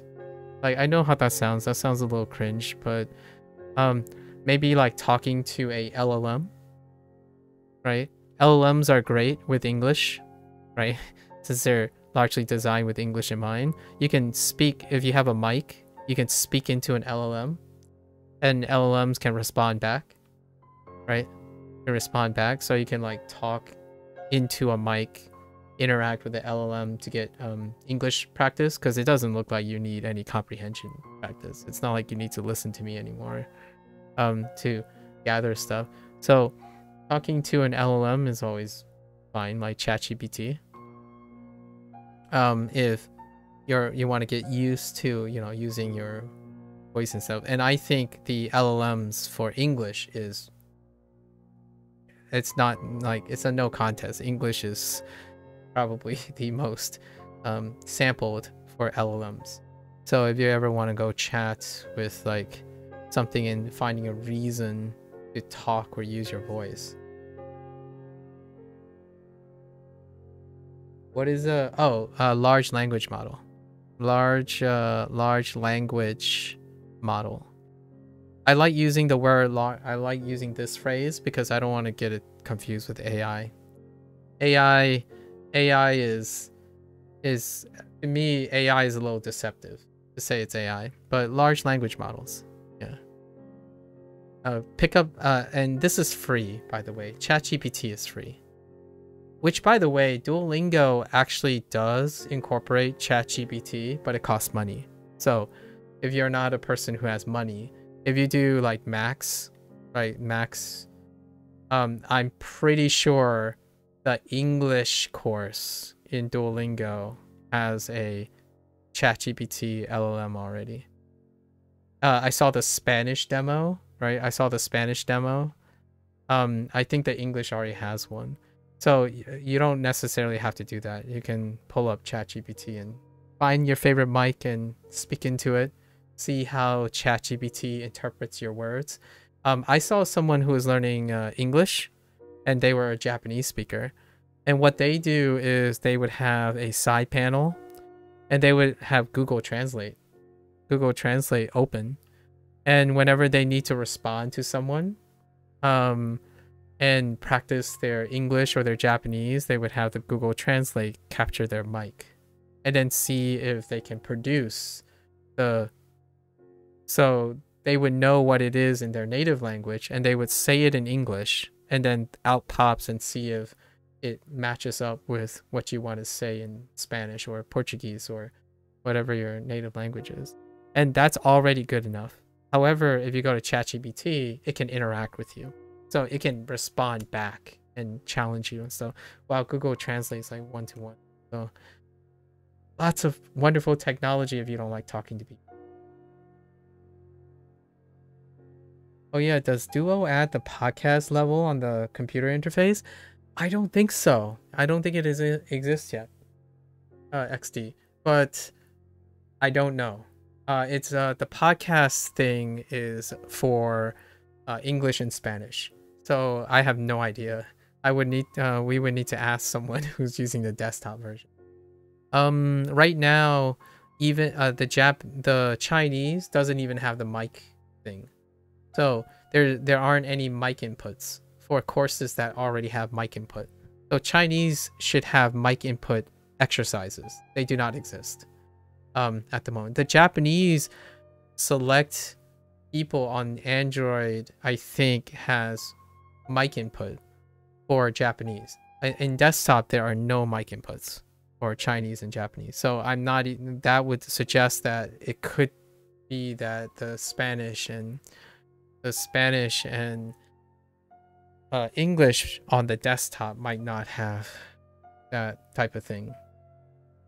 Like the more bigger functions. I do love those functions on the phone. I did try some of those functions on the phone.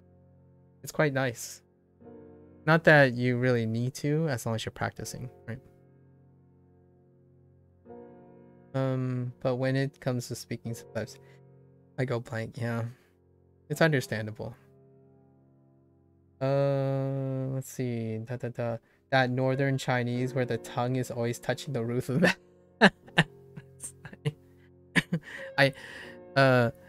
Hideyoshi, I didn't, when you're describing it, I know what you're talking about. I didn't really visualize it like that. Like the sound they make. I haven't ever visualized it as a shape, like your tongue touching the mouth. Now after learning, working on this for a while, it's kind of funny that I know what you mean now about the tongue touching the roof of the mouth.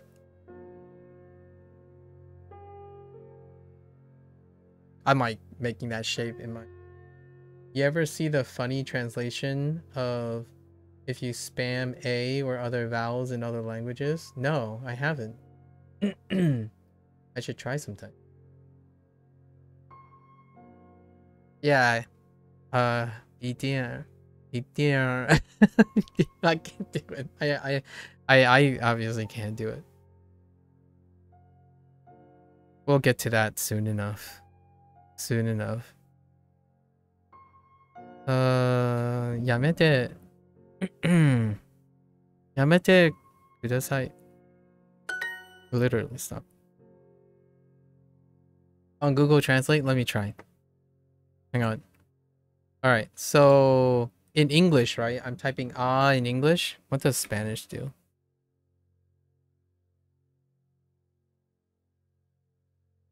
Translate to Filipino. Sorry. That didn't do anything. How many A's are you supposed to plug in? Oh, you don't know? Oh, okay. I'll experiment. In the future, we're gonna experiment with translation technology. So it'll be we'll experience it together to some extent. カレンダー、 calendar. 野球、 Yaku. 箱、 Hako. We gotta complete our lesson here. So we're gonna do it. And then we're gonna move to Chinese. Much yap today.石鹸、 Seken 行く、 iku. 会社をまだ辞めないでください。 Oh, you don't know if Google fixed it. Oh, I see. Intriguing. 会社をまだやめないでください. Sorry.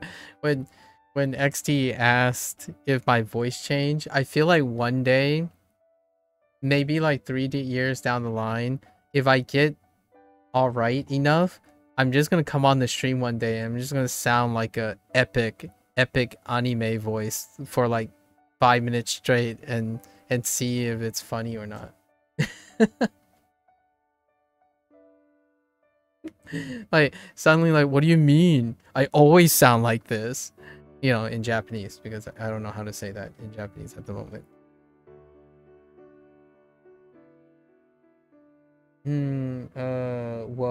我天呐，我天儿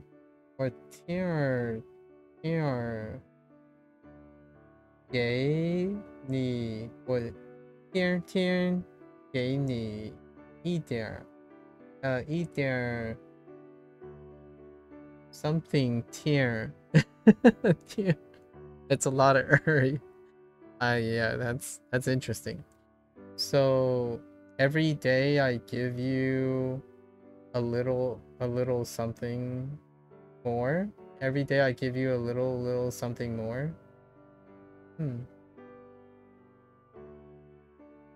It would be great, the comparison day 1 and final day of Japanese.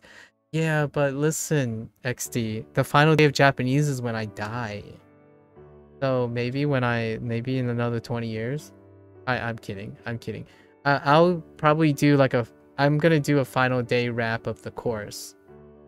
That's not gonna be for another year. There's another year left in the Duolingo course. So we'll do like a few more wraps, a few more summaries. Like 100-day wrap is coming up soon. And then at the end of the course, I am gonna do one for Chinese soon. It's coming up. There's only less than 1 month left in the Chinese course. So we'll try to do like a fun improv thing or something like that to compare it.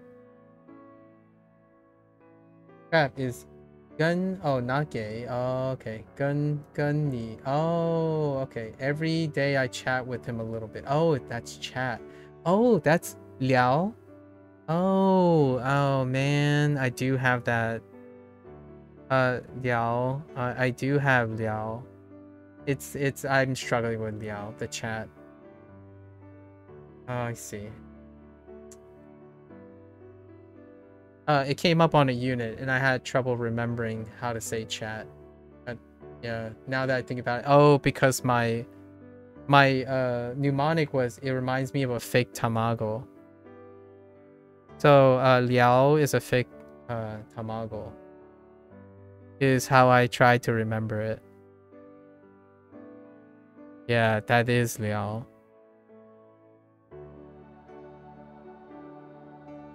it did give me 2 chats, but this specific one, it's this character is how I remembered it, because I know that that's my mnemonic, and I would only be able to come up with it because of Amago. Anyways, 会社をまだ let's see. Please やめないで。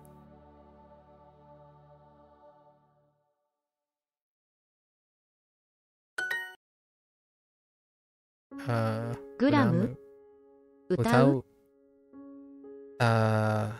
石鹸雑誌豚肉ちゃんとやってください。ちゃんとやってください。I'm surprised people haven't gotten on my case with all these Spanish speakers out there. Like, I'm surprised people haven't gotten on my case and laughing and giggling about butaniku. Yeah. I really appreciate it, by the way. I'm surprised Cozy haven't been like, you know. I'm like, yeah, I know. You guys know exactly what I mean. There are enough people here that know Spanish to know what I mean. When I said pork just now, I said it every time, like, well, let's see if it ever happens. And I really respect that, just so you know. If it didn't come across your mind already, hopefully I didn't ruin anything.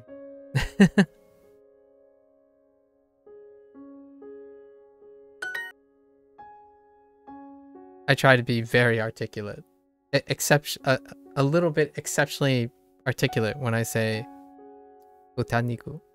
Right, just very, very articulate.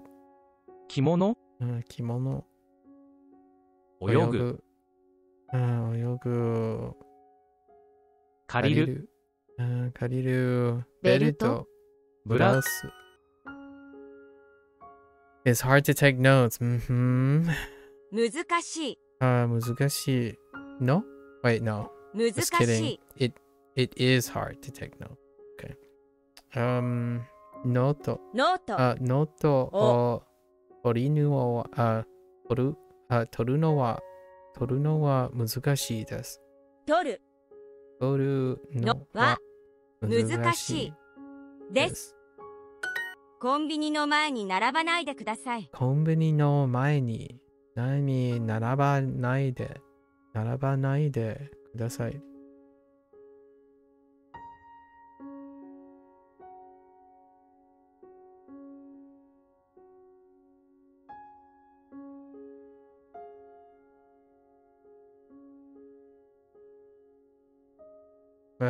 It's so long. Toru is take as grab or write. Take. To take. Although I feel like you can probably use it as an implicit write. Like what I mean is Toru has an element of completion as well, or to pass something, or like to obtain something, to receive, to earn, or like an adoption of a status and whatnot. So there could be a chance that it could be arranged in a way like, oh yeah, it like a suru situation. But Toru is incredibly flexible. Like there's so much that Toru can do. Not to be confused with Toru for taking a photo. But yeah, Toru is there was one that they used and I'm not sure yet. To do it properly, yeah, to do it properly, they're using totte. Or not, sorry, was it? No. Was that the example? Take notes. It sounds more that write than grab. Yeah, exactly. Yep. Yep. To take notes is to imply writing, right? You're writing notes, right? And then it's kind of difficult to know without enough context, I suppose. But is supposed to suggest taking, as in like the literal taking of notes, but then yeah, I totally understand what you mean.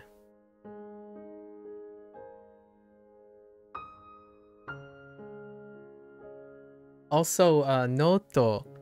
And noto is contextual dependent too. Like noto can be interpreted as a book, like a notebook. You could say take a notebook, as opposed to notes, which is also noto. Although I feel like if you added notohon, maybe you could clarify that it's a notebook in case you're really confused and being harsh, but that's kind of like, yeah. Or maybe they are really saying taking notes is difficult. Yeah, like stealing, taking someone's note is difficult. That would be kind of funny. Do you have any writing utensil? Oh, and this one is interesting too. A writing utensil. This is an interpretation too. Utensil is a very specific word in English, and it has a lot of nuances. However, in this case, I think it's very appropriate. Although I don't know how often utensil is used in the reverse. Like, if a Japanese person was learning English, would they be familiar with the word utensils right away? Utensils have a more of a necessity type of, in my opinion, a more of a necessity meaning to it. Like an eating utensil and a writing. I usually use the word writing implement to soften it, but you in order to write something, you kind of need these utensils. So they're referring to like pen and pencil, pen and pencil and whatnot. You'll know what I mean because they use mono here. They use kakumono, so stuff to write. Kakumono. Nani wa Right. Nani wa kakumono. Kakumono. Oh wait. Yeah, kakumono aru ka? Oh wait. ka Nani ka aru. Sorry. Nani ka wa kakumono aru. Yeah. So I thought that was neat. I think this was neat. It's a like a extra layer for English. Actually, it's a extra layer for English. So do you have any writing stuff? Is a little bit more generic, but typically when you're thinking about writing, you are thinking about utensils or implements, something that isn't just random stuff. There isn't random writing stuff per se. Like, people don't usually think of random stuff to write with. They think of very specific stuff. So the word utensils is actually something in the back of my head all the time. Oh, did I mess? Oh, I put the wa. I was supposed to put the wa back here. Whoops, my bad. This one introduced a word that's one-time use. I haven't seen it in any other context so far. So, 彼 彼は祖父祖父祖父に似てよく似て似ているよく似ている いる resemble or looks like. 何何書くもの書くもの何書くもの書くものはあるかはあるかか I wonder, no. か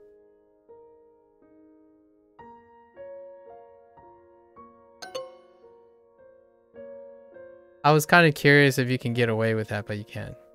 It's probably because you kind of need a か qualifier here. Yeah. 書く Kakumono. ものは What? ある。 Worth a try. Did I buy Super Duo? No, I didn't. This is using a classroom setting to get the health, so I can experiment.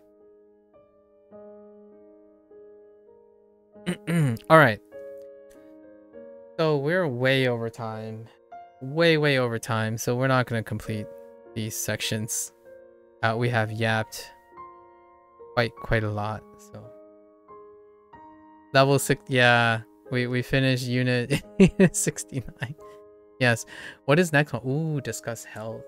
I do like discussing health. Wait, how many units is this? 6. Okay. So it's a wrap for Chinese. I mean, Chinese for Japanese today, right? We had a great discussion. I don't know Sub-Zero. I'm gonna have to talk to Sub-Zero because he kind of just fell off the face of the. Maybe he got tired or but we got into a really intense discussion, and I was being very intense and directed because I was really invested in. I like talking about interviews a lot, or learning, talking about how to troubleshoot and problem solve, and I think we were really at odds with each other when it comes to what is important in an interview. But I think ultimately it's philosophical difference. Like we had philosophical differences, maybe even ethical and moral dilemmas. I'm kind of curious. We'll see. Generally speaking, after a while, at some point, whether the person comes back or not, typically it deals with the intensity of discussion, right? Speaking in my opinion, at a very heightened level of investment tends to be quite exhausting. So one has to determine when they feel like pulling out, right? Like, yeah, this is too much for me. Like, too much friction, that kind of thing. That goes without saying. That is why there are certain people who are not around anymore, largely due to the nature of not being not thinking it's right. So with that said, we talked about interviews like a lot today, how to express like being a critical thinker versus portraying and demonstrating critical thinking and using potential negative events as ways to elevate your game, like and then how to portray that without sounding like you're uncooperative, right? There is a lot of political tact to using English to give a person the impression that you're being considerate, as opposed to you can pick a side without necessarily neglecting the consideration that you're considering other sides, like prefacing things like in an ideal situation, for example. Like you can use that, like in an ideal situation I would gravitate towards the most likely course of action to increase success rates, however, while remaining open to the idea that it can be modified by other people's input, right? That is leaving open for discussion. It's not the same, in my opinion, as saying I would do this and that's it. If you would do this and it sounds very positive, that's great. That's still a very acceptable response. Is it a complete response? Personally, I don't think response. Acknowledging the pros and cons of, at minimum, a pro and con shows awareness of your suggestion. Like acknowledging a bit of limitations, like, oh hey, if you use Duolingo, here are the things that it can do off the top of my head, and here are the things that it can't do. So if you find that you require the things that it can't do, I would suggest other things that may complement this, right?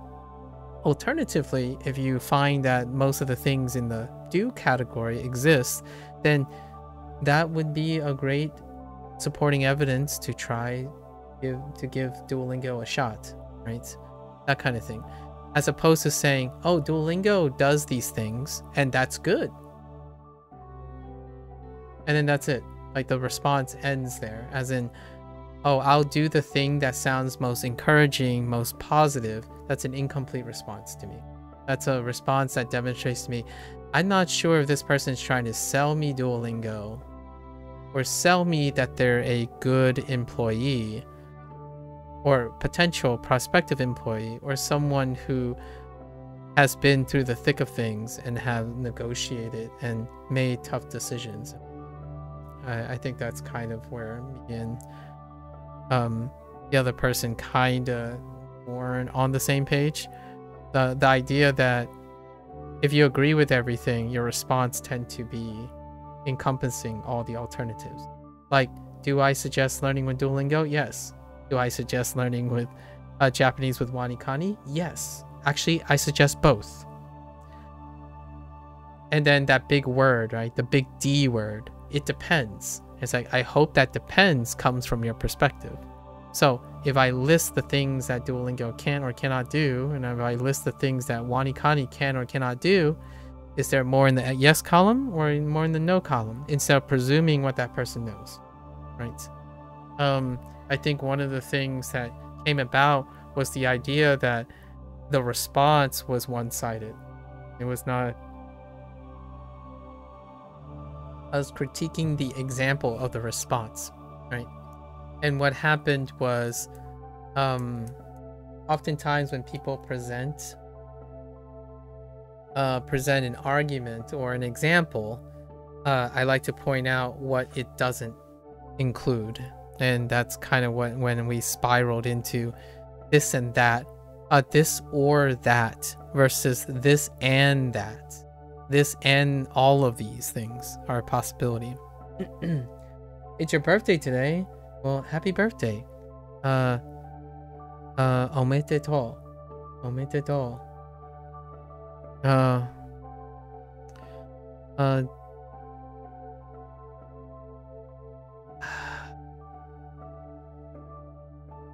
I don't remember. 恭喜 恭喜生日祝你恭 yikes. I don't remember how to say. I don't remember how to say.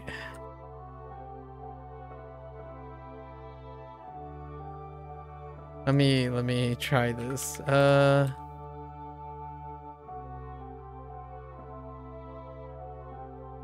What is it? What is it?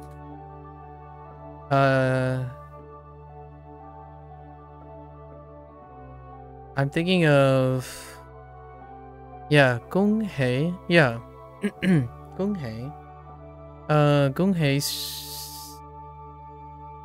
生日快乐. 恭喜生日快乐.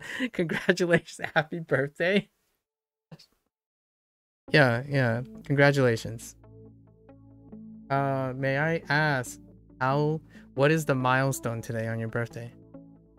Are you, how many years young are you, user? How many years young are you?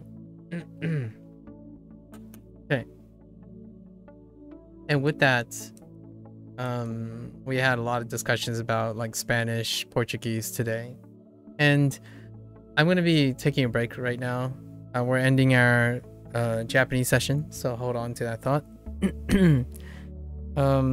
Yeah, that's a wrap for Japanese, for all the Japanese enthusiasts out there, or maybe like language learners in general. Think of things. Mata ne. Ja ne, minasan. Right? Yeah, take care, XD. Good night. Yeah, sleep well, XD. I'll catch you on the flip side. Right? And I'm gonna take a break. I'm gonna get up. I really need to go to the bathroom. I'm gonna get some glucose and whatnot. And then I'll be back for my Chinese lesson. Thank you.